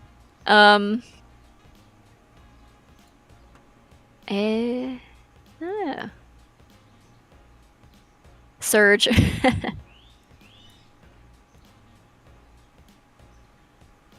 From a different era. Oh, great. A great writer says, "Hey, Nox, am I allowed to tease Tracy and ask about the list?" Toomey's been constantly asking to find out what the Forbidden Condiment list is. Oh. And last time they asked this in stream, I think Newt said you shouldn't tell them, just to bother them. Yes, I do recall that's how Newt ended up on a stick. Yes. It's not all that interesting, I assure you. It's funnier as an acronym, but I did say if we end up printing a recipe like booklet or something like that at some point, we can put the forbidden condiments list in the back just for fun. People just take that as a challenge.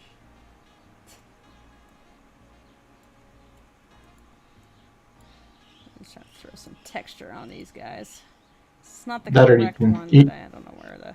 You can sneak the Forbidden Condiments as part of the Lackadaisy trading card game also.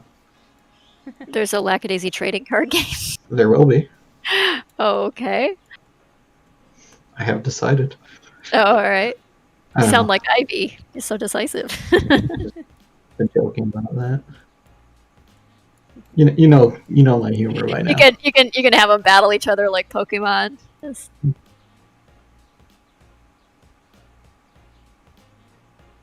need to play the actual Lackadaisy card game again. Stupid COVID. Yeah.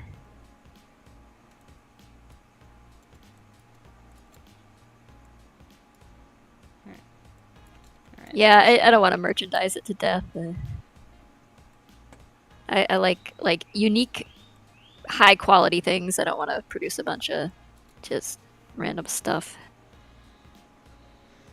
There's really not the audience for it anyway. It's like to do certain things, you need like to meet a threshold of like potential buyers and to justify the expense of like and the time involved in producing and storing and shipping things. It's a lot. as we know from our adventures in shot glass set making. Yeah. Trash Can asks, if the Lackadaisy characters made a cookbook, what would they name it?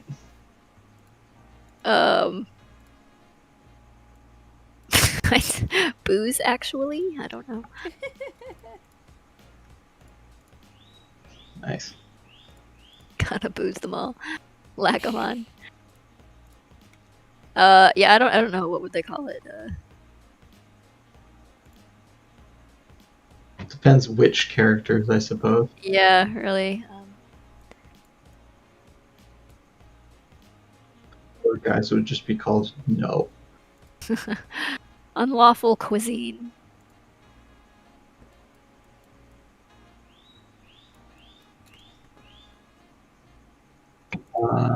Grey Rider asks, are you going to sell the card game again? I don't know. I have a few of them. I have to talk to the game designer and see if they would want to, and then I'd have to coordinate with Spike on that and see if she wants to proceed with something like that. And yeah, I don't know.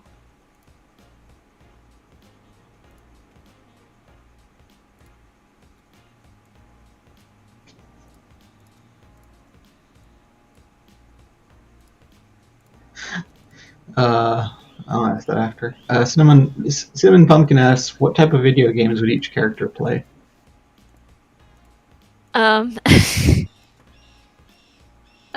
Jeez. Freckle seems like an FPS kind of guy. Or I don't know. I could see him playing stupid things like Fortnite too. Well, it seems to enjoy building things. Yeah, Ivy. Freckle plays Minecraft would also be fun. Yeah. I could see Mordecai kind of enjoying Minecraft even. What was that? Like Mordecai plays Animal Crossing was something we were joking about. Be right back. Yeah, there was a bit of that with Scissors?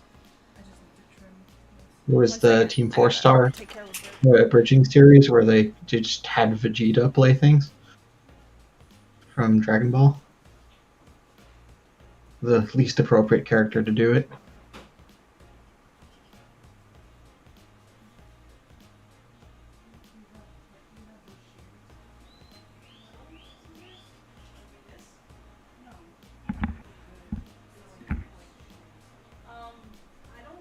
I could see Ivy liking like Stardew Valley type stuff, and Oh, you're using it on fabric. Okay. Oh, that's I could see Ivy just playing the crap out of DDR. oh yeah, definitely. It's kind of hard to find it these days, but yeah, she'd like Beat Saber too, or stuff like that. Hey, if we can do a Newt art homework thing, Beat Saber Ivy. little ones or big ones? Little ones should be fine. Dating sims, yeah, like the most ridiculous ones that you could find. Ivy would love that shit. Kind of full picture. I guess you might not be up to date on your ridiculous dating sim lore. No. That one was literally all the dateable characters are pigeons. Oh yeah, I've heard of that one. Yes. I have not played it, but I didn't really look into it, but it seems to have taken the cake as far as ridiculous dating sims go. Luna Yoshi's asking if you can tell the story of the shot class strategy of 2020 to 2021. Hatoful boyfriend. I think the shot glass strategy's been gone over multiple times in these streams, and they're still recorded on this YouTube. I wouldn't report it as a tragedy exactly, just kind of a comedy of errors. We have since, of course, moved past it and resolved the issue, but I mean, there's been like issues all along the way. There's just always a problem with this, a problem with that, or this or that thing that he's testing for customs purposes or FDA purposes or whatever. Yeah. She said they've never actually heard it. The story about the Lackacube story? Oh, yeah. The saga of Lackacube. It turns out having a box made is very difficult. Who would have guessed? I don't know. I personally, I'd be tempted to just print up all those examples you guys have and just bring them to my work and be like, hey guys, you want to see how you lose a customer? Yeah. They want to know about Lackacube. I guess some people are not privy to the story of Lackacube. Oh my god, the Lackacube. Yeah. Oh my god. I love the Lackacube. All praise the Lackacube. All praise Lackacube. I think you guys are just going to have to do one of those biographical, like, mini comics just to summarize that for everybody. It'll probably end up in the making of book. Yeah. I guess to summarize it quickly, the first box was kind of okay, but had some issues. Then when it got sent back, it became further. Right. So go ahead. So how this works is you find a manufacturer to make the thing for you. You provide them specifications, and they're supposed to make a prototype to those specifications. So we were communicating with a manufacturer, and they came back at us after we had talked to them about what we wanted with something that was close but not quite. Like, it had a few things we wanted to make changes to, so we sent it back. We're like, here's our revisions, very specifically outlined. You have to be extremely specific because they will it seems like almost intentional misinterpretation of like that thing where you, like, if you make a wish with a genie, be fucking careful about the wording you use because they will like literally interpret. Yeah, that's just what production is like. Yeah, it's just like that. Like they're extremely specific. So we got the next prototype back months later, even further off from what we wanted. And then this happened like 2 more times. Yeah. Before it just like kept getting further. The more times we were like, no, we need this fixed, or like, no, please fix this small thing. Like they would just send us changes that we had not asked for at all. They just kept like, it's like there was no communication on their side between people who were working on the thing and whoever our liaison was, and so they were just like winging it each time. And clearly it was not a high priority work order for them because they were taking months to get back to us. And like 6 or 7 months after we got our first prototype, here we are with a box that's way further afield of what we initially wanted than what we first got. So we just kept getting further away. We're like, should we just stop asking for fixes because we're just like getting worse? And then finally, we decided that they were fired because they just took too long and didn't get anything right. And they came back at us like after the fact. I guess they didn't even get the message that they'd been fired somehow, with a cube. It was just a cube. It's just a wooden cube. Here we were trying to design a crate, like a box. It's just a box with some minor detailing on it to hold the shot glasses. It just has a flip-open lid. There's really nothing that fancy about it. It has some printing on the front. Complicated stuff because they usually did jewelry boxes and stuff. So this they make like ornate jewelry boxes, and they came back at us with like, oh, here's our progress, and it's just a wooden cube, nothing on it, just a cube, just a photo of a cube. We're like, okay, so we're just like, it's so bad. We're just regressing back to like the origins of the wood. Like, are they going to like send us a picture of a log next? Just like a unhewn log? Just. Thank you for the super chat. Just a little love. Thank you. If I can only have the talent you do, great story and make fans true. I hope I can one day be at your place. I hope this puts a smile on your face. Aw, thank you. Thank you. Thank you. You were the poet from before. Nice. Yeah, so we got the cube, and then like they were very, very fired at this point, but they still sent us another update after that was just like, okay, here's more progress on the cube. And what they sent us was a photoshopped version of that cube with some details on the wood.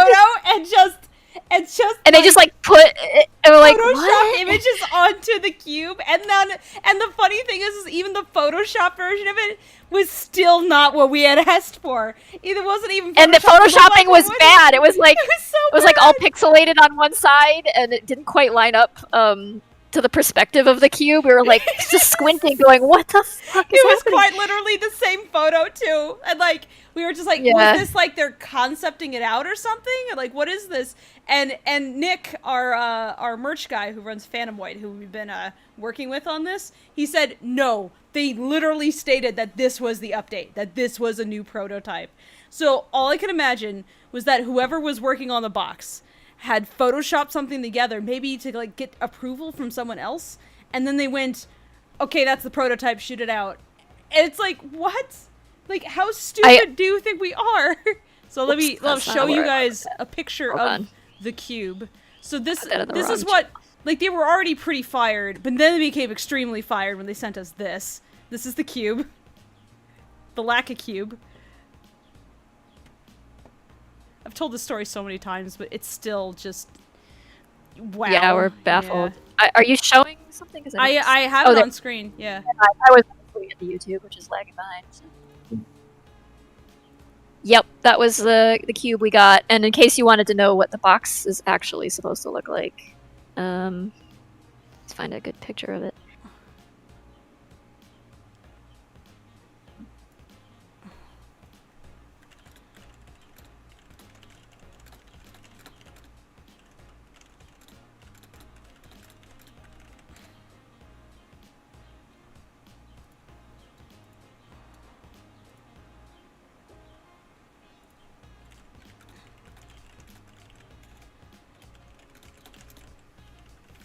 Oh, Discord doesn't like that image. What? Okay, in streaming chat, you can find it, Fable, if you want to show them what the box was intended to look like. Okay. So yeah, so this is the, so anyway, this is the intention. This is, by the way, a finished prototype. We got a different company. They got our product put together inside of a month.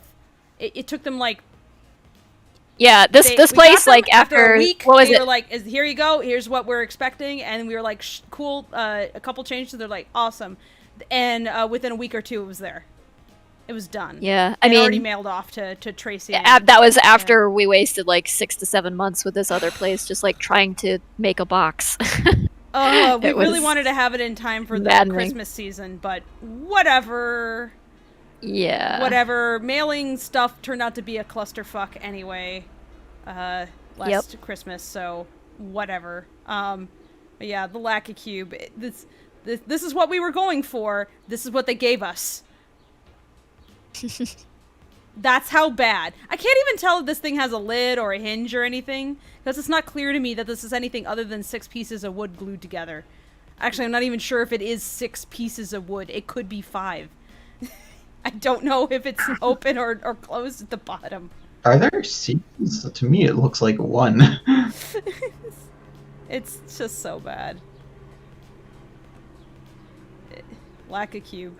Yeah, I could literally make this thing in about a half hour. Just let me go down to the Lowe's. I'll go get some wood and some wood glue. Here's the photoshopped one they sent us. Most of the time will be spent waiting for the glue to dry. Oh, and they were already fired, but then they became extremely fired when they sent us this. This is what they called an update. So, I mean, I swear, like, Michaels or their equivalents just has stuff like that lying around, too. Yep. Like, Yeah, they could have just, like, gone to a store and bought a box. Oh, it's so bad. Yeah, chat says, geez. Yeah. Yep. Bastard Chap says, bruh, it looks like something I made in home ec in secondary school. Yeah, it's like, look at the lighting perfectly normal on the... box. Like, they couldn't even Photoshop it right. See where the shadow was coming from look at the progress, box? Guys. And then, look at the... Yeah. It doesn't even quite line up None of properly, this and the is top right. part is like And it's pixelated. still wrong. It's still wrong. Like this says opening position 1 centimeter with it read out, but like it doesn't match the other side. It's so bad. It's like they couldn't even get like the proper resolution wood. Like the top is like a blurry thing, and like it's not even centered on Look the at line. the no. And either look at the side is lighting. wrong. The lighting is See the shadow. See where the shadow is from the box, Yeah. and see how that side that should be in shadow is not in shadow, and even like the rim of the like they little couldn't even Photoshop corner it piece good. there. Like, yeah, it's just It's so bad. Yeah, the Lackacube. like were they trying to fool is- us or like I what? don't know. We have no idea. It's like you guys can't seriously think. You can't seriously think, can you? But I don't know. We were baffled. Anyway, very fired. That's not what it looks like. We've had updates. Production is rolling.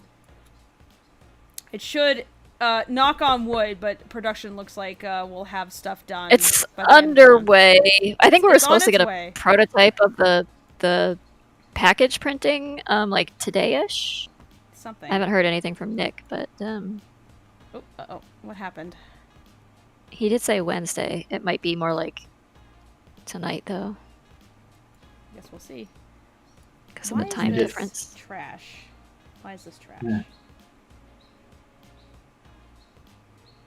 Jane says it has to be a troll. I mean, that's what I almost think, because like Maybe they might have been like see, I would have thought so if they.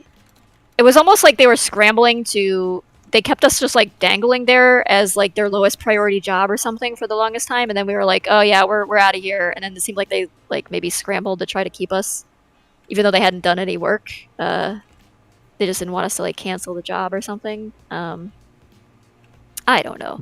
I mean, industrial scramble work. I can't imagine anybody is this bad at it. Yeah. I don't know.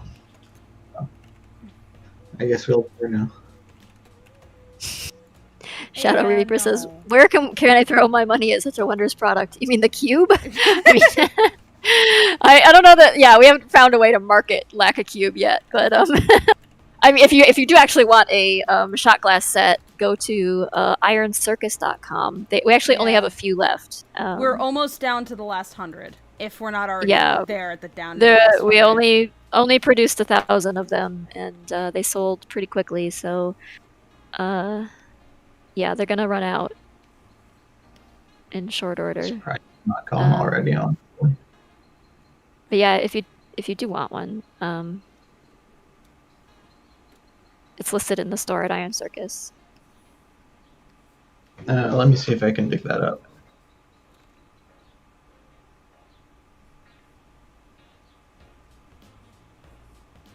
Lackacube keychains. I mean, I'd be delighted, but I just don't think that it might be. Oh, It okay. might not be a viable. Okay, sorry, Shadow Reaper. I couldn't tell if you were being sarcastic or not. Yeah, you can actually get. I think Nox, are you gonna post a link in it? Yeah, or something? Oh, thank you. I can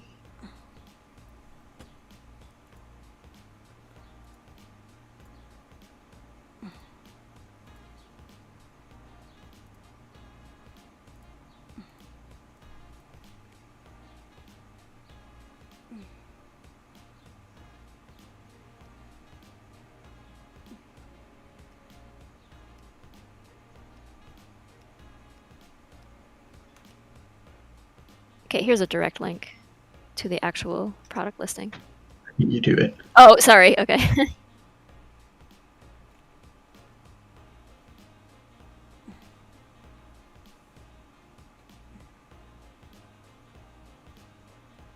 It says, I hold this comic so dear to my heart. My dad's dad was an orphan, and he did a little bootlegging when he was 10, 14. I'll support his sister. Aw. And you ratted him out. Come on. Wow. Nice. Yeah. Don't squeal on him. But no, that's awesome.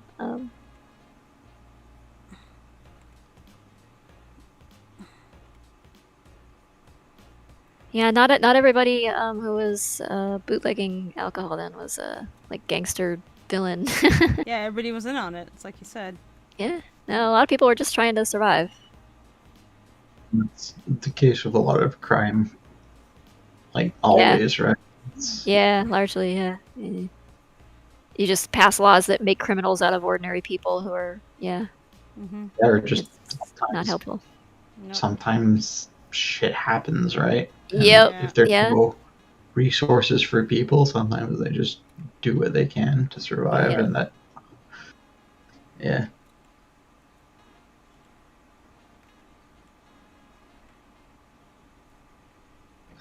Chat has decided the canon is for the cube is Rocky was being taught how to wood carve. It wouldn't have come out with like looking like a square. It'd be a much No. it'd at least be a much more interesting shape. No, than that would be more I like if you asked Mordecai to do it. think. Oh, that's what you should do. Market Black a cube as the Mordecai version of the. It has no decoration. What are you? Some kind of. It's efficient. Yeah. Look how much faster we can produce it. It's efficient. What do you mean don't like it? What's not to like? You want aesthetic? You do it. Well, cubism is aesthetic. That if ever there was a example of like the cubist approach. He actually liked cubism, or was that just the? Nah, I think he was also playing cubist advocate. I don't think he doesn't. I don't think take any particular interest in art unless it's also utility. So like architecture and like shipbuilding and things like that. That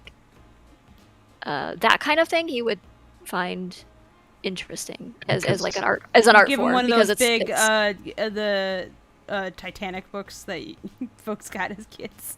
yeah, like the diagrams of Yeah. like what a Like, if I try to think of an artist Mordecai would like, Picasso is not what comes to mind. No, I don't think he would find that especially appealing or. He'd probably hate it less than. Well, he hated less than Dadaism? Dada, that's Yeah. for sure. Yeah, Dada is unto itself pointless. So. Okay. Yeah, that is weird though. It was backlash to. It was sort of a backlash to like all the very. It kind of a backlash to utilitarian art that was very like. Purposeful and There's valued a lot of art purpose. also that is like a backlash also to like the high art scene. Like if you Yeah. see people like It was like it starting was to get making really fun of. snarky about NFTs and that kind of thing, and they're even making art in response to that, and like noticing like what's selling for this like climate Well, a lot of destroying art was like a lot of art was propaganda around Oh, God, that yeah. time too, and so it was like also like kind of a rejection of that use of art. So it was just like that's Mm-hmm.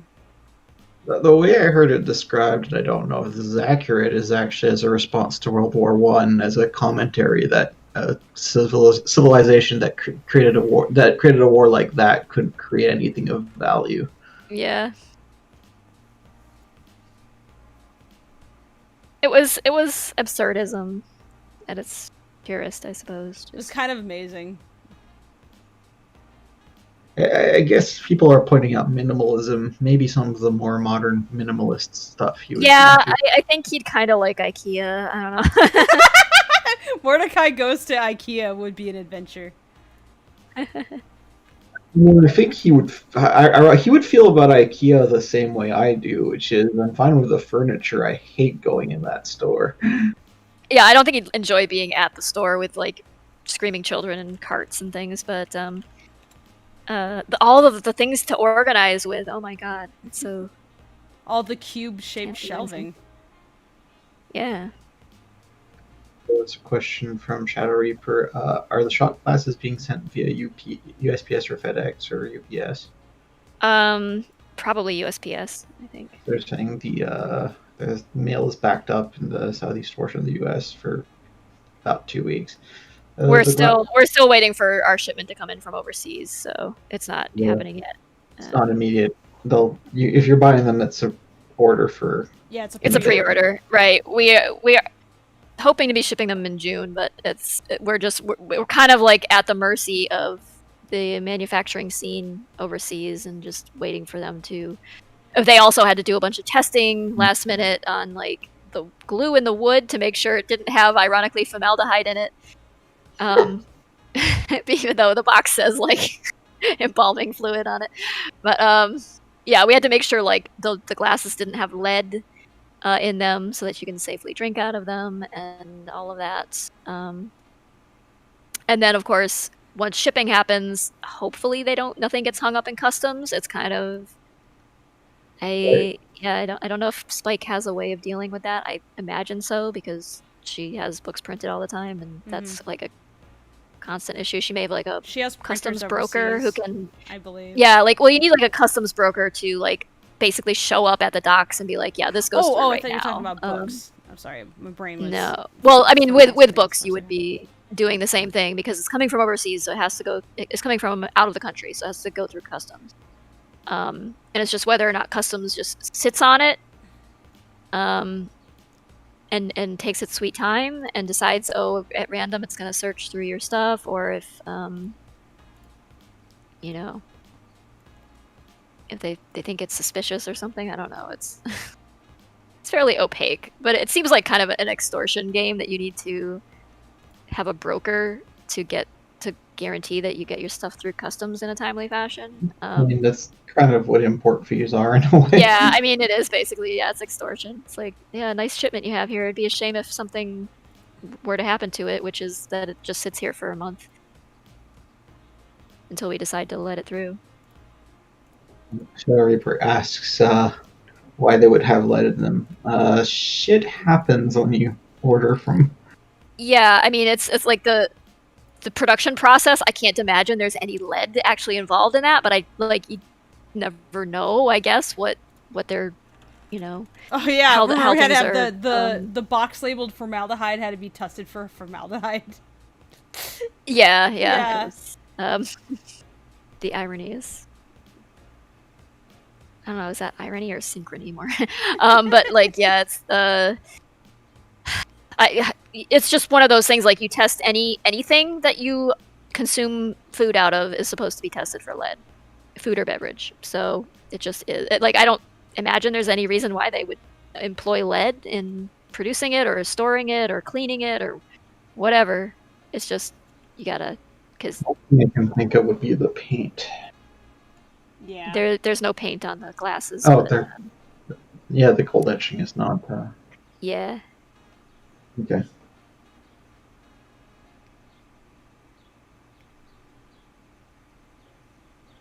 The Lackadaisy cast all goes to IKEA. What are each of their motivations? Rocky has to replace yeah, I something don't he know. broke. He ends up breaking 5 other things while he's there. Rocky, yeah, he crashes through coffee tables all the time. It's a sport. A sport of one.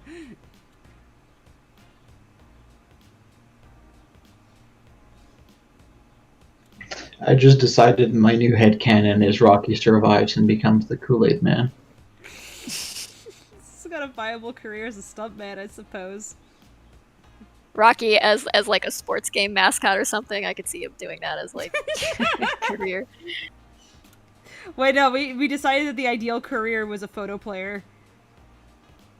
Yeah. Oh yeah. A photo player, but it has to be rolling crazily through the streets on like a wheeled platform or something for some reason, like a Buster Keaton skit or some like crazy thing like that, and it just narrowly avoids being hit by a train and weaves through traffic. And meanwhile, he's playing this crazy like carnival music. Let me see if I can find some.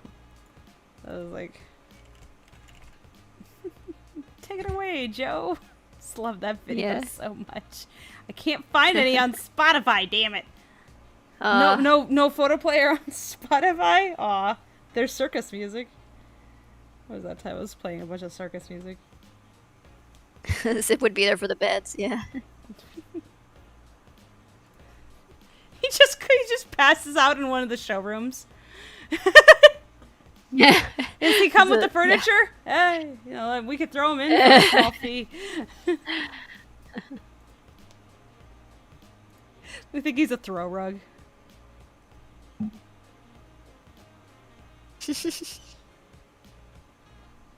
throw them down in front of the fireplace.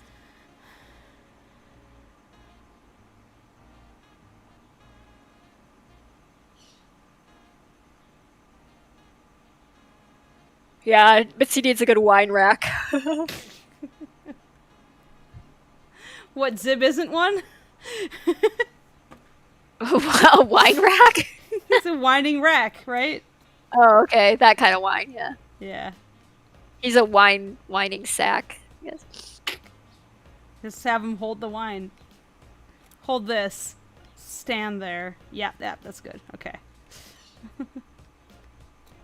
Need a sad sack for your wine rack. Ways to fuck with your ex.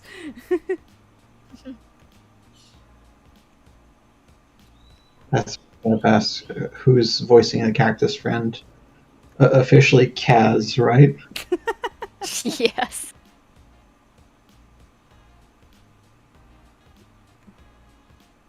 Simon, you're going to have to be more specific than the title if you want us to explain SCP stuff. Sorry, I'm not the Vulcan. I can't explain SCP for you. Go check out his channel. And if Lackadaisy Cast had to make a play of Rocky Horror Picture Show, who would play Dr. Frankenfurter? We were joking about like making the cast like all the worst version. It's like who should definitely not play them, rather than who should.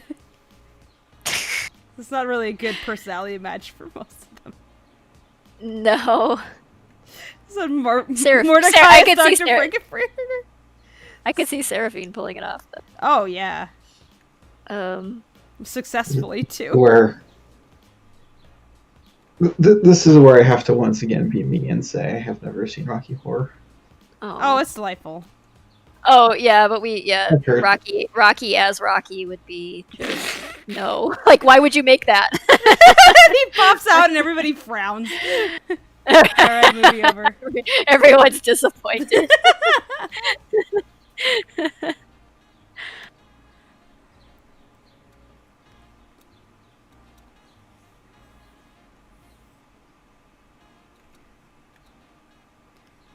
Part of the challenge of working on this is just trying to figure out how to organize all the layers in such a way that they're workable. It's like, how do I do it so I can like do rim light on all these things and it appears on the ink, but I'm not destroying stuff or flattening stuff to do that. It's challenging. Pastor Chap says if all the characters ran for president, who would win? Wick would win because you need a fuck ton of money to throw at ads and campaign shit. You gotta have like connections. Yeah. He's rich, that's all he needs.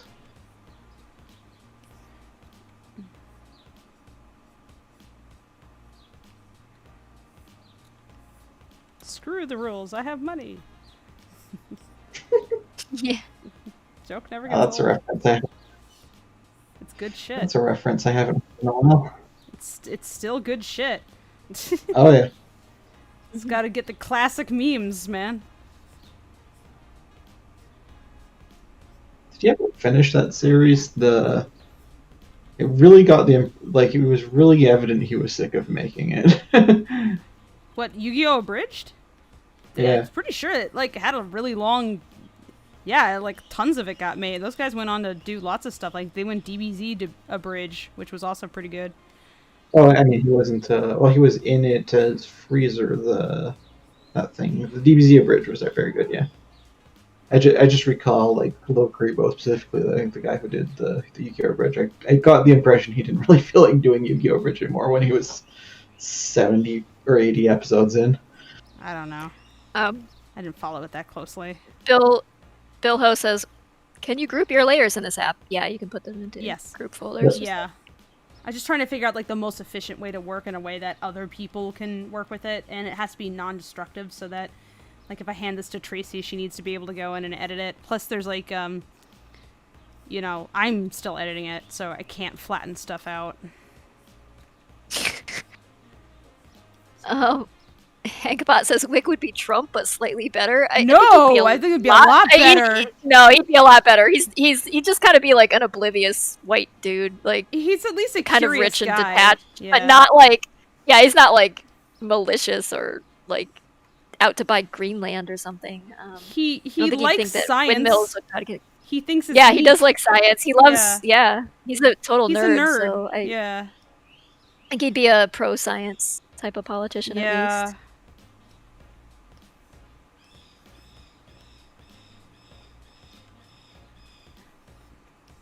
But yeah, he'd be a bit like detached and oblivious to like what people, need, middle class or below kind of deal with and struggle with. So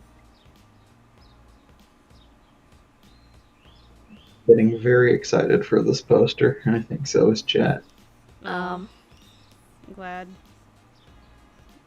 Wick 2024, make America rock again. Why not doesn't we get along with Rocky? You would think, since Rocky's, it's just kind of sad. They should, by all accounts, be good friends. I'm hungry. Me too. I've just had food delivered, so I need to go. What'd you get? Compile it. Thai food. Yummy. Curry and just a bunch of spicy shit. I was craving spicy shit, and I haven't grocery shopped in a very long time, so I was like, am I gonna have a peanut butter sandwich or am I gonna order food? I mean, I could do a PBJ, but yeah. I mean, I like peanut butter sandwiches, but not like 4 days in a row for dinner.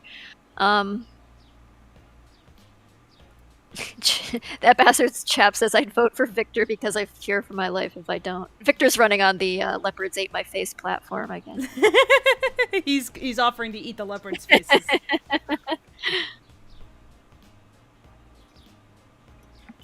Which reminds me of those political games where you can run on fake platforms. I would vote for Wick if it guaranteed that Lacey was actually making all the decisions. Lacey, the shadow president.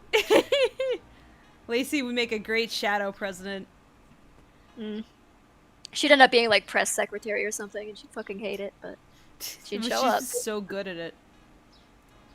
She'd want to quit every day, and they're like, "No, keep going. We'll make it up to you." I don't think she would enjoy press secretary. No, she would not. No, she would. Curbs VO says, "Hey guys, the algorithm directed me to the animation rough number 6 that was recently uploaded. Loving the animation progress so far. First time I've ever seen this project. What's it about?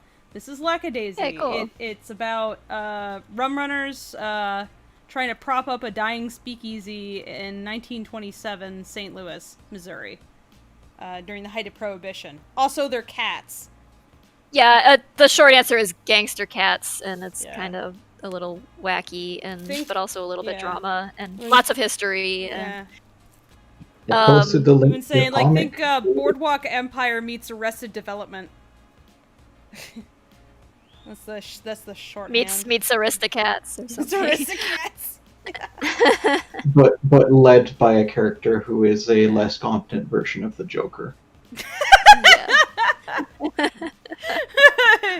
Take the Joker, remove a few brain cells, and Batman.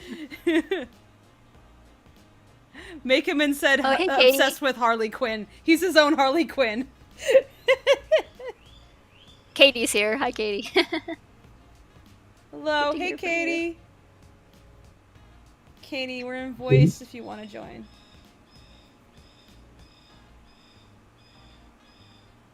I'd like to imagine what press coverage of the president spiking coffee with whiskey would look like. You think presidents are sober? Are you kidding? No, good God. I think most of them were never sober. Nixon was so notoriously hitting the alcohol pretty hard around the time he was getting impeached. So, oh my God, just thinking about if I was president, I don't think I would be sober for a good hour out of every day. I probably would be not sober. Yeah, I mean, most of them don't make a thing of not drinking. They will. They could say they don't, but yeah, I mean, no, they're like, yeah, we'll during a event or something, they'll have a whiskey or a champagne or something. But they probably drink more than they let on. Yeah. Trump was kind of a weird one in that he just never drinks. He just drinks nothing but he Diet said Coke, he didn't, apparently. but So. it was pretty clear. Yeah, I don't think he actually does. He's like long been known even before the presidency for like having an aversion to alcohol for some reason. But he's definitely done other stuff. Like, I think it was oh god, yeah, he was abusing Sudafed for sure. Yeah, it might have been Sudafed. I don't know. Like, because there was like images of him at his desk, and you could see inside one of the drawers, and it was just full of Sudafed, full of it. You don't have that much Sudafed because you have a stuffy nose. God, I mean, God, I don't want to talk about that guy though. Fuck that guy. Yeah, I don't really want to. Yeah, same. Yeah. Imagine if Fable was president, we'd get the New Orleans accent Fable for most of the presidency. Bill Ho says Arrested Development, which character is based on David Cross? I mean, probably Rocky's the most Tobias-like one. I don't know. I still have yet to see Arrested Development. This He's the only one I could think of who would want to join the Blue Man Group.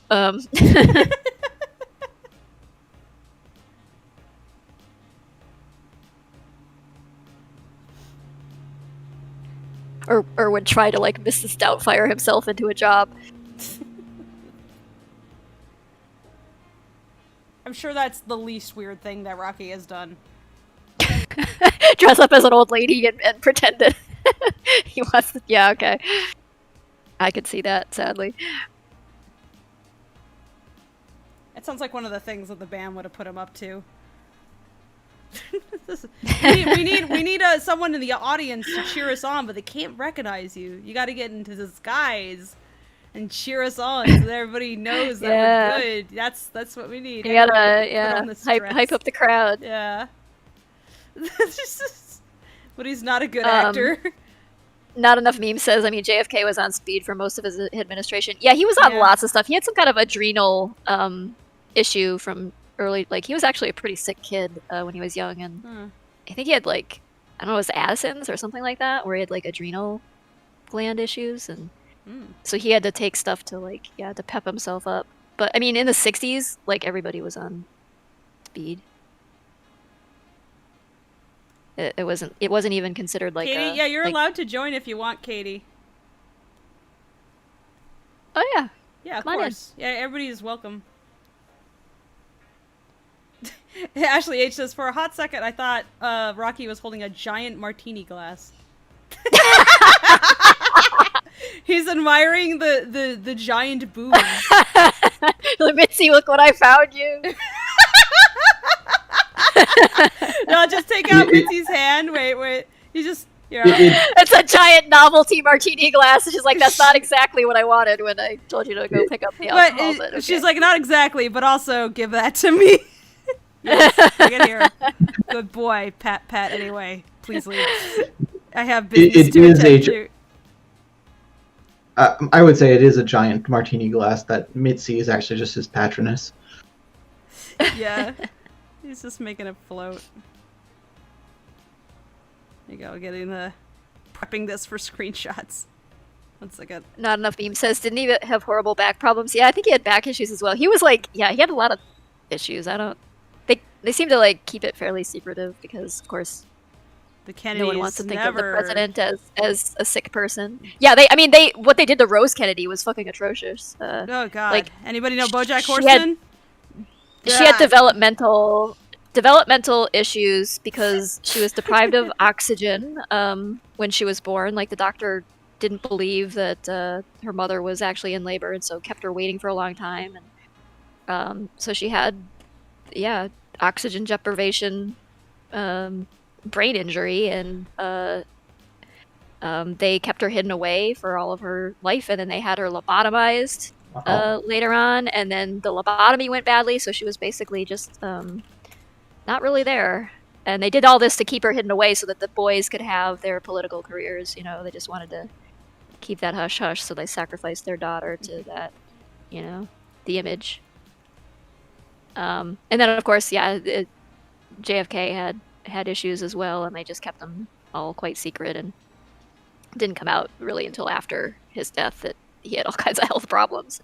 Ugh. And then, but I mean, that's like not. I mean, even FDR was like wheelchair bound because of polio, and they always every photo you see of him though is like it's either obstructed from view that he's in a wheelchair, or they prop him up to stand for like a photo shoot, and then he's in a chair sitting next to like People were ableist as for the fuck, Yalta. basically.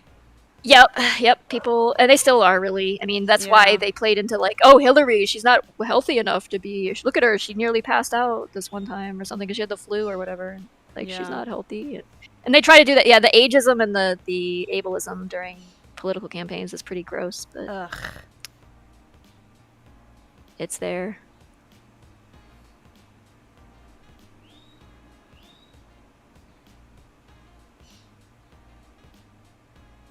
No, we should have captioned this Rocky to raise the morale a bit. You should have gone with "Witness Me." How would Missy react if she discovered Rocky lives in the company car? I have a feeling she knows. They probably have a pretty good idea that. I mean, that's why all of his shit is back in the back seat there. Yeah.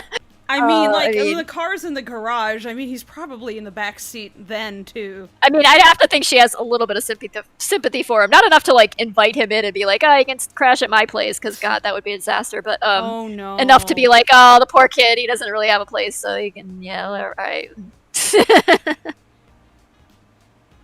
Maybe they thought it would be temporary, but... Like, yeah, let's just sleep in the car for a bit until you get an apartment. Oh, he's not getting an apartment. Oh, okay. I mean, how long has Rocky actually worked for Lackadaisy? He came along around 1925, so too long. A while then, okay. Yeah, he's like the band was with the Speakeasy much longer. Like he's kind of like newish to the band, newish relative to the other characters, and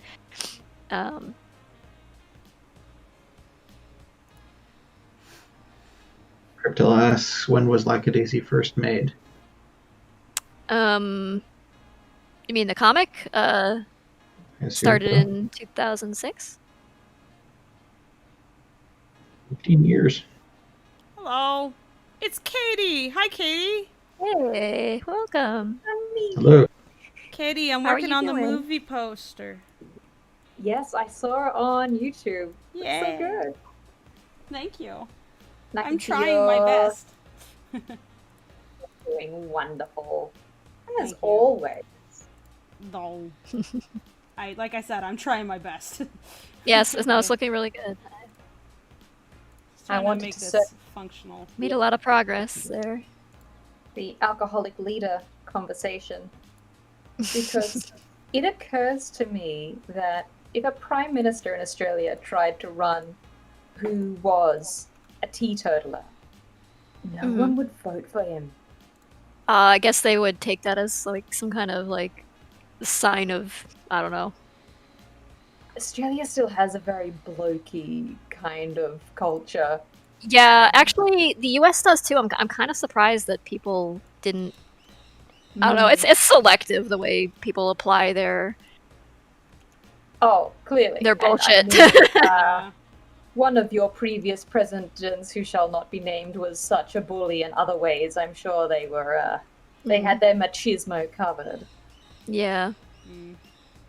But no, Yeah, I think Australia and Britain have such an unhealthy relationship to alcohol that no president or prime minister would ever admit to not drinking a beer.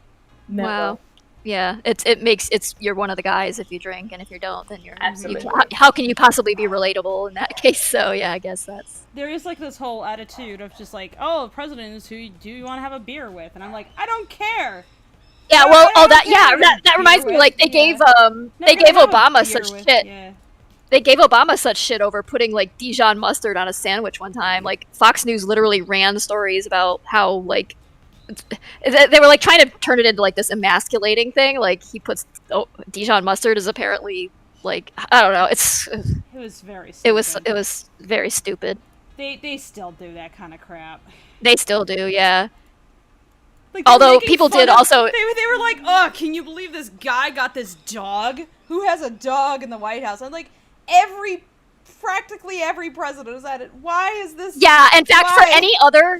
for any other, Trump was like known for not liking animals, so he wouldn't have any pets in the White House, and that's almost like in normal situations you would think that would actually count against him. Like people would be like, oh well, what American president doesn't have a dog? That's American. But well, the outraged machine. yeah, I don't know. They just turned yeah. off. To just selectively apply it. It really depends. Like if, yeah, I don't know. And then but there's also that thing that people did make fun of him for quite a bit, which was having his steaks well done with ketchup. Which what? is just fucking gross. Oh no! Oh fuck! It's Mike. Uh-oh. Hi, Mike.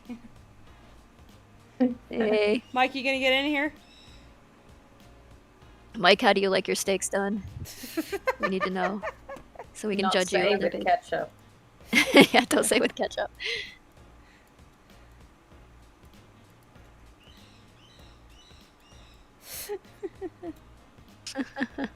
Hey, Mike. How's it going? I'm working on the poster.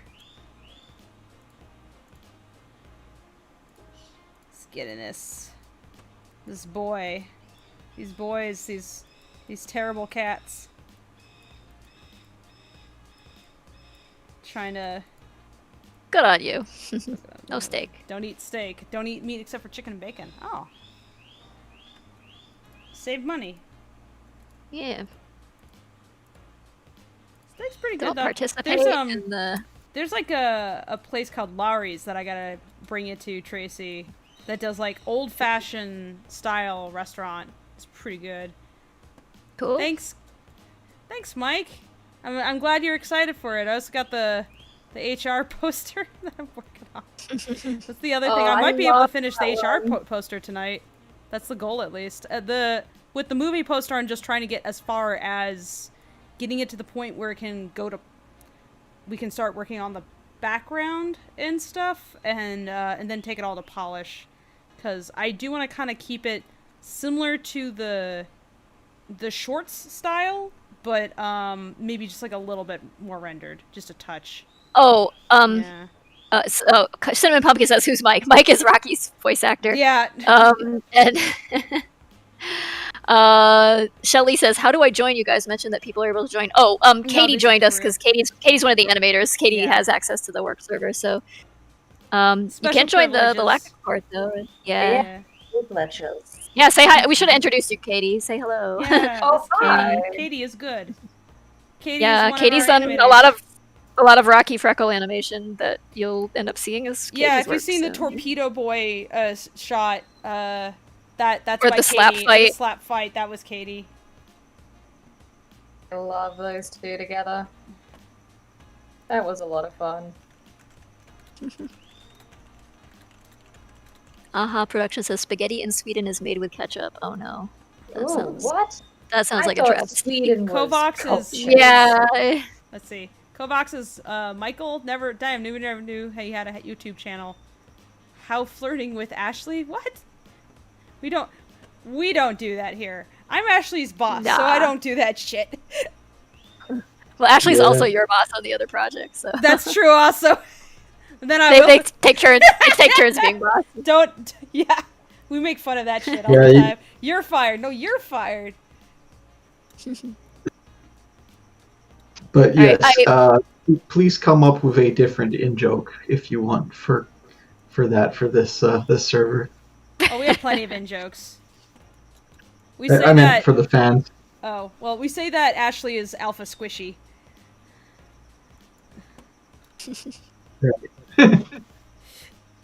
Ashley is the alpha squishy. Top squishy. Oh, damn it. Jack says, are Ivy and Freckle dating, or is it complicated? Ivy decided they are dating, so it's not complicated at all. Yep. Ivy's just like, yeah, we're dating, whether you like it or not, so. Freckle is exactly the kind of person who is going to be like, okay. Okay. He's like, oh. I guess I'm dating now. Is this what girls like? I guess in a way she's actually a really good pick for him. She might bring him out of his shell a little bit, but yeah, they're so young. It's like goofy. They've got some issues, especially Freckle to sort out. Ivy's flirting with Catastrophe, but Freckle is Catastrophe. Catastrophe, you mean? Yes, exactly. The tagline of the poster. Yeah. It's a That's the subtitle of catastrophe. it. Oh The god. subtitle of the sequel. Oh. I was going to say that it might be good because Ivy could protect Freckle from Rocky, but I don't know if that's actually how it would work out. Yeah. I feel like would Ivy Freckle and in Rocky more are... trouble. Yeah, Ivy. Ivy is I don't know not that the I. anchor here. No, I don't trust Ivy's judgment really. Like only slightly more than Rocky. She can be, sensible, but she less is likely to set something on fire, but only less. yeah, she's Yeah. irresponsible kid still. Just kind of trying to. She's got kind of romantic. Well, she grew up with surrounded by these types of people, and they romanticize the whole thing, in telling her about it, and so it's all very like glamorous and interesting to her, and it's like the thing to her. It's the thing that makes her special amongst her, college classmates and everything. She's like, oh yeah, I'm the one who's like gangster princess. So, she's just kind of. It's only like in the comic, it's only kind of just dawning on her that like something about this is kind of not good. Flusterbush Studio says she's sensible compared to Rocky. In my opinion, he's so chaotic. She's less chaotic, but she's less also chaotic. Yeah, because of that, there's less excuse. Yeah, it's like common sense. She is capable of common sense and then doesn't use it. Rocky, I don't know.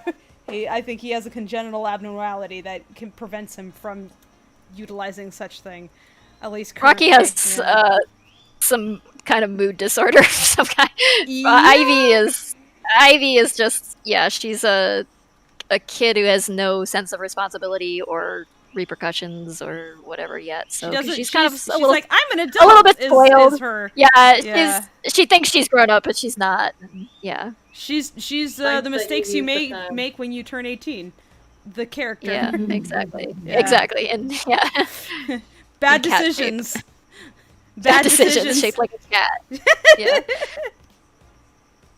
I like that you use the term romantic, because that was what the word that occurred to me as well. Mm-hmm. It's like she's read a lot of those old novels.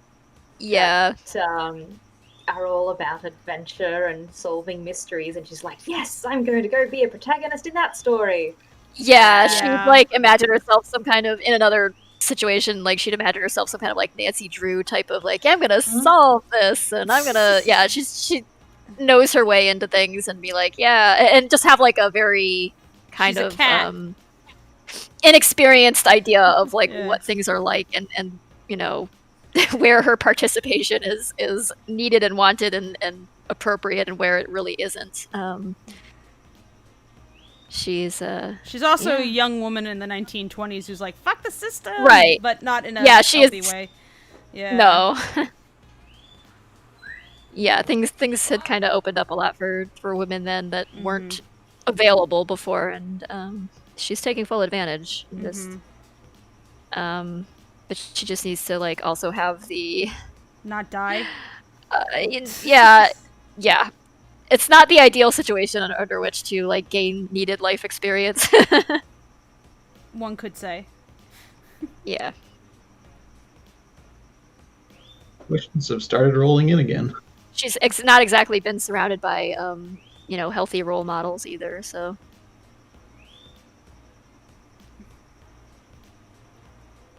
Should I keep the gun separated from Freckle, or can I merge the gun with him? Not the inks, but like the flats. I'm trying to figure out how to make this a fit. Merge the flats down is fine.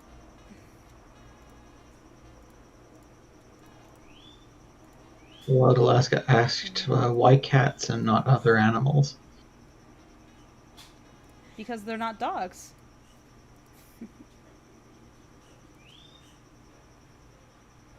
Hank Bot says, I want to see the cast in the setting of John Carpenter's The Thing. Really? That's an interesting crossover. Who gets to be the head crab? Rocky. God. Rocky's head crab. Or the know, head spider, or Freckle- whatever it was. Freckle has a really nice round head. We could, Yeah, it would make a good spider thing. would.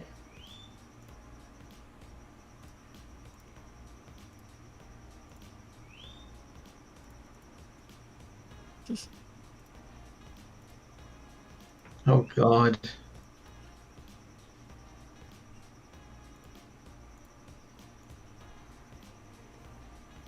I'm going to share you something that somebody who is in chat has edited. Uh-oh. Oh. A present for us? Fire Chief says, "Why would you merge the layers though? Why not keep them separate in the source file?" Because it's harder Because- to work with. Yeah, the file sometimes becomes unwieldy if you have so many layers. It's Yeah. just like trying to adjust anything or move anything around just turns into a kind of a nightmare. It's It also also like makes the you- file Yeah. much bigger, and when you have something like flat colors like this where the colors themselves are on a separate layer, it's pretty easy to select. If I did need to just select the gun, I could pretty easily just use the selection Yeah. tool to grab it, because the colors are so different from Freckles, the rest of them. So Yeah. I've put 2 images created by K. Francis from the Discord and streaming chat. okay, let's see what are we dealing with here. Nice. Oh, I see. Freckle and IKEA. I mean, Mordecai and IKEA, and Mordecai playing Minecraft. Just a day in the life of Mordecai. He just goes to IKEA and sits in a chair like that. Judging you. That's hilarious. This picture is pretty good. He's like, yes, I'll I'm show at this IKEA. off. But, That chair is definitely not IKEA material, though. Mordecai plays Minecraft. What was it we were joking about? This is Mordecai at IKEA. This is great. Was Who it drew we the were joking- Mordecai Minecraft? Mordecai's I mean, that Minecraft. was posted Yeah. by K. Francis on the Discord. Okay. Good. Nice job. That one's very This good. is great. Yeah. I like this so much. We were joking about like Mordecai plays Animal Crossing and how he would tear up everything and just like trap all the characters behind fences and stuff. Thank you for Hey, the thank $2. you, Fire Chief. Appreciate that. Yeah.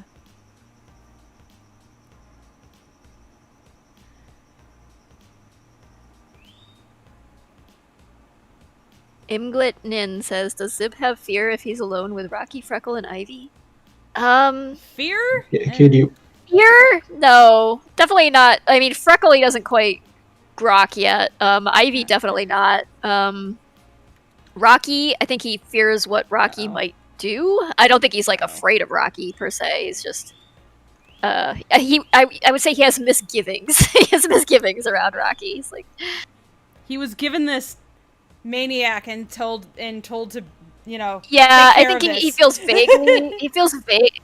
Yeah, he feels vaguely responsible for him because he is a member of the band, but he's like also kind of an outsider a little bit because he's not one of the original members who came all together as a package deal Save as. Is this a clip? when Mitzi married Atlas. He came along I gotta later, restart clip and he's because it's also misbehaving. plays the violin, which is a little bit outside of Zib's like general repertoire, and so I think they have a little bit of trouble like finding use for Rocky. So Rocky feels a little extraneous to the band, which is I think partly why he Bit desperate. he's a bit desperate to remain where he is, and so he takes up the opportunity to do another job there, a even more indispensable role when Mitzi needed it. So Let's see if I yeah, restart but the clip if it'll where behave was again. I? So I think he has kind of I think like not a fatherly or even big brotherly, More like a grody uncle. more like a grumpy uncle, like like problematic nephew sort of like relationship where he just doesn't Take the It's like, kid he out wants to fishing offer and him- the kid gets like a hook like caught in his thumb and uncle's like, just yeah get it out. yeah. It's like, oh god, I gotta go take you to urgent care now. No. But Here's some iodine. Fix yeah. it.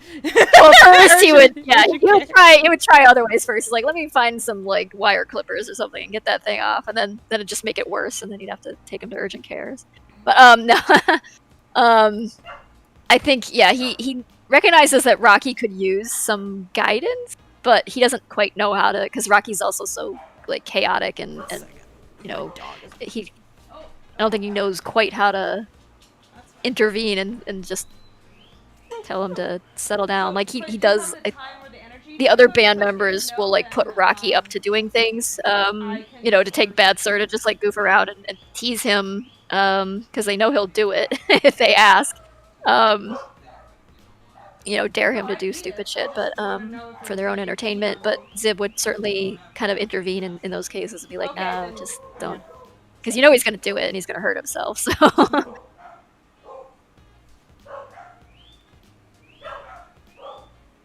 Sub count was at 32K, says not enough memes, and bumped it up by 100. This is the sound of poggers. Oh, really? Let's see. Where are we at? We're at 32,126 subscribers. It's like really been bopping. It's been thanks to the algorithm. Like someone came in earlier and said they got here via the algorithm, which is cool because we want it to reach out. Like there's a art to making thumbnails and timing your videos and things in such a way that like the algorithm is kind to you. We don't quite understand it, but we're happy when it works out. So we're trying. We have friends even who have like huge follower counts, and they're like, I have no idea how I got here. So like they can't give they can't really give you. Well, a lot of it is like a lot of their audience building probably happened in like YouTube has gone through different phases where it just functioned differently, and then it just keeps changing, and it kind of pulls the rug out from under. Anymore. Right. Or it was in a different way. Hello. Hey. Hello. What's Mookie? Hey Mookie. How's it going? It's good. Hey. It's good. Okay, good. Pen pressure is back. We know the true secret to the algorithm is just to beat Jimmy Fallon. Beat Jimmy just Fallon. Be famous and you'll win. That's all. Right. Be rich and be famous. Be rich enough to buy fame, and you'll win. That's all. Why are we talking about the beat Jimmy Fallon? We're trying to talk about like how to game YouTube so that you can like build your follower count. We don't. It's like a art form that some people really seem to grok, or they dissect like the algorithms and kind of understand it better. But we're just saying that we don't really know how to really grow a channel. We're just putting our best stuff out there and hoping it happens, and it has been going pretty well. It's been pretty good lately, but. Oh yeah, just post some videos of your pets doing stupid stuff. Oh yeah. We need more cat videos. Oh wait, that's what we. You need life hacks. Yeah, you know what? Yeah, life hacks life hacks that don't actually work and are actually dangerous. And Rocky life hacks. That would be. We could How do a to make series. a Molotov cocktail. Right. With stuff you find at home. You could ask Mike to actually write down what some Rocky life hacks might be. I'm sure he can come up with some brilliant material that may or may not involve holes in walls. Yeah, how to put a hole in your wall? How to fix a hole in your wall? No, but we've had like less than a year of channel building so far. The channel just kind of sat here dormant for a long time with like about 1,000 followers, and I didn't post anything to it for a long time. And then so like all the growth we've had has been since the Kickstarter. So I guess it's pretty okay. But we want to make sure, obviously we want to share what we're doing with everybody, but we also want to make sure that when the film is complete, it has a good place to land where people will actually be able to see it, and it won't just like, vaporize into obscurity immediately. Well, if you really want to mess with the algorithm, you have to have a pimple popping video. Oh God! Why do those have video. so many? Why did those have so many millions of views? It's Hey, I watched them. Okay. Is it like relaxing or something? I guess there's like a satisfaction too. Like... It's satisfying when you finally see the blackhead come out. Especially if they pop out. Like if they actually pop out. Oh, that's so good. Hard Well, pass. I guess that explains the popularity of those videos. But Also, Mike has provided a life hack. fill it with pancake batter. Yeah. Oh my god. And then what do you Okay, do so about I- the ants when that inevitably becomes an issue? You get to find the Just kind. burn the house down, I guess, when the bugs. No, you just need one of those types of ants that build like really elaborate nests, and then your whole problem is filled. Fixed. Fix it with ramen noodles. How are you doing, Moki? I'm doing cool. I'm eating cake for breakfast. Nice. Living the high life, huh? No, not really. We just bought a lot of cake. And it expires in like 3 days, so Oh, okay. Uh-oh. I Better. didn't What? want it to go to Don't waste. wanna go to Kovac waste. said befriend the ants and raise an army. Are you talking about ants in the corridor again? No, we said we were talking about Rocky having one of those life hacks like series on YouTube and how awful they would be and dangerous. But and we're like, Uh, what would be a good one to do? Like how to I- put I a hole in can- your wall and then fix a hole in your wall. And It would just be Mike actually attempting to fix the hole in his wall. Mike just suggested be like- fixing it with. Sorry, Mookie, go ahead. I Sorry. can actually see Rocky taking care of fire ants, thinking that they bring about fire. Rocky with a fire ant pet.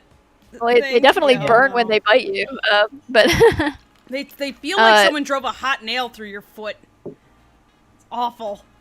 We had But we Mike- had lots of Mike- nests out here. Mike suggested patching the hole with pancake batter. So then we were like, okay, but then what do you do about the ants? So How mad that's how we would did it. Ashley be if we said, "Hey, Mike, for a bit for the short"? You got some, Rock. We have Mordecai cooking Ashley show would with be like, Rocky, "I'm leaving Rocky this Life project." You You made guys him are really put gonna try. pancake batter in my walls. I'm pretty sure Ashley would just be like, "Oh, he's doing this at your house." Sure, we'll take Mike. We got that the squatter out of our house. We could take in a new squatter. Mike, you want to come to Los Angeles early? I'll make you breakfast.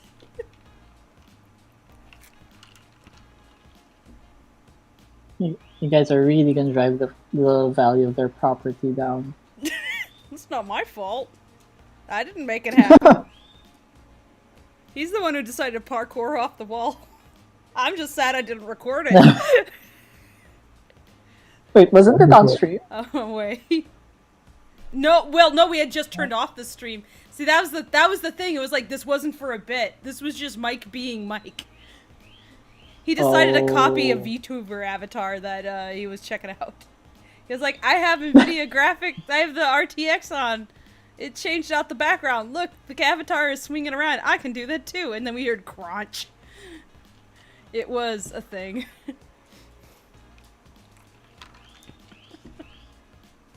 I do have a few questions from a while back we could get to if you want. Sure. First one was from Aha Productions. Was Ivy dating a Catholic boy a facet of her rebellion? Wait. Well, I'm not sure it would matter as much to her family as it does to Nina and Freckle.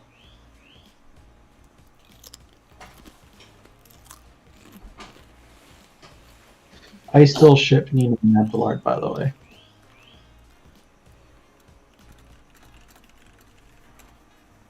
Okay.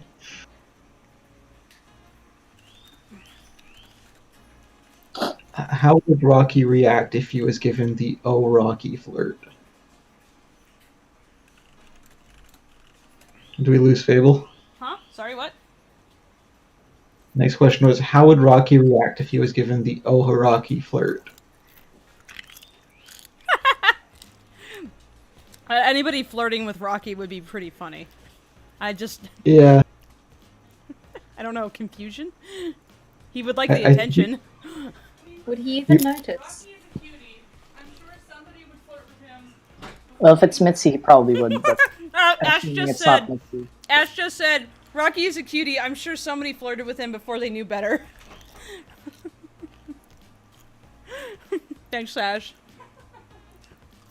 Mike says, I think it would go over his head. It's like it doesn't happen often enough for him to like recognize that when it does happen. That would be kind of amazing, though. Somebody actually like putting the moves on Rocky and he just doesn't pick up the signals at all.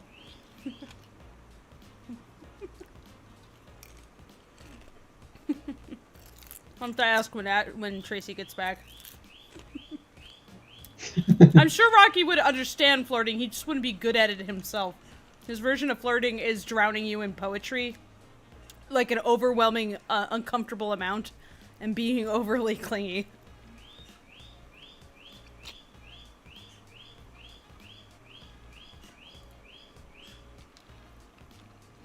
Like, if he figures this out, he'd be really down with it for like a few days. Then he'd just be like, I need to understand why.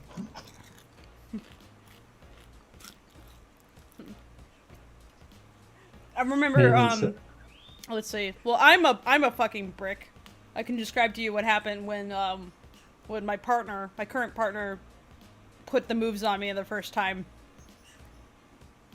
It was pretty funny. He so I'm a fucking brick. People don't flirt with me. It just doesn't happen. Period. I'm not really on people's radar. Even though I was going through OkCupid and going out on dates, frequently the dates would be like, oh. That's usually how it would go. Ah. Okay. Goodbye. Clint actually made a pass. A fairly explicit pass. And I laughed it off. I was like, ah, yeah, that'd be great. That'd be funny. And anyway, I drop him off at his place. I drive back home. Hours later, I think about it. Oh! Wait! Oh, okay. Hours later. Hours. It could have been days easily. That is not an uncommon experience, though. No. Don't feel too bad about that one. I don't feel bad. Like I think it's funny. You are not alone. No, I'm not. No. Being oblivious to these sort of things is, People ain't interested in this, so... I'm not in the category of frequently gone after, let's say. Put yourself down here. Like that. Yeah.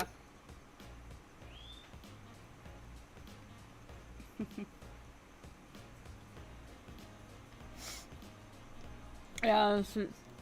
Oh, hi, Clint. I was describing the time where you made a pass at me, and it took me like the entire rest of the day to even recognize what that was. Yeah, I heard. Yeah. He just came up and he just gave me a hug and a smooch. Hey, scratches. I like scratches. Thank you. That feels good. Can you go a little lower? There we go. See, the fact that it didn't take days is just proof that... That was an improvement over usual. That was proof that you were into me. Yeah, yes, I like you, actually. Did you know? Does Rocky have Asperger's? Rocky deals with a lot of things. I could personally sort of read that into him, but maybe. But don't take that as canon. Was that a diagnosable disorder back then? No, I'm pretty sure that like autism was not recognized, period, then. Yeah. But I mean, you could probably do a reading of Rocky as autistic. True. It's like Tracy said. It's like he definitely has some kind of mood disorder, for sure. But doesn't preclude him from a lot of other things. Like the boy screams ADHD, just fucking to the moon.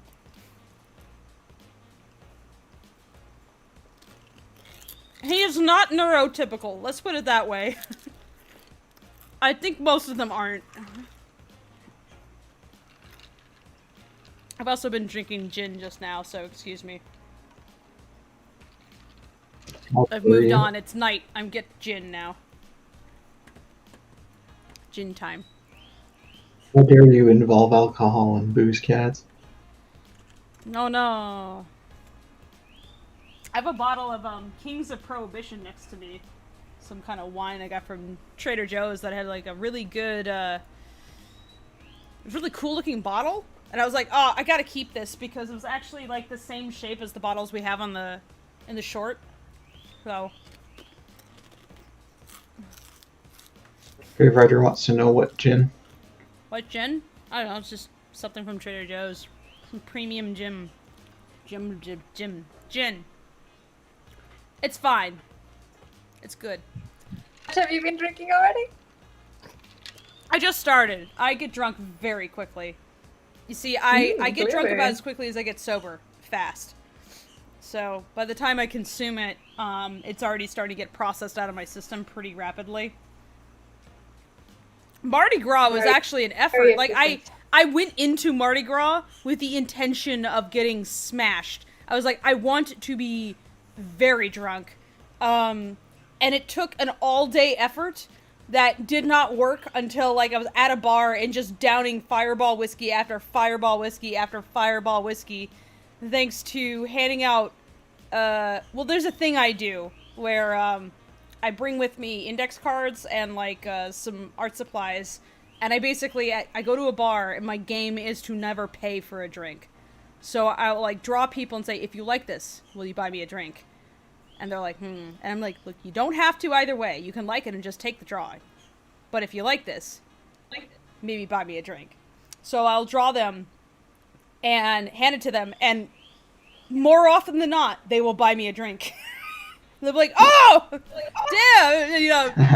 And so I trade art for drinks, and so I can go into a bar and spend not a dime and come out very, very soused. It's great. This only works at certain locations, though. You have to go to places where frat boys would attend. Frat boys fucking love it when you draw them. They love it. And if they're already drunk, they're more receptive. Don't draw, I've found, it's, I can't exactly go to, like, a fancy restaurant and do this, because people aren't, they're not exactly lingering by the bar there. Also, older women, rich men, bad targets. Rich men are bad because they are, if they look too fancy, they're often kind of narcissistic, and they're overly picky, and they get mad that their nose isn't right or something. And old women are very, very sensitive because they've been told for most of their lives that their looks are what matters. And if you draw them the way they are, they can get kind of upset. Because, like, I think it's beautiful, but they want to be the idealized version of themselves, and I don't know what that is. I'm just drawing what I see. Yeah. I'm drawing, like, the person as I talk to them. I'm just trying to figure them out. It's fun. It's a way to, like, strike up conversations.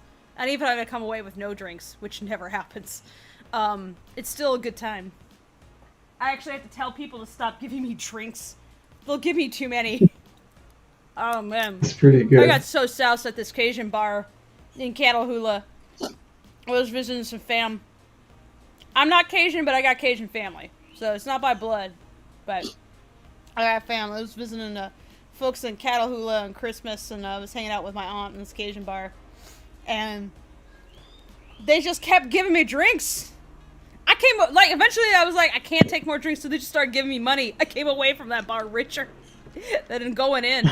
Ain't never happened in any bar, that bar ever, I bet. No. So that was fun. Ugh, fucking miss going to bars. I want to go to bars again so bad. It's not even that I'm not that into bars. I just miss being around people making noise. You'll get the chance again soon. Hopefully. What? Hopefully you'll get the chance again soon. Yeah. Aha Production says, I'm actually a little bit Haitian Creole. They know how to party. Oh, you might like this Project Week. They're not Haitian, but we have the Savoies are Louisiana Creole. That's their background. We actually, our VAs have some of that background as well. I was like, I don't want to be the Creole expert in the room. I want actors who actually know this. Yep. It's like, I know enough to know what isn't, so when people give me Applejack, I know that isn't it. but I need somebody who's better than me at this. But yeah, so that's Benny and You that's picked- Malcolm, and they're amazing. They're fucking Oh my gosh. amazing. They're so They're the good. best.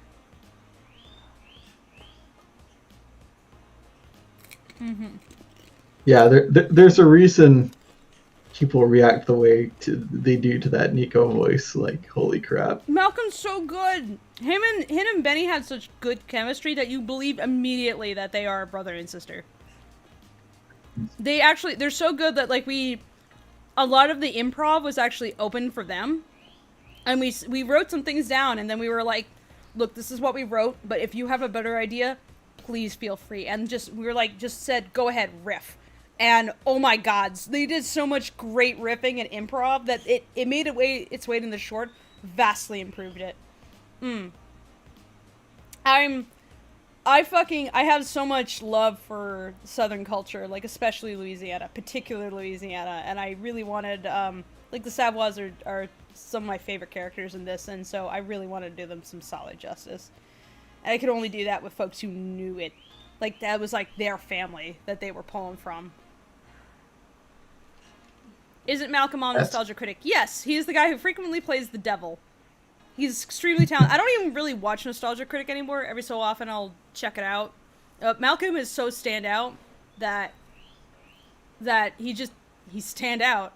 I didn't even know it was him when he applied. Like, I was looking for folks, and I was just listening to voices, and it wasn't until later that I realized that he works on Nostalgia Critic, and I was like, oh, small world. Because I remember when I used to do some work for Channel Awesome for Lindsay Ellis. The chat was asking about other things Michael or Benny were in. If there was anything. Let me look up Benny's IMDb. I don't memorize everything. How dare. I don't care what their background... No, I do care what someone's background is. I don't care what their work history is if they're good for the role. So I have people from a variety... For one, this is their first big thing. For people, this is their 50th big thing. Let me look up Benny's stuff. Benny's great. She's Benny Latham. Why is her IMDb only says Lackadaisy right now? I know she done more shit than that. She has an agent. Anyway. Here. I'll give you Benny's Twitter. Here. I'll give you Benny's Twitter. She's amazing.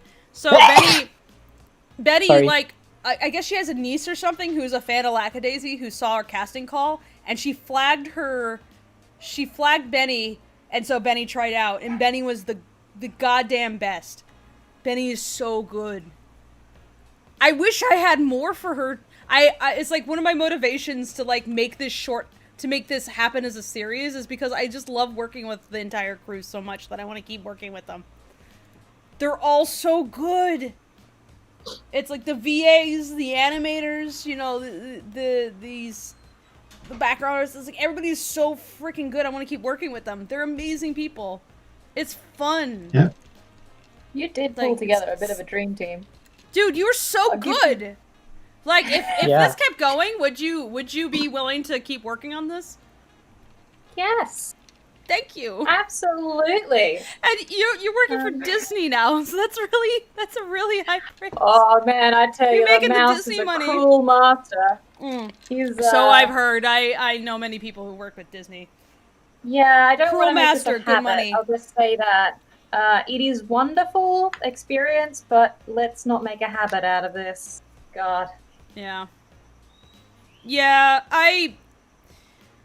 it would be nice to work for the mouse to get it on my resume, but it's not actually my life goal to work for Disney. Like, their Well, the thing general is, stuff the reality, they do. Yeah. the reality doesn't quite match up to the dream that you have, say, you know, being a 90s kid and being raised on Disney Yeah, films no, that were just I never epic. really had any illusions because I went to school for animation with teachers who were Disney animators, so I was under no illusions. Plus, one of the things that got me into this was the Making of Lion King book.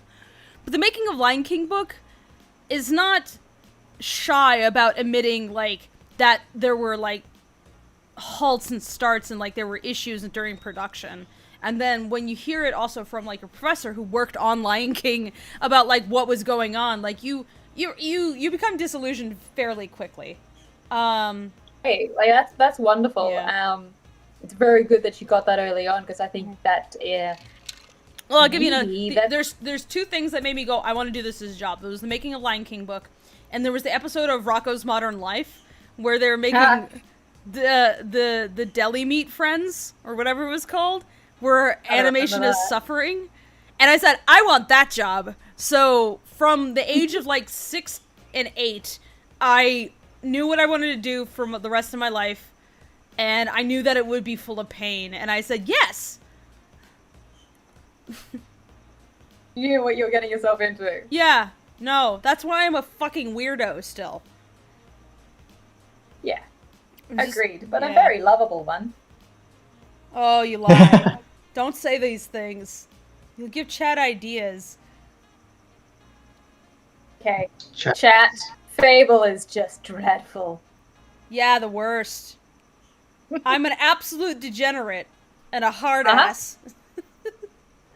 All of the I above. like how Fable spent this entire stream talking about how they treat their employees and all that, and how you expect chat to believe you're like a hard ass. I am a hard ass. Katie knows. I'm very critical of everybody's work. Sure, right. Cool. Okay, I'm critical of your work, but also I want to help you figure out how to get to where it should be. No, listen, Fable, and I've said this before, you're a wonderful director because you know what you want. And as I've now learned, the ability of a director to have an imagination and to be able to picture what they want in their head before telling it to their staff, that is not an actual common gift. I hate that because I've been on too many productions where somebody just did not know what they wanted, either a client or a director, and it is a nightmare. And it's like, if I'm giving you instruction, then either I know what I want, or I should respect what you give me, and I really need to do both, because I need to save you your time. Like, I'm paying you guys by the second, so I need to respect your time at minimum. So like, I go through a whole process of, if I can give you a written note, I will. If the written note won't cover it, I will draw the note. If the drawn note doesn't cover it, I will animate the note. And Chat's never going to believe you when you say that you're dreadful. See, you just admitted it in front of everyone that you're great. No, I said I'm a hard ass. I didn't say I'm dreadful. I said I'm a hard ass. I am picky. No, that's not a hard ass. And when I know I'm going to be too picky, I do the work myself. This poster, this was sketched out by Tracy and then inked by Kaz. And then Kaz handed it to me, and I gave a shitload of notes to Kaz, where I was like, okay, fix the inks here, here, here, here, here, here, and I just like drew over it. And then she fixed it, and then she gave it to me, and then I have been going over it, and it's basically me and Tracy. I thought that looked like Kaz's work. Kaz is very good. She's got a clean style, and she's good at style matching. Very good at style matching. So it's been good to work with her. So I have Kaz on the production because I'm really looking forward to seeing what she does in the future. And I'm just like, I want to give you some work so you can kind of tippy-toe into this, because I know how it is to be early on all this and to have like aspirations and not quite sure what to do. And I know that what made me keep going was like having people go, yes, you are good enough. Because I could have my moments of like arrogance, and I think you need some arrogance to do this, where I was like, yeah, I'm the fucking best. But also, you know that you're not, and you know that you want to get better, and you need people who can tell you keep going. Yes, it's worth it for you to keep going. Like, I graduated college during the recession. There needs to be a better word than arrogance, because I think I know what you're talking about. Confidence. There is a sense of self-possession, self-drive, knowing what you want, and knowing that an idea that you have is good. Yeah. Like when you have that confident knowing, no, I'm going to do this because I know it will look good. I don't think that's arrogance, but it's also I mean, you've definitely earned it, I think. You get that with experience. I feel like I'll have earned my arrogance when I'm 60. So in the meantime, I'm pretending. It's alright. Fake it till you make it, mate. I want to be old and grouchy and always right. My goal in life is to live to 120 and be... I want to be 120 and living in New Orleans, and all my friends are dead, and I am alone, and I just walk around in a bathrobe with nothing else on, with an apartment full of like paintings that just accumulate because I just keep making them. They're not even for anything, and I live in New Orleans in the French Quarter, and I look down at what's going to be gondolas going by because that shit's going to be flooded by the time I'm 120. And I'm going to be like, I'm going to be looking down and be smoking some hard-ass future weed and going, eh. And people are going to be like, who's that? And it was like, I don't know, bathrobe person? I don't know. Apparently they worked in film or something? I don't know. And people don't even know who the fuck I am. But they've seen the shit I've made. They don't know who the fuck I am. And everyone I love is dead. And I'm just watching people go by. Watching boats go by and painting. With like a long stem whatever joint in my mouth. And I'm going, eh. I don't give a shit anymore. And that's how I want to die. They made some film about cats in Missouri. I made some film about cats in Missouri. It upended Los Angeles. Like, they don't even know that much. They've just seen it. Every so often, someone shows up. They actually know who I am. And I'm like, okay, whatever. You want some beer? What the fuck are you doing here? Go make shit. Go. That's why I did all that. So you can make shit. Go. Get the fuck out of here. I'm 120 and about to die. It's past... I fully have the ability to live over 100 if my family history is anything to judge by. You've got one of those as well, have you? My family apparently has had centenarians in it. So if I play my cards right, yes, I can get to 100 or above.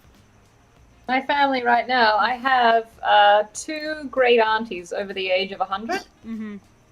One of them is 102. Mm-hmm. She's great. She's fine. She was an artist as well. Mm-hmm. She's lost pretty much all her sight, so she doesn't paint anymore. But, you know, she's 102. Well, like, that would stop me. Chad is asking if you're drunk. I mean, yeah, but it doesn't matter. Yeah. That's just Fable. It's just me. This is no difference between sober me and drunk me. It's just a matter of volume. I got handed some chicken. It's good. Chad's asking about Tracy. I think Tracy went off to do something. Probably feed cats. She got eaten by the cats again. Oh, there she is. I had ordered food and it was sitting there getting cold, so I went to go eat it. I was describing how I want to die. I know. Have I told you how I want to die? Yes. It's very specific. Yeah, it's a very specific vision. The idea of you going to retire and live out your days in New Orleans, though, because the thought has occurred to me as well. We should plan for that. Mm-hmm. I don't know. Yes, it's nothing fancy. It will also be underwater, definitely. Yes, absolutely. It will be New Venice by the time I'm 100. By the time I'm 100, it will be New Venice. That's classy. And I will. Venice is classy. I will get one of those. In the French Quarter, I'll get one of those places on the second story where people throw Mardi Gras beads down from, and I will be in my bathrobe and nothing else. I'll probably not even bother to tie it half the time. I think Bourbon Street's going to get the wash it really needs when the ocean comes to take it. No. The entire street's just going to be liquor. It'll be brown. It'll be so disgusting. It'll be great. But yeah, Mardi I Gras can't- floats will literally have to float around. Pretty good. They're just barges now. They just float by. What's my mixed drink to choice? Whatever's good. I go by what the bartender gives me. If if I tell the bartender this is what the general ballpark of what I like, make something up, and then they'll give me whatever. I'm like, it's good. I have almost never been wrong. Actually, I can't even remember when I've been wrong. Because the bartenders love to be told, make something up. They never get to use their skills. They get trained. They are trained and licensed professionals with real skills. They never get to use them.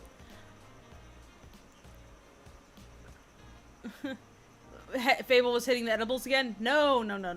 I'm chatty right now. I told you, there's not a difference between drunk me and sober me. Edibles Fable has a New Orleans accent. No, I could get there even without. I know, but That's just how relaxed and tired, and I don't give a fuck anymore, am I? Edibles me is the me that goes like, wait a second, wait. What were we talking about? Wait. Because my own brain will be distracting me, which is, usually what happens anyway, but... Playing code words while eating edibles. It's so Jason hard. started it! No, seriously, it's so hard. I've done it twice now, and you don't notice how much you lose your mind. Like, I was the team leader for red, and I would be like giving clues for blue because I just forget what colors are. What is color? Who knows? It's an illusion. And you know this is true because you're an artist. So you can really get lost in that thought. Just a little love gives $5. Thank you. And says poem. Oh, you all make me smile. Please, why don't you stay a while? I love the way you draw in strokes. Please don't let the haters provoke. What haters? There's haters? Where are the haters? Katie, where's the Just that one guy who always downvotes our videos. Yeah, you mean Darla Dimple, apparently. The Someone who hates designated alcohol. downvoter. Yeah. it only counts that one person. Maybe we have an arch nemesis and we just don't know it. Oh my They're god, just I like- want to know who my arch nemesis is. that's I hope they're fine. cool. If I'm gonna have an arch nemesis, I want them to be cool. I want to be like, yeah, that's my rival, and point to them, and they're like, yeah, and I'm like, yeah, I earned that. You want that yeah. that wicked Zoga character from Yes. Worthy's latest thing, yeah. Are you Want that kidding? to be I your am arch Wicked Zoga. I know.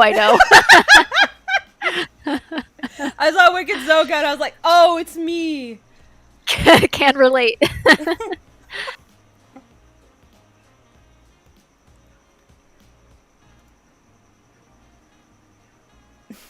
Oh, look at this pretty drawing of Mordecai Kaz just did. Oh, what? Where? Is it in fan art? No, it's not. No, it's on Twitter. Oh. Hold on. Let me- I'll post it. Let me look up Kaz. It's in streaming chat. Oh, this thing with the flowers? Yeah. That's lovely. Her work's been evolving a lot lately. I've been really liking it. Mm-hmm. Yeah, She's that's messing quite with the different sketchy from her usual. stuff. That's lovely. Oh, that looks nice.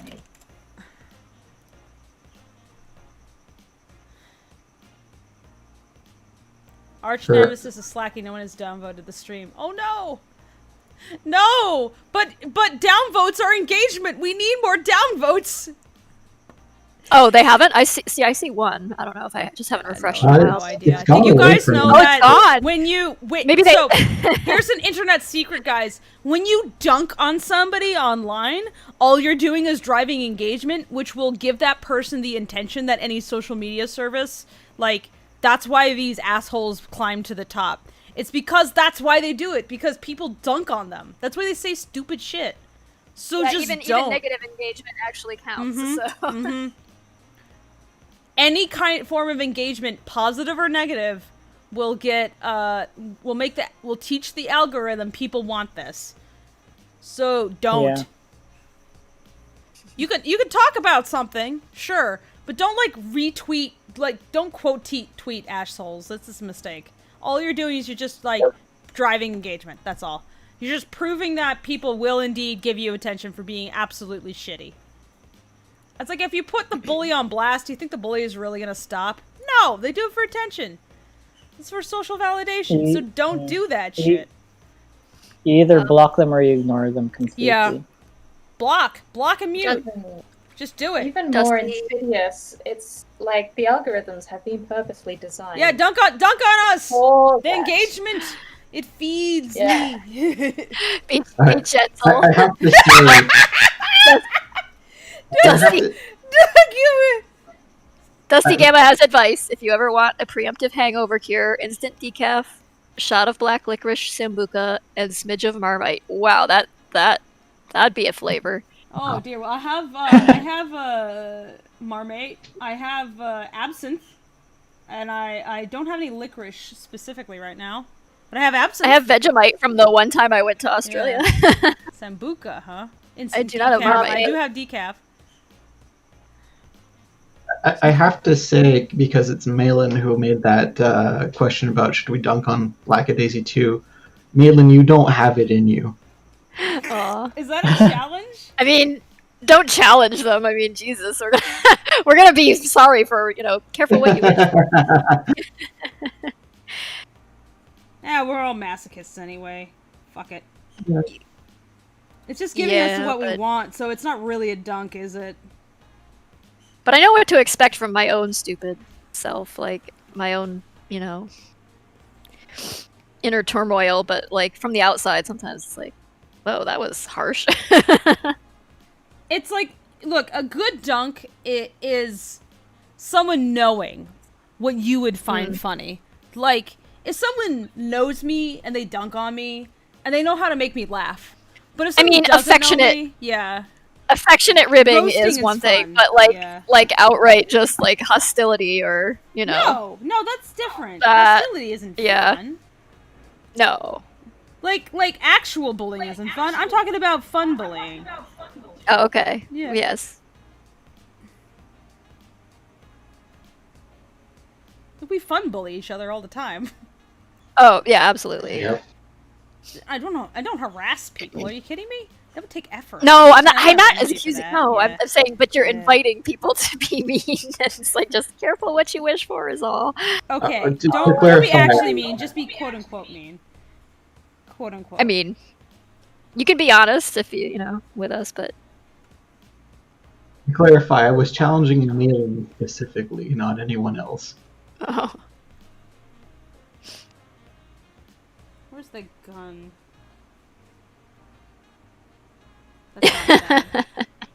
Star Animation says, "Oof, you said Lackadaisy 2, and I heard Lackadaisy 2 is in the number 2 and got super excited." This is wishful thinking, however. I gotta finish the first one first.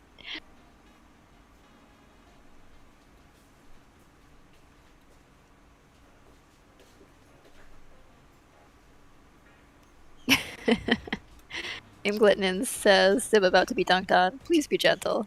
Yeah, he's just trying to have a nap. Also, thank you. That's very generous. I had a couple questions I put aside while you were. Oh, Tracy was away. Okay. What's up? One has Rocky ever tried to horn in on other positions besides the rum running? No, I don't think he saw any opportunity there beforehand. I think he was fixated on being an impressive musician, and then it kind of just became clear that he didn't quite fit in with that jazz scene. And then it wasn't long after that the need for rum runner. Say, that fucking sucks. Well, though. technically, it's not. It's to go into an artistic position and then feel like you do not fit in, and you're just like, what am I doing here? Oh yeah, I mean, I think a lot of people can relate to feeling like I don't know. We end up in certain situations in life where sometimes you just you feel out of place, and then you get insecure, and then you do stupid shit. like trafficking alcohol, illicit alcohol. Yeah. Bad decisions. But no, I mean, he did have like a series of other jobs where kind of a similar thing where he was like bouncing from one thing to another because he would approach each job with such zeal specifically because he wanted himself to be kind of indispensable.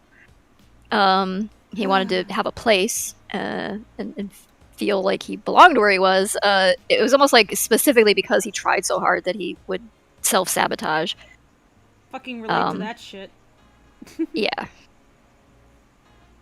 And so feel sad for Rocky of all people. Sad kitty. Yeah. Well, I mean, sad kitty. Oh no. It doesn't excuse his behavior, Tracy, but it explains. Did you make the kitty sad? How could you? Oh no, he's a sad Precious cloud. kitty. Yes. Sad cloud. Poor demon cat, and now the poor boy is. Oh no, the poor fire starter. Fire starter. He's still a little bastard. Like, don't get me wrong. He's an absolute menace. But at this point in this job, though, he's kind of like learning the worst lesson of all, which is like just embrace the chaos and lean into it, because that's actually going to make him effective at this job. Whereas his other jobs were much more innocuous things, like as in entertainment and you're being just like a fry cook or something. But Tracy, it's part of this job has also been embracing the chaos. Well, that's what I'm saying. Is like he's now learned. Well, yeah. I mean, that was kind of that poem. I don't know if it was clear what that even meant, but I guess my potential for murder is poem in volume relatively 3 low on this project currently. Yeah, I mean, right. As an artist, but I probably shouldn't. Yeah. I mean, you did just fantasize about all of us being dead, so that's true. I think it was when I'm 120 though, situation, but, you will probably all be dead. I'll outlive you all. It'll be fine. Really young people on the crew. I said I'm going to live to 120. They won't necessarily live to 120, so I could outlive them. Yeah, they might only live to 105. So yeah, there you go. It won't matter when we're all over 100.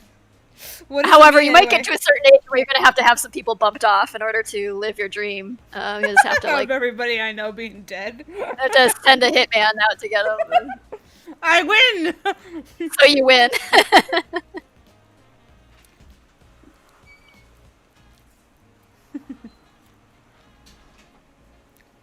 There was a question earlier about whether very, very old hitman. The hitman's a spry 97. I'll do it myself with a shotgun, with a laser gun, because I'm gonna be 120. So laser guns are now available from the balcony of my New Orleans apartment.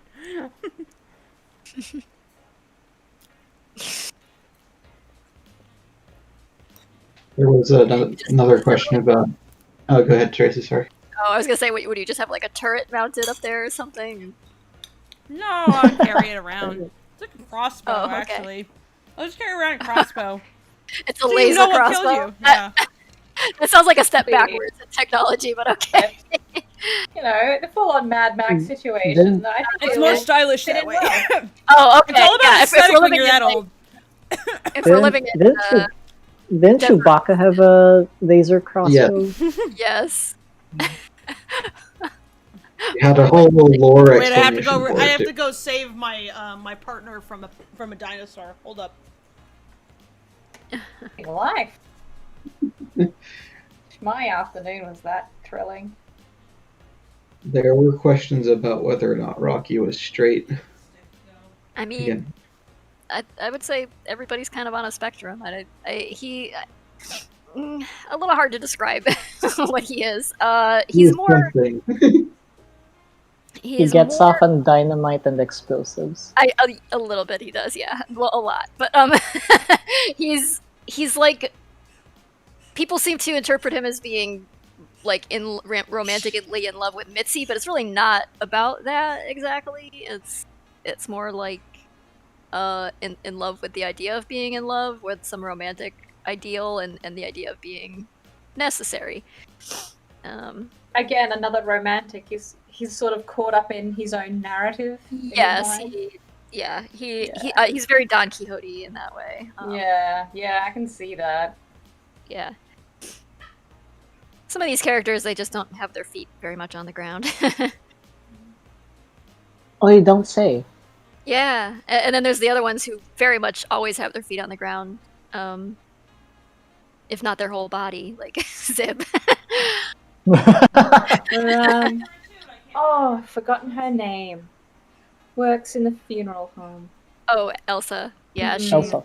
she's seen some shit. She doesn't have any romantic ideas anymore about anything. Oh. Where is that stick? I have a ruler. Where does stick go? What was that, Fable? I'm looking around. I can't find it. They have a. They have a ruler? Oh, good, okay. Good, everyone needs one, frankly. Is it a laser ruler, though? I mean... How would that even work? That would burn the paper. Oh, I did. I know where it is.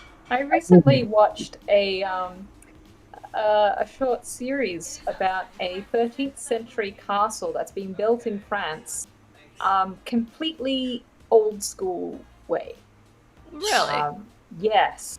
It's called Guédelon Castle, and they are using 13th century methods entirely to build this thing. It's like they call it a practice in archaeology, but like living archaeology.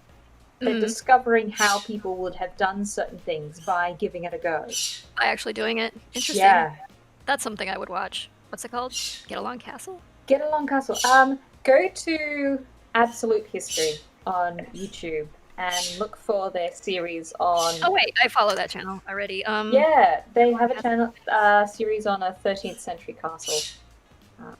Oh, okay. I think they call it something like "We're building a castle" or something cute like that. That sounds like a step above primitive technology. Sounds interesting. Well, the thing that really astonished me was how clever some of the solutions are. They don't have, tape measures and rulers, so there it is. I found it. Cool. Measuring straight lines, they have this really ingenious solution for it, where they have a spool of thread that's wrapped up in a spool that is kind of like if you put something inside of a shell, and there's all this coloured powder inside of there, this coloured red powder. They unspool the thread over an area where they want to draw a line, and then they just snap the line onto the ground. And there's a modern variation of that. I've seen people probably use. Well, this is the first time I'd ever seen it, and it just impressed me. Yeah, I was watching a Japanese woodworker the other month because YouTube suddenly just decided to show me some Japanese technology stuff, and the guy did the same thing. Actually, he had a custom tool that would always ink itself. It will always ink the string, so that whenever he just needs to make a mark, he'll just put the string over where he wants I'm back to and mark, I have a bird on me. and then snaps it back. Hello. Neat. Hello. Which bird? Nico. Got Nico on me. Just got a super chat, by the way. Oh, hey, Inglet, thank you. Zip becomes a teacher of romance to Rocky.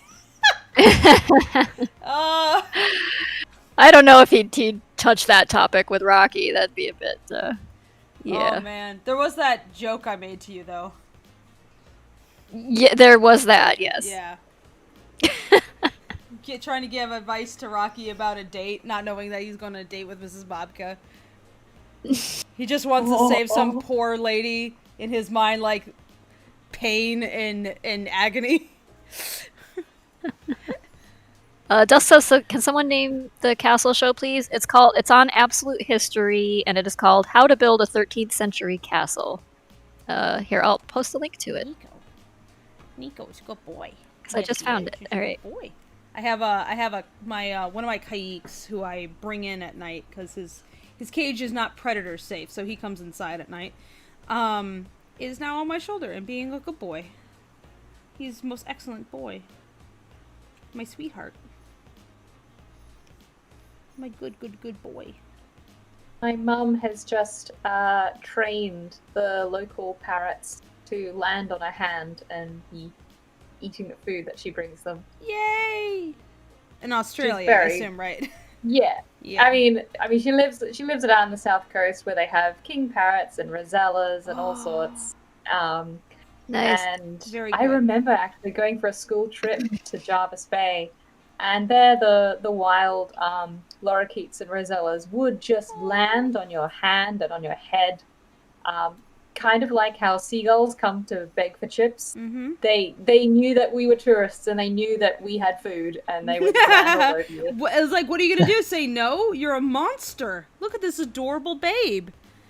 Exactly. Give it food. It's so cute, and it talks, and it's rainbow, and it's so cute. You have to.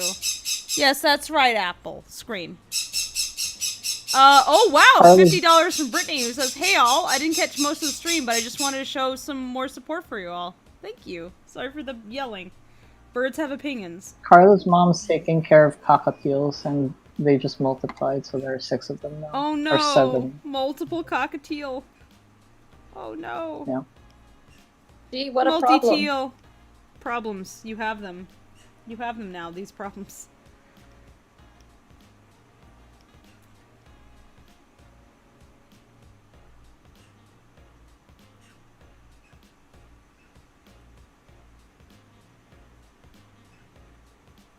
I went to London once. Saw some pigeons. Most of them didn't have toes. Felt bad for them. Oh. Oh, Oh, I hate that. Also saw most of them commuting. I don't know why they walk more than fly. So weird. Less energy, apparently.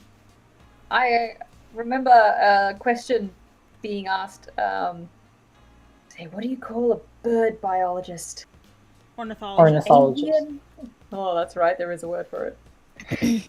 Fire Chief, you've been to the Missouri Botanical Garden? This Shaw Garden? That's very cool. I usually go there every year. Usually in April, because that's when they have the spring flowers, but I didn't make it this year. Oh, sorry, I didn't mean to interrupt you guys. Someone just said something. It's cool. Just stumble anyway. I just remember that question being asked of an ornithologist on a podcast, and they were like, it's energy efficient for them to walk. So I'm like, okay. Huh, interesting. It's just one reason Brittany, why they thank can you so survive much. without Wow, toes. Yeah. That's crazy generous. Thank you. Yeah, thank you. Brittany says, "Hey all, I didn't catch most of the stream, but just want to show more support for you all. That Thank is deeply you. appreciated. Thank Thank you so helps much. a lot. Yes, Yeah, it all goes towards the crew. They It get goes toward the crew. yeah. Paying crew, yeah. That's what our budget's for. I just sent a response to the walking thing to Moki in Yeah. the chat. And I don't know how that would work out, but yeah, okay. Like, Nico, now you're on my why would hair. why would why would the walking pigeon have pecs? Unless I he mean, does they do have push-ups. massive pectoral muscles. I mean, yeah, to fly, definitely. Yeah. Dusty Gamma says, I've started feeding the local crows. They're bound to start expecting food and probably get needy, but I don't care because I love them. Yeah, I feed the blue jays in my backyard. They're very demanding at this point. They love peanuts. That's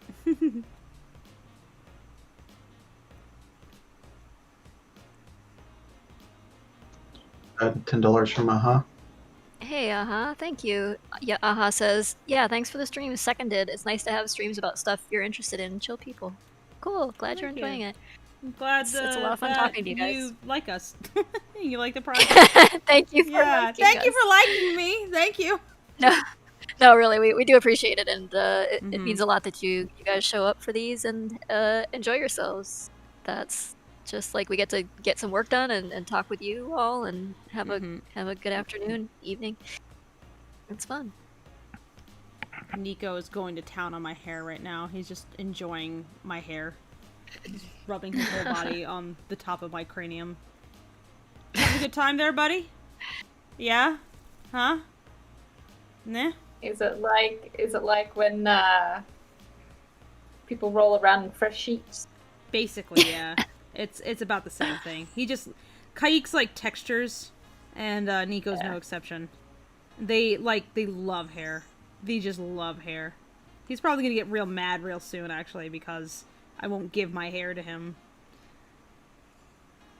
Holy crap, They get, chat like, Damn, is- guys. They're like, I want the hair. Meh. Hey, Oh wow! thank you for your 50 generosity. Canadian from Jonathan Vega, who says, "Good, huge fan of your work. I read comic books in my first year of college to become an animator. Really love the artwork. I wish you guys the best in the short film. Here's a bit of contribution to you guys too. Hopefully, it becomes a series. Thank you. I thank you so much. We're trying our best. Yeah. Damn, We got, you guys are awfully generous. That means a whole lot, really. Yeah. We didn't come here expecting to like earn No. budget funds, but yeah, that will actually that will definitely go to use, and we Yeah. really appreciate it. Goes towards paying for design. Yeah, we work pay and design work, editors yeah. on the videos, and pretty much everything. Yeah, we pay Yeah. people do all kinds of pieces of art to It doesn't help go this into thing. our pockets. Like I've already been. No, paid. no. Yeah. Yeah.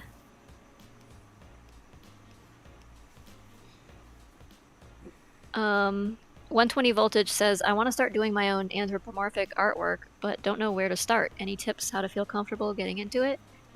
What animals do you like to draw, and then draw I that? mean, yeah, draw animals, do Have fun. sketches. Like, Just- if you just can go have find fun. life.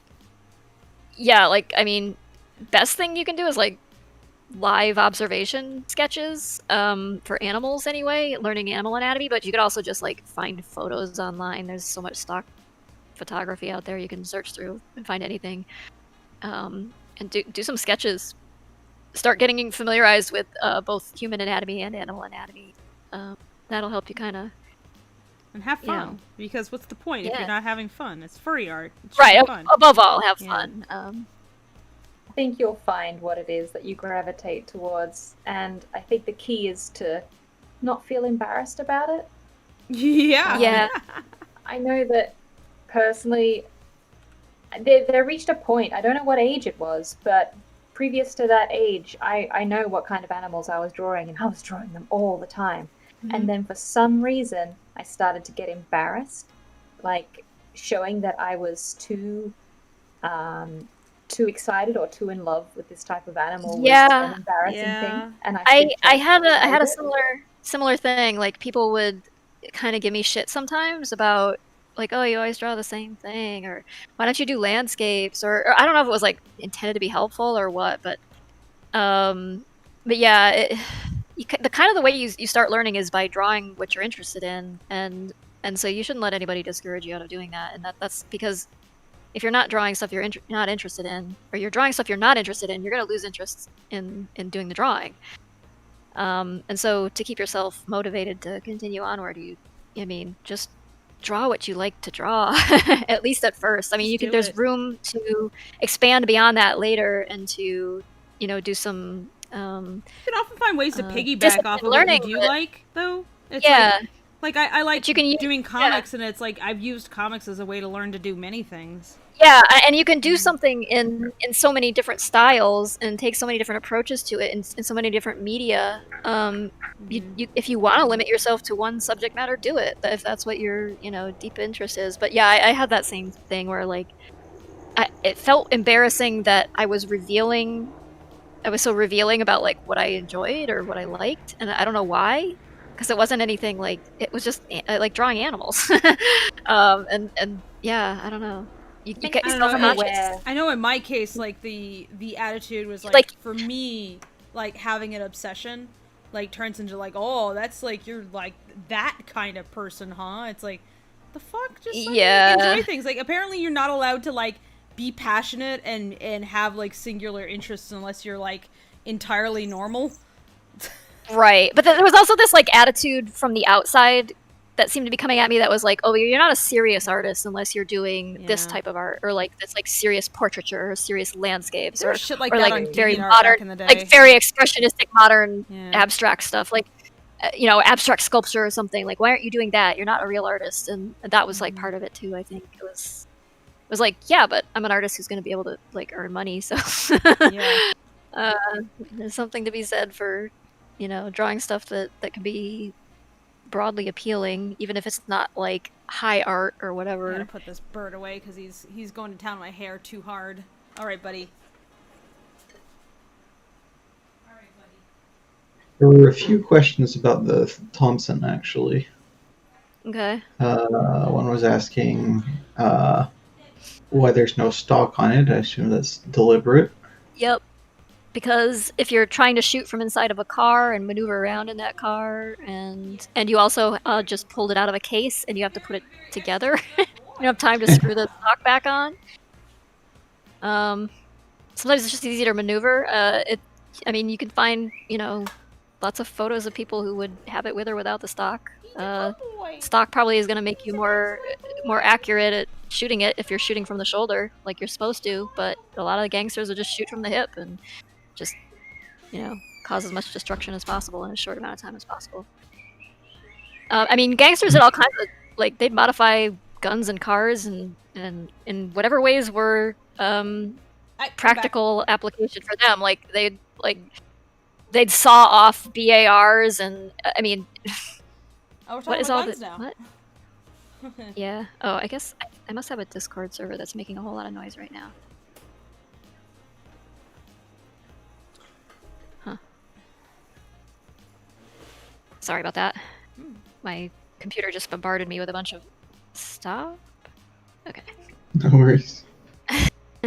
We have a question What from are you Star telling me? Animations asking, so if Lackadaisy were to become a show, how would the episodes be laid out? Would it be similar in length to story to the film being created now, or would it follow a different outline? The film is kind of like a buffet platter of everything. Like, it's sort of, we wrote a entirely new script, because there is no chapter of Lackadaisy that could be adapted and show off all the characters that we needed to show off at once. So, we wrote a short story that could function as, like, being kind of an introduction to everything canonical, but it is not in of itself canon. So you don't have to know Lackadaisy in order to understand what's going on. As far as the episode order, there actually have been plans for, like, how it would be outlined, how it would be structured, because originally we had pitched this to different studios before deciding to do a Kickstarter for a pilot. So the idea would be basically like a mini-series. That'd be like, maybe like a season, like a couple seasons long, or 2 or 3 seasons long. With relatively few episodes, but maybe longer per episode. Like, definitely at least 30 minutes, so something like that. If it catches up to the comic, will it have an anime exclusive ending? I don't know yet. It's questions we can't really answer at this time. No, we don't know what's answer going to that. happen, if anything's going to happen, if we would have to, like, if some studio showed interest, they might have limitations or prescribed ways in which we might have to approach the storytelling, or I really don't know. Like, We can't think about it right now, basically. Yeah, we have to focus on one thing at a time, and first we need to just get this thing done and see if there even is any interest, or if we can garner enough of a viewership to continue doing it independently, or if we find any interest from a studio somewhere. I just have no idea. So funding, if we get like outside funding, or at least some person with a lot of money is just like, yeah, I'll just dump money into this, and like, okay. Yeah. I'll still find it personally funny if, like, because I remember ever since the start of production, there was a joke about Rocky having an Evangelion ending. Congratulations. Congratulations. Yeah, the congratulations video. Yeah, let me find that. So if that actually came to pass, and that would be the anime exclusive ending, I would laugh my ass off. Congratulations. Congratulations, Rocky. Congratulations. Where is it? Did I put it up on YouTube? I know I put it up on No, you Twitter. didn't. I don't believe it's been posted to YouTube, no. Okay. It's on Lackadaisy, Fable Paint. 120 voltage. I just suggest, like, draw what you are interested in drawing. because that's going to keep you interested in continuing to do it, and that's how you're going to learn, by just doing it a lot. So yeah, so don't be afraid to like indulge in where your interest lies, and then expand from there. Once you start getting better, you know. Star Animation says, so if Lackadaisy... Okay, that's when we answered. JC Storm says, hi, I've followed Lackadaisy since I was in 6th grade. Oh, wow. It's crazy to see it become a show. I'm so happy that you've continued this story for so long and have been improving as an artist along the way. Thank you. I'm very honored that you've been reading it since 6th grade.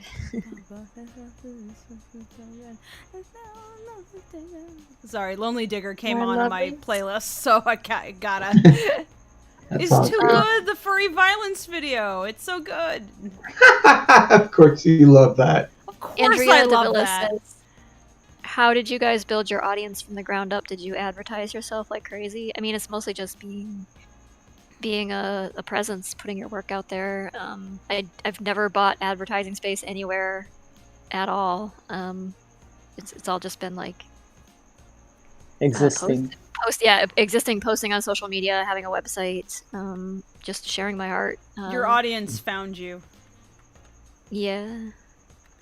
For a long time too, Tracy. Yeah, I've been it's been a long time too, and the internet was kind of a different terrain when I first started, so it may be that it's harder now. Either things are more spread out across, like before there used to be this place called DeviantArt where like you'd find pretty much all of the artists and where you would go to find like comics, animal comics, and you know, the kind of art you'd like. It's there just weren't, Twitter didn't exist, and like most things, Instagram didn't exist. Yeah, it found was. like most ththings on the internet, then you'd go into DeviantArt, you'd find some really pretty wolf comics, and then you'd realize Fable's on them. Yeah, that's true. I have been involved in so many internet things that you would not expect. I have built chunks of internet culture, and you wouldn't know. Because nobody fucking knows my name. Nobody knows me. I'm just there in the background, ruining things. You're welcome. Not ruining anything. At this point, I don't know if I just bring up anything on the internet, it's going to turn out you were involved in it. Sure, you know the gamification video by Extra Credits that like got crazy popular? I actually didn't see that one. No? Okay, well I did that.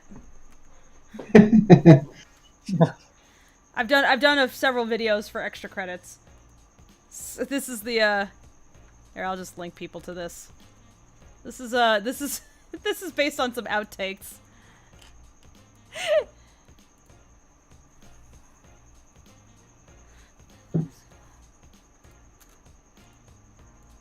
Omedeto. Omedeto, Rocky.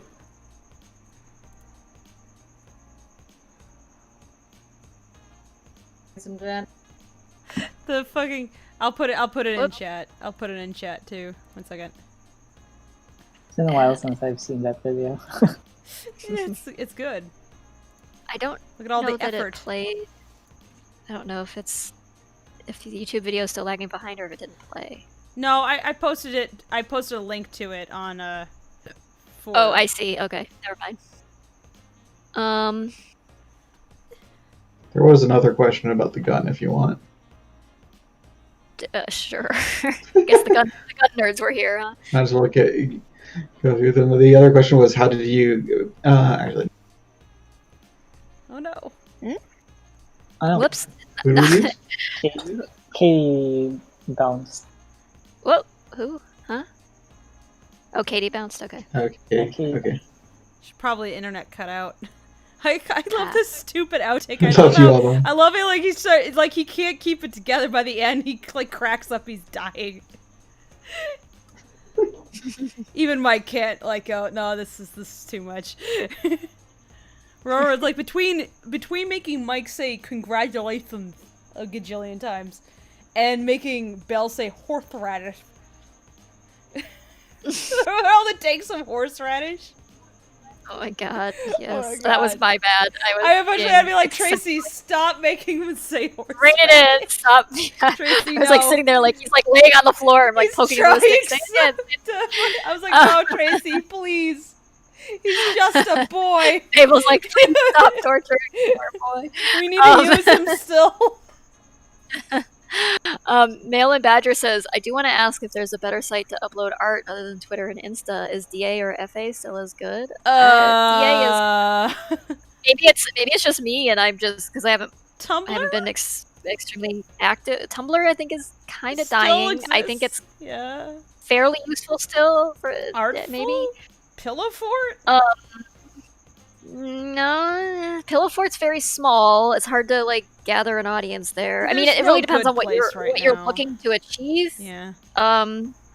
If you're trying to reach like just other artists who you know and like and just want to share your work with in a more intimate way, Pillow Fort might be a good place. But like if you want a broader reach, Twitter. I don't really personally feel like there's any social media out there right now that's particularly well designed for like art needs. I know a lot of people use ArtStation. That place seems like flooded with high-end concept art, though. Yeah, it's very like, the stuff that gets the most attention is like the very high-end like AAA game and movie concept art tier stuff. Yeah. But if you want like DeviantArt is doing good though.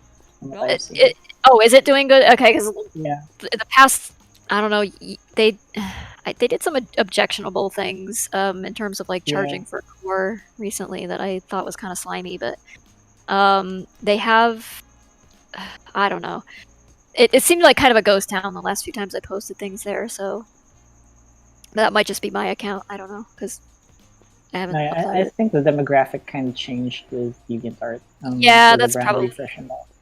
Yeah, I think a lot of the old DeviantArt people migrated to other social media, and maybe there's just like a new generation of people there who, have their own thing going. But it's still alive. I mean, you can absolutely make use of it.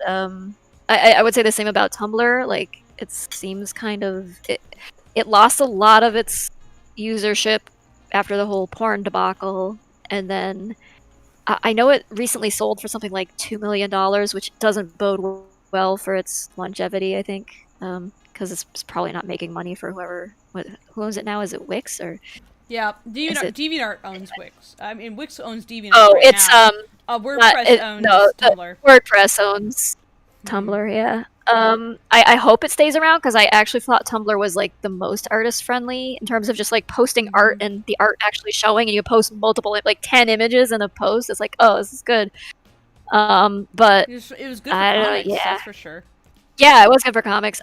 If you're doing comics, you might look into things like I mean, there's like Webtoon or maybe to a lesser extent Tapas. I don't really have any experience with Tapas personally, so I don't know. But why is Tumblr trending on Twitter? Honestly, the best place to find my art is Lackadaisy. Discord. Yeah, I mean, Discord servers are a thing you can absolutely make use of at this point. Like, there's a lot of thriving art communities on Discord servers, or within other communities. There's like an art, like Lackadaisy is not really strictly about art. Of course, it's kind of about the comic and then like general discussion and history and things, but it's got like a pretty solid art community there too. It's very active, and you might find like your communities that way. I mean, yeah, it really depends on what kind of environment you're looking for, what best suits your art style. If you're doing comics, you're gonna need something probably different from if you're doing like photography or something. I don't know.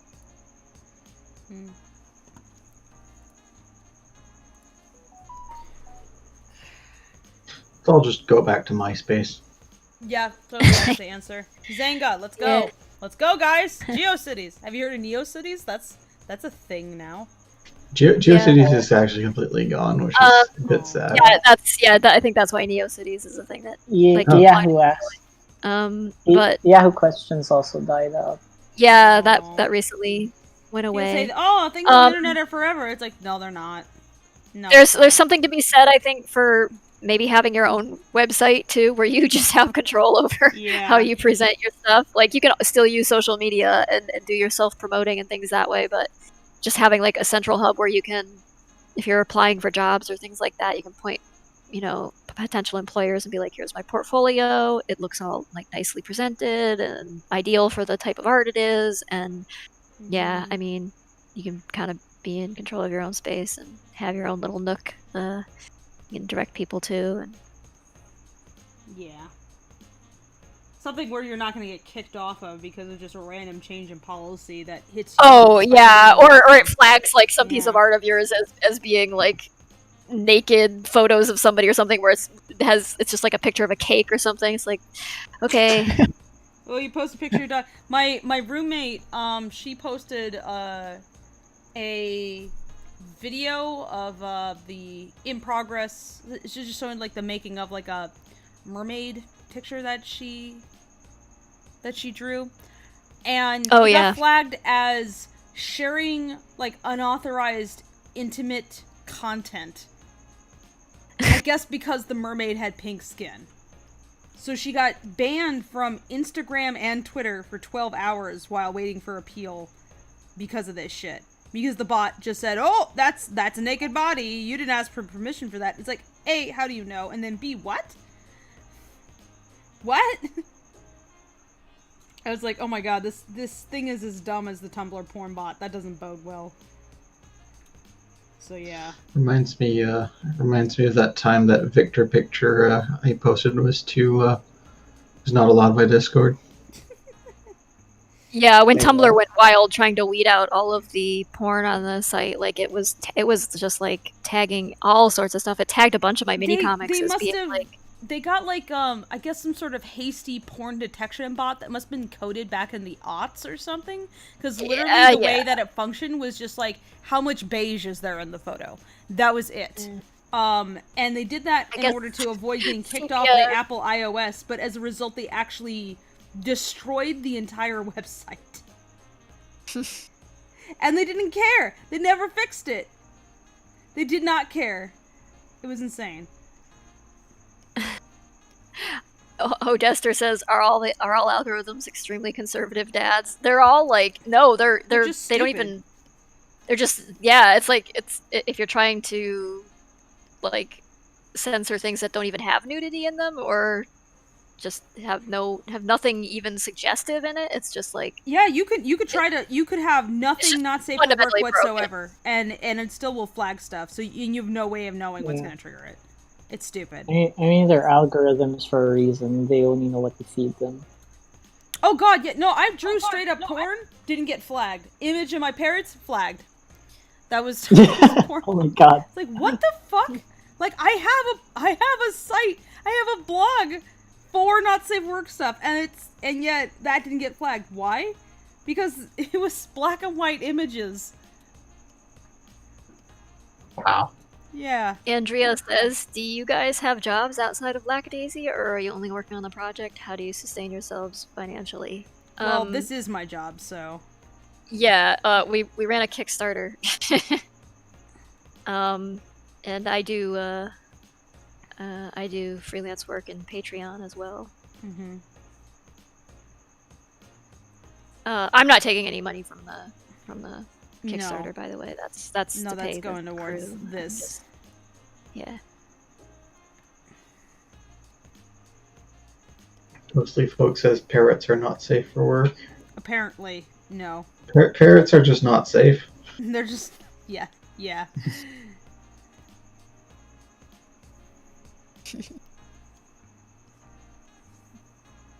Makes me wonder if you take a picture of boobies, would they flag it? If it was just it maybe depends if they're beige boobies. No, like the bird. Like the bird. Oh, the bird boobies. Oh, yeah, with like the goofy, yeah. And if you label them, tag it boobies. Yeah, hashtag boobies. Yeah. I know there was a period. I don't know if this still exists, but like tagging things furry on Tumblr would get it automatically flagged as not safe for work, which is also ridiculous. That's so weird. It was so fucking stupid. Yeah, it was a very dumb moment. Don't you know that Zootopia is porn? Yeah. Well, I mean, sometimes it is, depending on who you Yeah, Yeah, wasn't there that one Zootopia comic about abortion or something? Oh yeah, that was on DeviantArt. Oh boy. Yeah.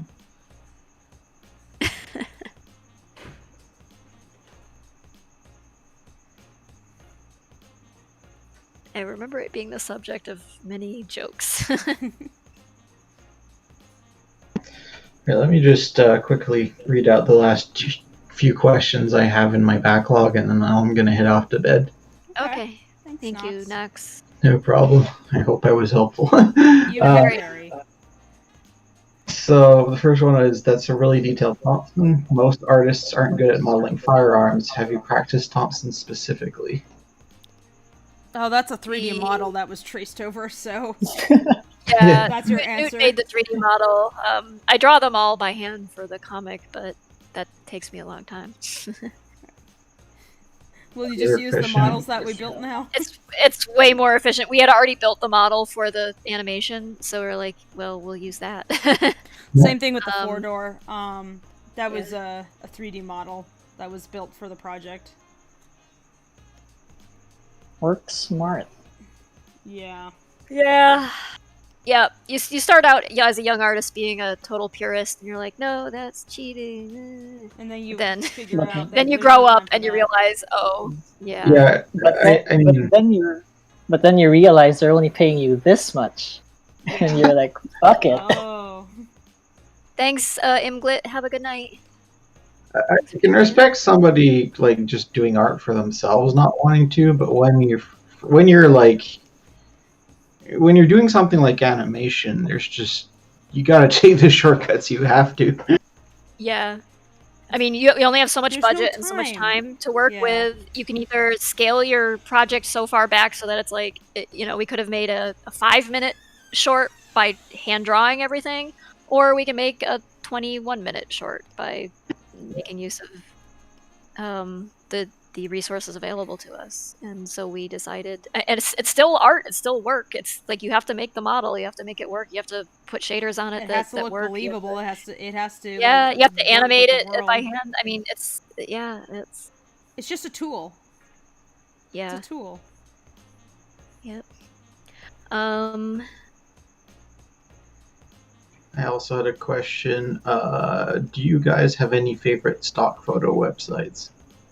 No. I usually just look. I usually just search Google Images for stuff. I mean, or I go to specific repositories of like old timey photos and things. Actually, DeviantArt's still good for stock photos if you want like images Yeah. of people from various angles. There's like several good accounts that are. Oh just yeah, stock. lots of like good Yeah. pose Yeah. reference. Yeah, I think it depends like what you're looking for in stock photo. Like if it's just poses, I like Proco. Oh yeah, Proco's yeah. pretty good. Proco's good. If it's animals, YouTube's your go-to because like an abundance of cat videos on YouTube. That's Yep. perfect. Yeah. Well, did you guys ever get that?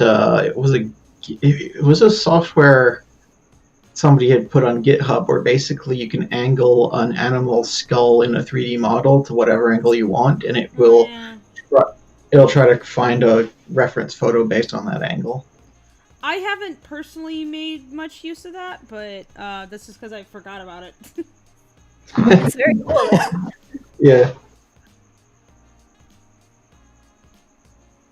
Dusty Gamma says, I'm not good at drawing firearms. Should I study drawing firearms for a year or make a 3D model? I mean, making the 3D model Just get also a requires model. learning how to use the 3D software, how to 3D model. So it's question. I mean, if you have to do it, if you have to draw that firearm over and over again from multiple different angles, as you would have to do with a comic or a animation, it might be worth it to pause and make yourself a model for reference.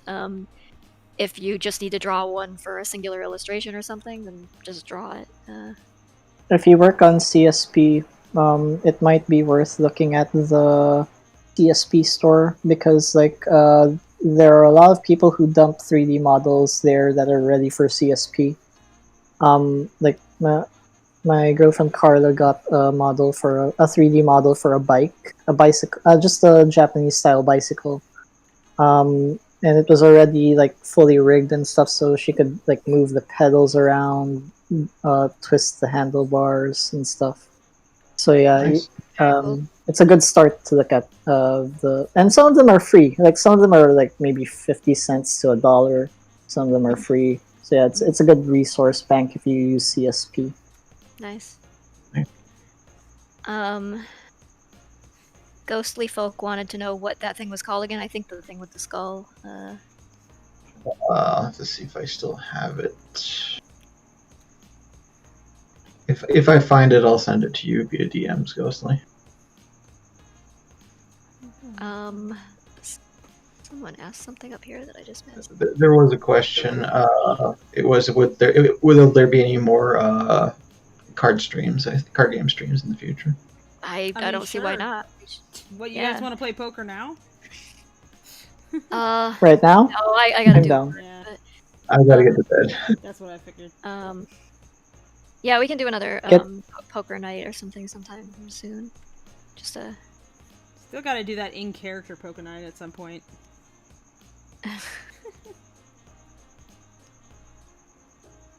Poker. yeah, but we gotta find enough VAs who know how to play poker. No, we're first. teaching them though. I know, but Carlos Well, the effort asking in what we were teaching talking Mike. about. Carlos talking to me, asking me what we were talking about, and Poker. I said poker, and she just smiled, and yeah. she's very shy, but she would like to play poker. Aw, We good. like playing poker. We like playing poker with you, Carla. Well, we will extend they- a invitation to Carla in that case next Yeah, time we they play. said they like playing poker with you, so It's because they keep that beating means us. that means you're I'm that means you're just saying. contractually obligated to join the next poker game. It's in the fine print of your contract. Part of the job. Yeah, part of the job. It's research. Exactly. How would Ivy play poker? It's research. Getting in the heads of the characters. There you go. Is Nox still there, or did Nox hop off? I'm still here. Oh, you're still here. Okay. Oh my God. Malin was asking, could you send it in the media channel so they're interested too in the link if you find it. Just DM it. It's a GitHub link. I feel weird about posting those just in public channels for some reason. Okay. I can send it to them.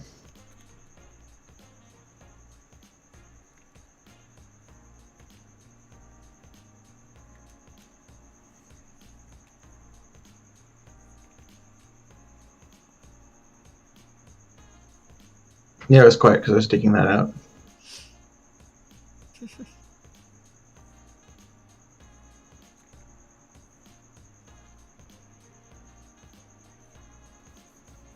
Is it just me, or are there less channels on the Lackadaisy now? It is just you. Okay. It's maybe because the number of channels on the work server are now rivaling the number of channels actually made it. There is more. Yeah. There is absolutely more. Yeah. Yeah. It's 'Cause the it's like, server is big. I seem to remember the work server. I seem to remember the work server having less channels than the Lackadaisy. At one point it did for a while. That and was then a it just- long time ago, Mookie. You have not been paying attention. Yeah. Think, Mookie, think! If there's... Okay, no, I'm seeing all the inventory going around. I commit to memory only things I associate with things that I can eat. Fair. If I cannot eat the number of channels in a server, I cannot commit to memory. Probably That good. is a Yeah. strange Fried limit. egg. How many channels do you normally eat? Maybe the size of a pack of chicken nuggets. I don't know. This is as many as I can count to. Chicken nugget quantity. Yeah. No, really. When sometimes when I go onto the work server, I'm like, oh god, I'm lost. Where am I? Wait, Just wasn't the collapse the animation categories you channel don't need. here? Just collapse the categories you don't need. I need every single one of them. You don't need the there's marketing gold. channel. There's gold in this channel. There's gold in this. I'm glad Also, you're the enjoying marketing yourself. channel's all the way. The marketing channel's all the way down there. It's like, I don't even scroll that far. Ooh, tech discussion. What's this?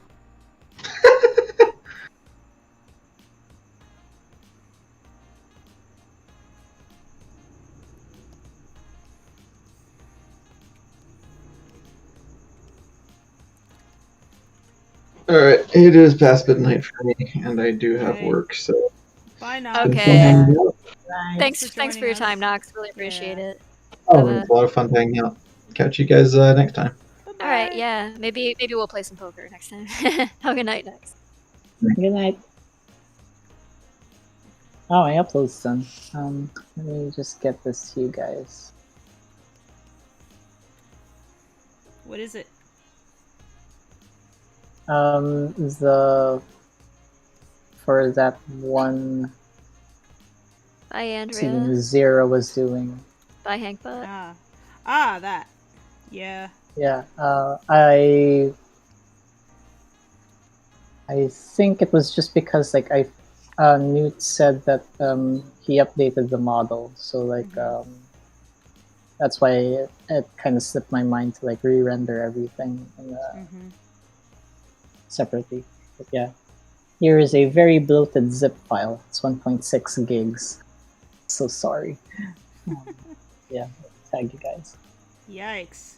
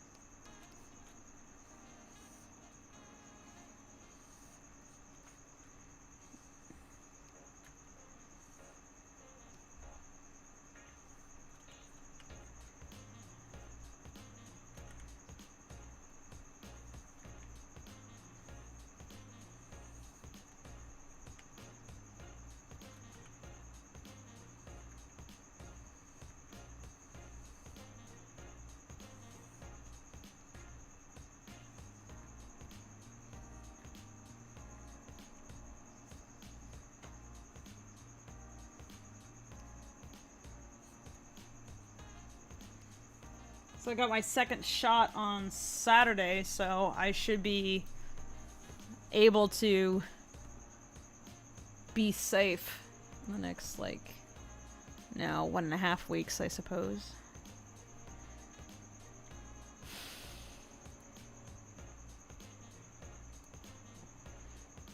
Well, congratulations. That's Star good says news. I didn't think of collapsing. Star, what are you doing? You could just hop in chat, Star. Star, you're part of the crew. Just come in here. What are you doing? Get in here.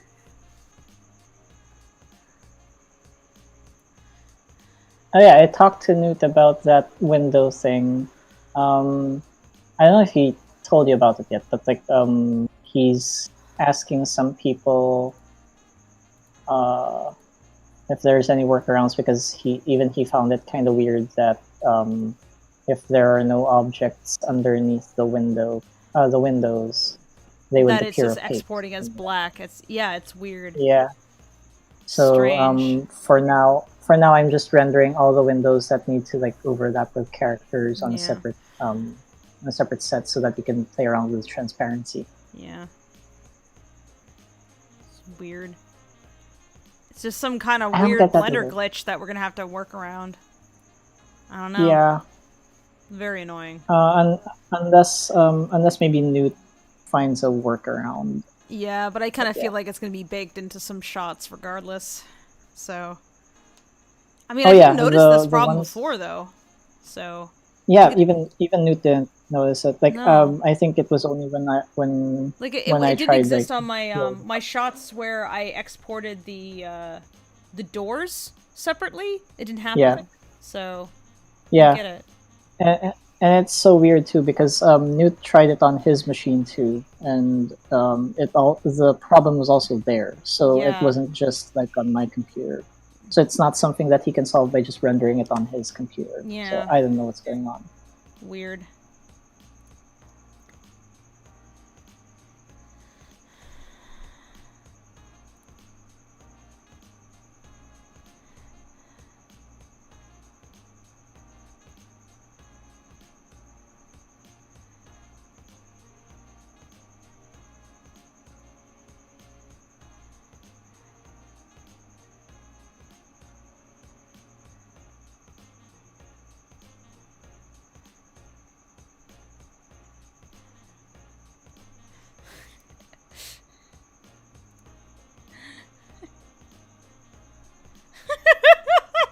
this thing that Tony just posted. Darlene always had agenda.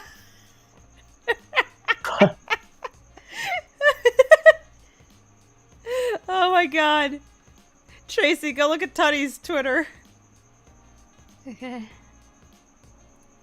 Tracy sounds so tired.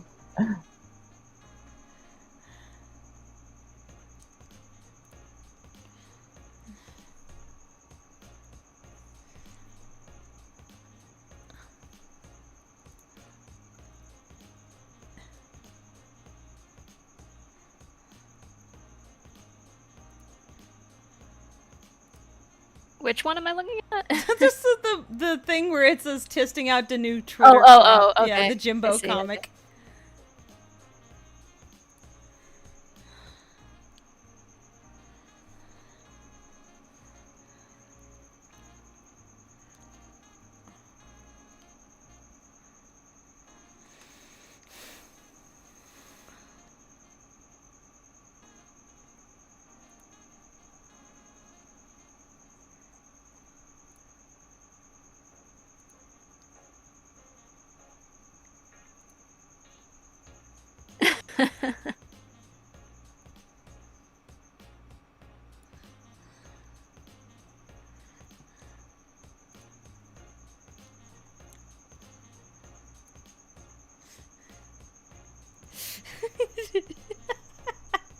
I don't think horsies have a gender.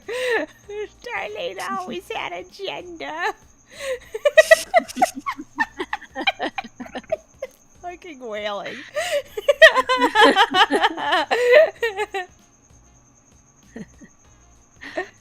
I love this fucking like droopy ass fox is so good.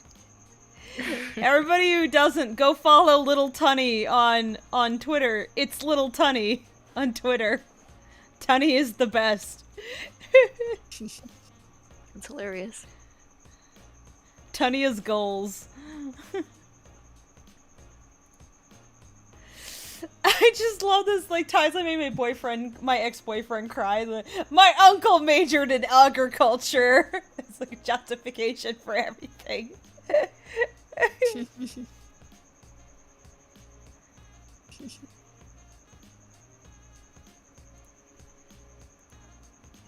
Crickets real or fake? They're real. They're real crickets. Star, what are you doing on the YouTube? Come in here. Star.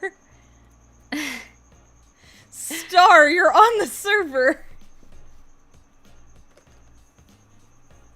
What are you doing? Can you share a link? No. Oh, to their Twitter? Sure. Oh, their roommates are asleep, Yeah. so they don't want to. Yeah. Oh, that sucks.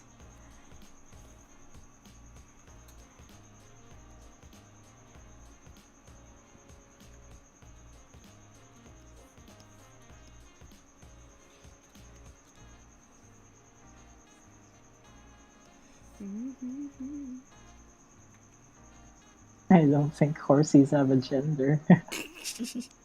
I don't think horses have a gender, boss. Darlene always had a gender.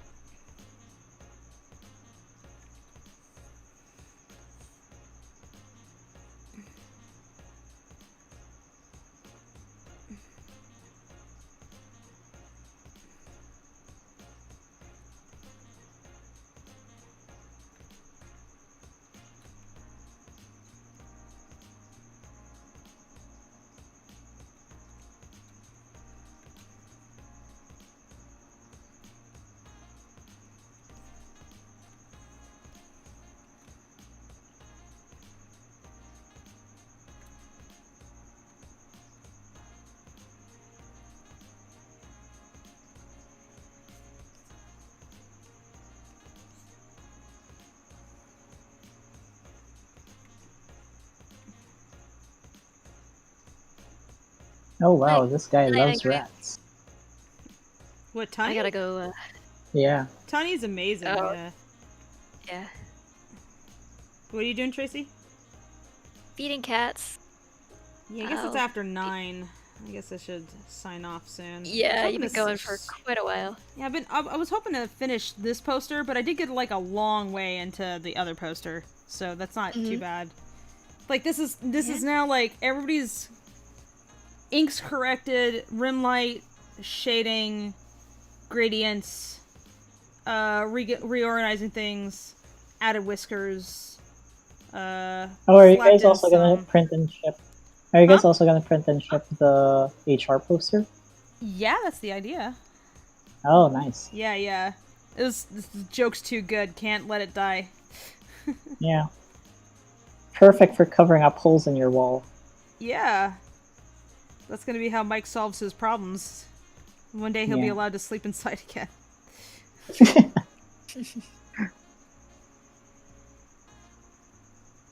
Mike really is just Rocky at this point. Mike, what? Sleep. Mike's really just Rocky at this point. Sleeping in his car.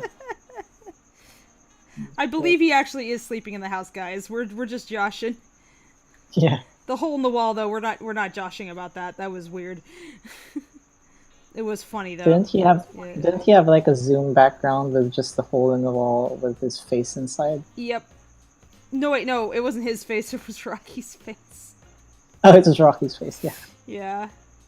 No, Tracy was like real quiet when that happened, and then all of a sudden posted that, and we were like, "Oh, okay, so it's not just us thinking this."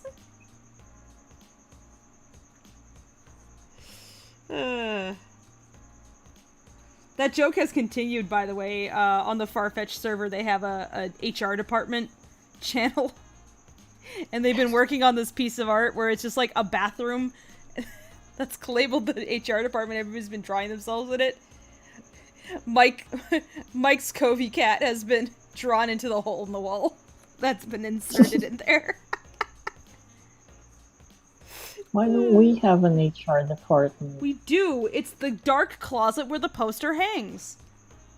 Yeah, but we don't have a channel for it. That's the entire carnival area. It's called Dumb Beams. Yeah. We have a category for that.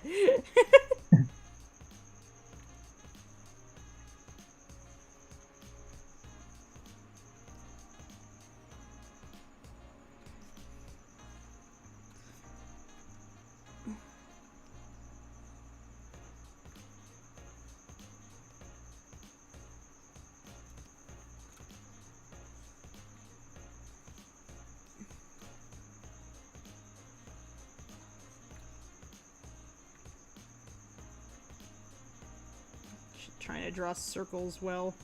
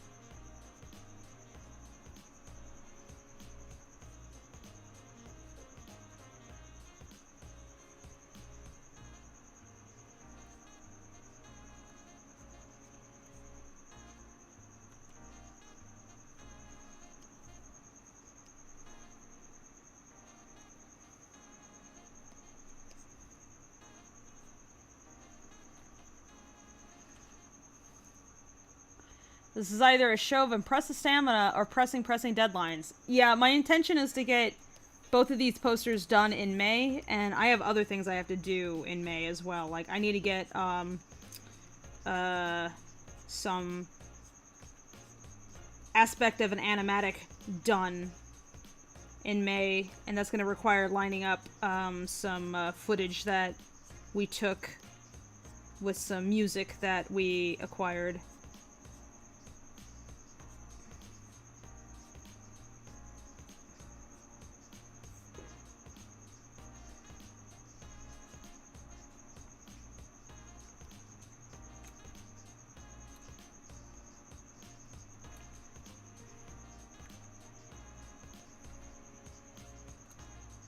Well, I'm taking a quick break. Maybe I can read some of the questions or super chats that come in, if anything comes in. What did you say?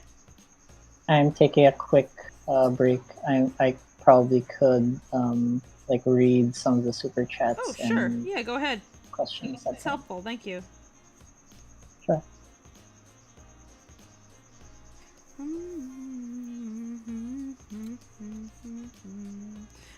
North American scum. Someone is asking if we are using what program are we using right now? Araha Madanipur, sorry if I mispronounced that, is asking what program we use to draw right now. This is Clip Studio.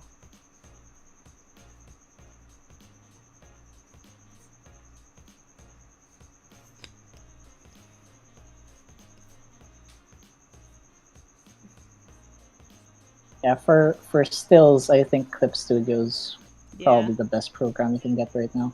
Yeah. I mean, Photoshop is great and all, but frickin' expensive. It's also, I don't know, it's the draw feel is just not as good, also. Yeah.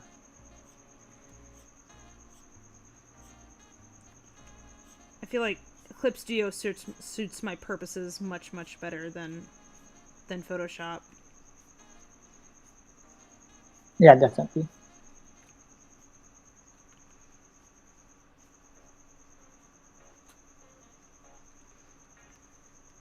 And they each have their strengths and weaknesses, but just as a general use tool, I think CSP is just so much better. Clip is stronger for general purposes and if what you're doing is illustration, but Adobe Photoshop is better if you're doing image editing specifically. It's better for graphics design when you're not hand drawing a whole bunch of stuff, you're just kind of editing things. Like, its text tools are currently stronger. But Clip keeps updating and getting better and better, so they do have to update their text tool, though. It's like probably their one of the it's horrible. Yeah. And it's weird too because like Clip was initially designed as like a comics making. Yeah, making program, speech bubbles in Clip is great. It's just that the text tool itself isn't great. I wonder if that has anything to do with the fact that Japanese text formats are different from Western text formats. I think so, yeah. So like the priorities are just different. Yeah. So like what works probably fine when you're writing Japanese, it's probably not. It doesn't work so great when you're writing in other languages. Yeah. It's like good enough is different. But Photoshop is probably not as good with Japanese text. I think I tried it once before. I can't remember if it was on Illustrator or Photoshop. It's okay. It gets the job done. Yeah. I think Illustrator just handles text much better than Photoshop regardless. But like, yeah, I think I tried it. Yeah, Illustrator is pretty strong for vector stuff, but it's such a pain in the neck to draw in. Like, making art in Illustrator is just not fun. It's just not fun. I used to actually illustrate on Illustrator. It was just no, one of my great first for jobs, printing. I was doing all this prop work in Illustrator, so I'm good at Illustrator. I know how to make it work. I still hate it. It's just not fun. Yeah. Great for illustrating, horrible for great for vector work and shit. Yeah. But absolutely horrible if you want to get anything more than just shapes in there. Yeah. If you guys are ever like, why does corporate art style look that way? It's like, it's because they're using Illustrator. They're like, what's the most efficient way one could make artwork in Illustrator? That's why it looks that way. It's just whatever And Illustrator can do. And they probably animate it either on what was it? On it's also like After Effects or Flash. Yeah. Yeah, it looks like it's also a style that you can replicate exactly in After Effects. Like, you can design stuff in After Effects to look exactly like that. So it's just, what can we animate that is using the software we already have, so we don't have to pay more money. Yeah. And that's why that style is the way it is.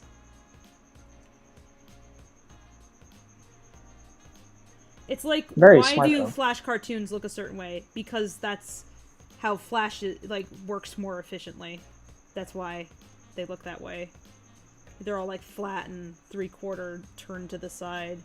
Because it's hard to design a cartoon in Flash that looks different without creating so many problems down the line for production. That's why a lot of people move to Toon Boom with the new hyper rigs. With the master rigs. Master controller? God, so good. Yeah, master controller. Yeah.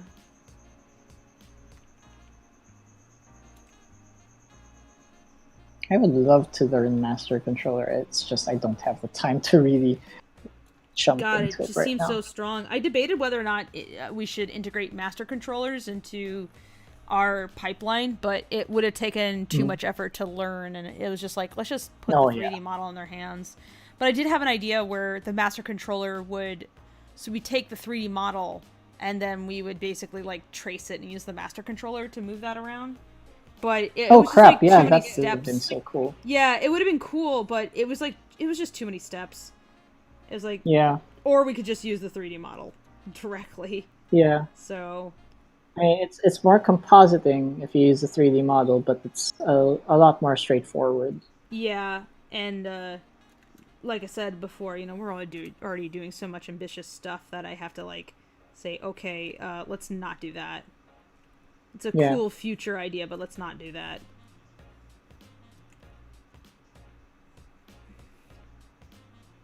Maybe if it gets to full production and you have a budget. Then we can afford somebody who could build that for us. We cannot afford that right now. As it is, I'm very lucky that we have the people we have that can build what we got, like Z.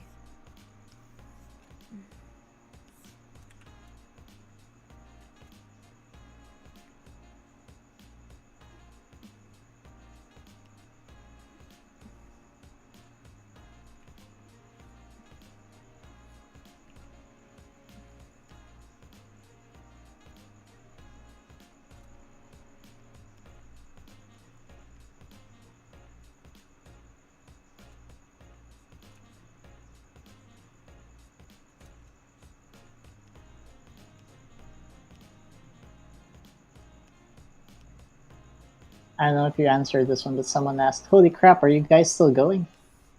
Welcome to my workday. This is how it is. This is a work stream. I work.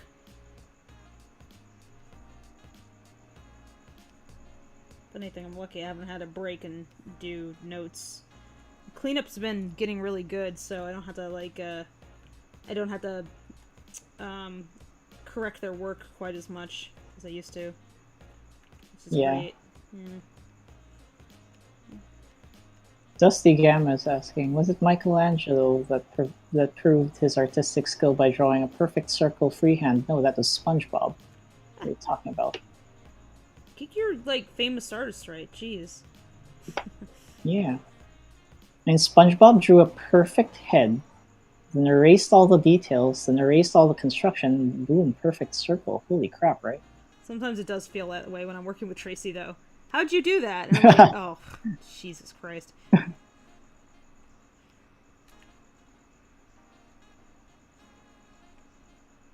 This might be a question for Tracy when she gets back. Is there a Dexter-styled killer in Lackadaisy from Christopher Bayless? You mean somebody who just craves that level of violence? I don't think there is anybody so far. Like, they're all pretty practical about their violence. Even the characters that take, like, more joy out of it than other ones, like, they're not serial killers. They're just enjoying their job, which happens to also be very violent. I don't know, I would argue that Virgil kinda has that vibe. Virgil's actually a serial killer. Virgil's the Dexter. Oh, dang. Mitzi Or really maybe Don dodged Drago. a can opener. Or maybe Don Drago.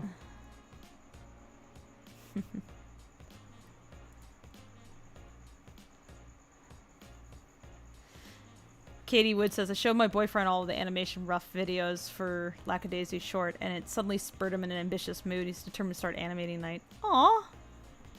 That's awesome to hear. That's what I was hoping for, is I want people to go out and make awesome stuff. Yeah. So.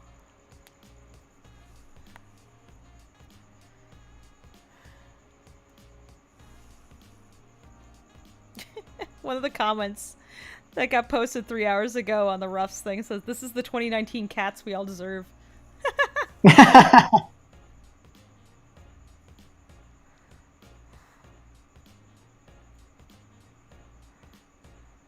Too bad we kind of missed it by like 2 years.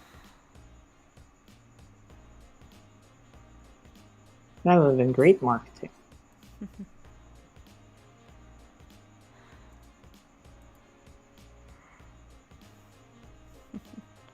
Debating whether I should stop. I guess I should. I got the bandoliers mostly etched out, at least. It's like, here's what everything's gonna be on top of. This is still a work in progress, but I gotta fix the text on the demons.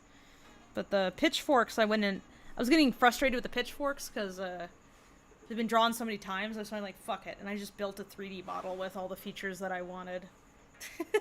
And just put the image in there and then aligned the pitchforks the way I wanted them to be. There.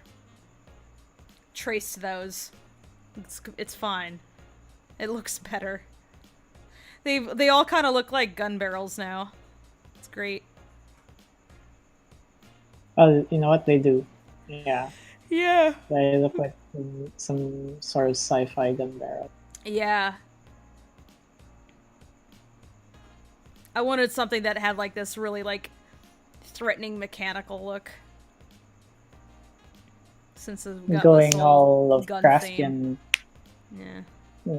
Going Like Lovecraftian. he's descending into freckles. hell, like hanging on to a gun, and then he's getting poked with pitchforks that are gun reminiscent. This is what spawned the freckle chick track meme. Where it's like, don't play with guns, kids. It's bad, okay? You'll go to hell.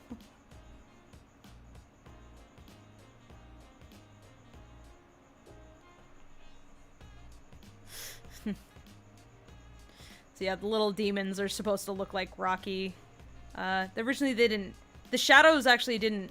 They're gonna be shadows on the wall, but they didn't have pitchforks in their hands originally. And then I was like, they need that. So there's a connection between the pitchforks in the foreground and what's going on back there. Got all this lava and stuff. It's fun. Yeah, this is gonna be a poster. Rocky's actual Satan. He does have those devil horns, after all. Yeah. He fits in. Yeah. The way he is in Act 3, especially. He was born to be Satan. He was what? Hey, Tracy! Hey. What was the question that we were holding off for her? Oh yeah, hold on, let me look for it again.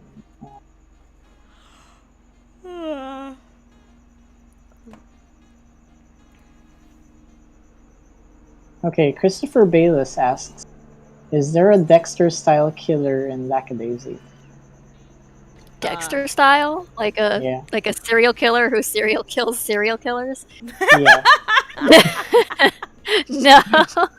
I mean, no, I'm sure no... Mordecai's probably offed a few guys who sort of fit that category, maybe, but Probably, not yeah. with not with any intent behind it. But there's other than no doing his like, there aren't job. any characters who are like, I just kill people because I enjoy killing people, or like Yeah, any I of don't that, think like, a hitman Hannibal. qualifies as a serial killer, because if you're doing it on a contract, no. it's different. Yeah, Otherwise, it's a different mercenaries motivation. are serial killers. I mean, you could be a serial Yeah, killer and a mercenary, but those. No, I don't think it. Yeah, well, yeah, but yeah, Yeah. strictly speaking, though, yeah, they're different definitions. Yeah. I think serial killer implies somebody who does it for satisfaction or enjoyment, or yeah. I think the technical definition was that a serial killer one has a common modus operandi between the killings, Right. and takes like 6 months between each killing. So like if they were killed in quick succession, that would be a spree killer. Spree killer, right? Yeah, but like a serial killer does it over a long period of time, and it's usually, I think they usually characterize serial killers as doing it for sexual satisfaction. Yeah, there's usually I a mean, sexual element to it, but not It's not necessarily. required, but Yeah. it does happen frequently, because a lot of serial killers, like, they're doing it as kind of like a power thing, which can involve that component. But like, for instance, there's like serial killers who are like nurses, for instance, who just like they're tons of the people. They don't do it for Angel of sexual Mercy reasons. style, like yeah.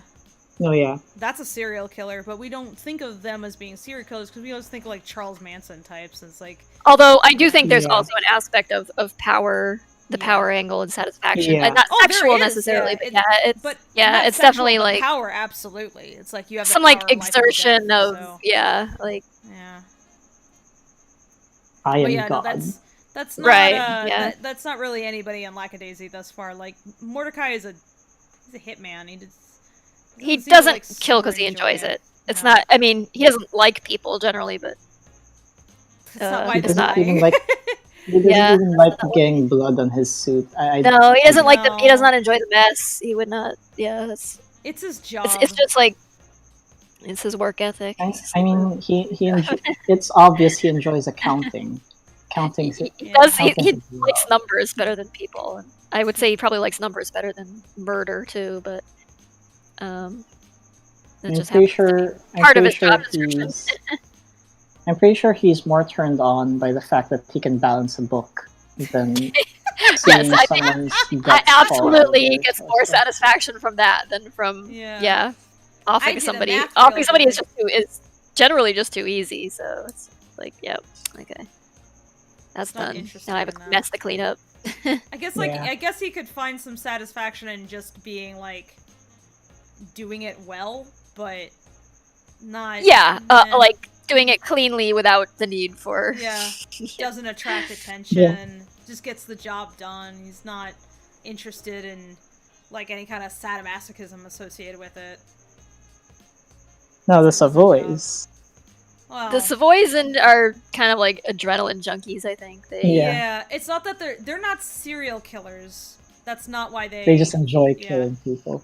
Well, they yeah. enjoy lots of things. So Yeah, I mean they enjoy the adrenaline rush of I don't what know they're that they doing, and enjoy- often it just like Yeah. it like involves, to keep yourself alive is to kill Yeah. somebody else who's pointing a gun at you, or may point a gun at you, or may get in your way, they have that or joie de threatens to vivre, turn and you in, or they have that joie joie de de vivre. vivre Yeah, that joie- sometimes yeah. involves a joie de murder too.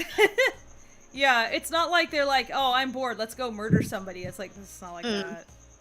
Yeah, it's not like they're seeking out like people to No. kill or something. It's just Yeah.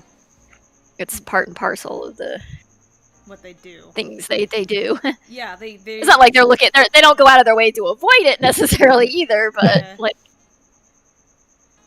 It's just like Yeah, a just roller like- coaster, basically. There's ups and there's downs, and there's murder sometimes. Sometimes someone's head gets lopped off. You had a good time, though. It's just part of it. But no, they're not serial killers. nah, they don't fit that profile. No. Seraphine In does fact, the love her term gun, though. the term serial killer wouldn't have even existed in the 20s. That wasn't until the 60s that they started putting labels on that kind of thing. But Dusty I mean, it Gale certainly said it. happened. Like there were like Yeah. the torso murders, I think, in Ohio. Was it Ohio? Dusty What was it, Gama Pencil? says, Was that the first I have one? murdered this person perfectly. I'm happy that it happened perfectly. That's about it, yeah. Yeah. Doing the job well, Were not the that the job... Were the No. Torso murders the first series of serial killer murders? No. Usually the person credited, so to speak, for being the United States' first serial killer is H.H. Holmes. However, it's absolutely unlikely that there hadn't been people doing it before him. It's just that he was like the first notorious for. He had built like a quote unquote murder hotel during the World's Fair in Chicago, So crazy. and he had set up a hotel where he would like invite single young women to come and stay there, and then he would gas them, and then. But really I mean, wasn't there another one? Wasn't there another one a bit earlier than him? That I don't know who her name, but it was a woman owned a plantation and tortured her slaves or something. Oh, the Madame Lalaurie. That was New Orleans. Yeah, that the Lalaurie mansion is. That was majorly fucked up. It's like it's for that's a cool. society that was so cool with all kinds of like depraved things that people did to that went like even like, struck that was a so. bridge too far even for like slave owners in the South. That was like, oh fuck, she's like doing, or like she and her husband were supposedly performing weird medical experiments on them and like setting their bones in strange how much of it was just like people like playing up something that was horrible versus what actually happened. But the fact is that people were kept in terrible conditions and they were tormented, and it's like it was already horrible in the first place no matter what, but then they just poured salt in the wound, I guess, literally, maybe in some cases. So how do you guys know these things? I'm weird.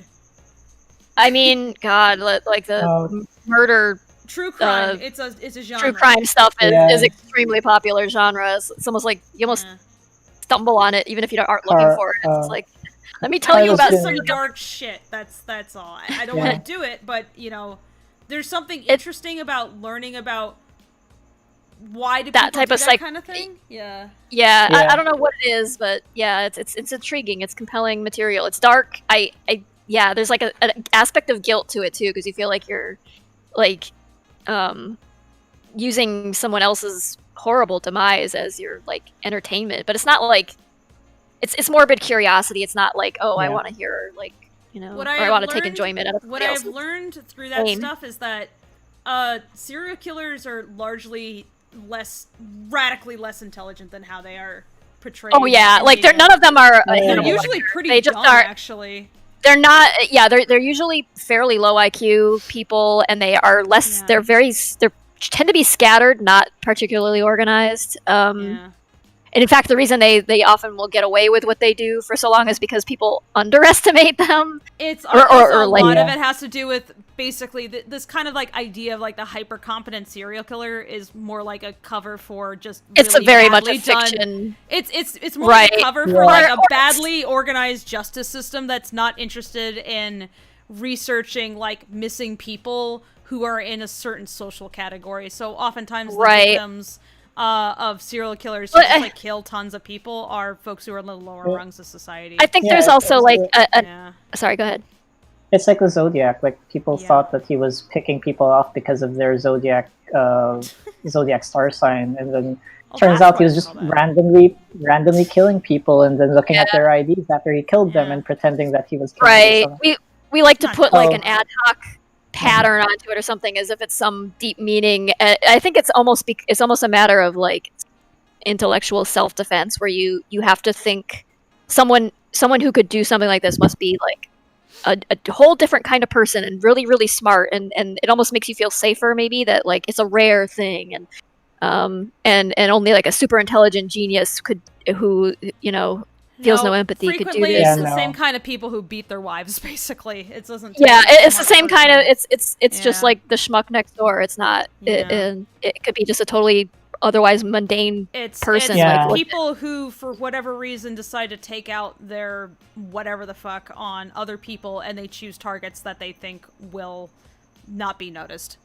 and so it's If Yeah, we- well, people frequently, who frequently Yeah. They go after sex workers and things Yeah. like that, and Yeah. like there's no If- like serial killer of billionaires, if you noticed. No. There's no such Yeah, no. thing. Yeah. There's Yeah, no no. serial killer of like high profile lawyers. This doesn't Right. exist. So Yeah, one good documentary to just show how stupid both not all the time, but like in some cases how stupid the police can be in tracking down a serial Yeah. killer. Yeah, And how stupid the serial killer really is. It's check out on Netflix The Ripper. It's a yeah, really yeah. nice documentary. yeah. It's Or like, infuriating. Like the Yeah. smugness that law enforcement will have about it. But it's like, yeah, but you like, okay, you caught him eventually, but you fucked up like for how many years before that, Oh and, my and goodness, but disregarded all remember kinds of people. we And were watching The Changeling and how like that whole Yeah, story about- yeah, Jesus. The Changeling where like the cops in The Changeling so there was this lady whose son went missing who turns out was the victim of a serial killer. And Christine Collins. Yeah. Yeah. This is based on a true story. Yes. The movie absolutely like like embellishes quite a bit of it, but they didn't even need to because the story is so weird and compelling. But if you haven't heard of like Yeah. Christine Collins and the disappearance of her son, and then the police found a boy, and then because the police wanted to look good in the eyes of the public, they had been dealing with all kinds of Criticism. corruption charges and Yeah. things like that amongst their own ranks because they also were trafficking alcohol. You Oh want to yeah, hear and this about is like all during the kinds of gangs Prohibition, so they had ran prostitution rings, they ran gambling they rings, basically they ran out other gangs just so they that they'd be the extorted only gang. yeah they were just Yeah. another gang, only they had a badge and generally impunity for everything they did. But they found a different boy, and because they couldn't find her son, and decided that to bring him this home and case, pretend yeah. that coerce her into saying, yes, this is my son, they have found my son. It wasn't And her then when son. she disagreed and was like, "That's not my son," they threw her in a mental institution where she was tormented. Yeah.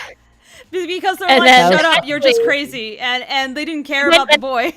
Yeah, all that time they spent trying to cover their asses to make themselves look good in this situation. There was a serial killer abducting and killing boys, and killing them out on in Wineville. It's no Yeah. longer called Yeah. Wineville, California, because they didn't want changed to the be name. known as 'cause the serial killer place. yeah, he had killed like what 20 boys, I Just think. a ridiculous if number. possibly more. Yeah.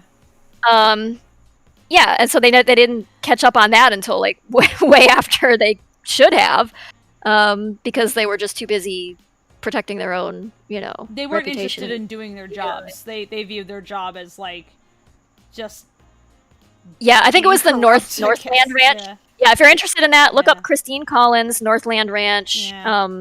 or The Changeling. It's bonkers Yeah. what happened. No, yeah, it's those kinds of cases are fucked up. Yep.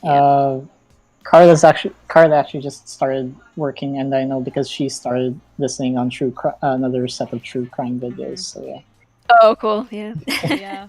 What was the YouTube channel that we were pointed to that actually covers like a lot of folks who That chapter. that chapter. Yeah, That that chapter is chapter pretty is good, great yeah. because one of the problems I have often with some true crime is that they really like play up like these murderers and stuff as being like something other than what they are, and it's like they're just really reprehensible people. So that chapter Yeah, they does lean a really into good like job the of- the mystique of this Yeah. serial killer or whatever. It's like But they that play chapter into is that. like, no, this guy sucks. Like he's Yeah, very blunt about how much these people suck.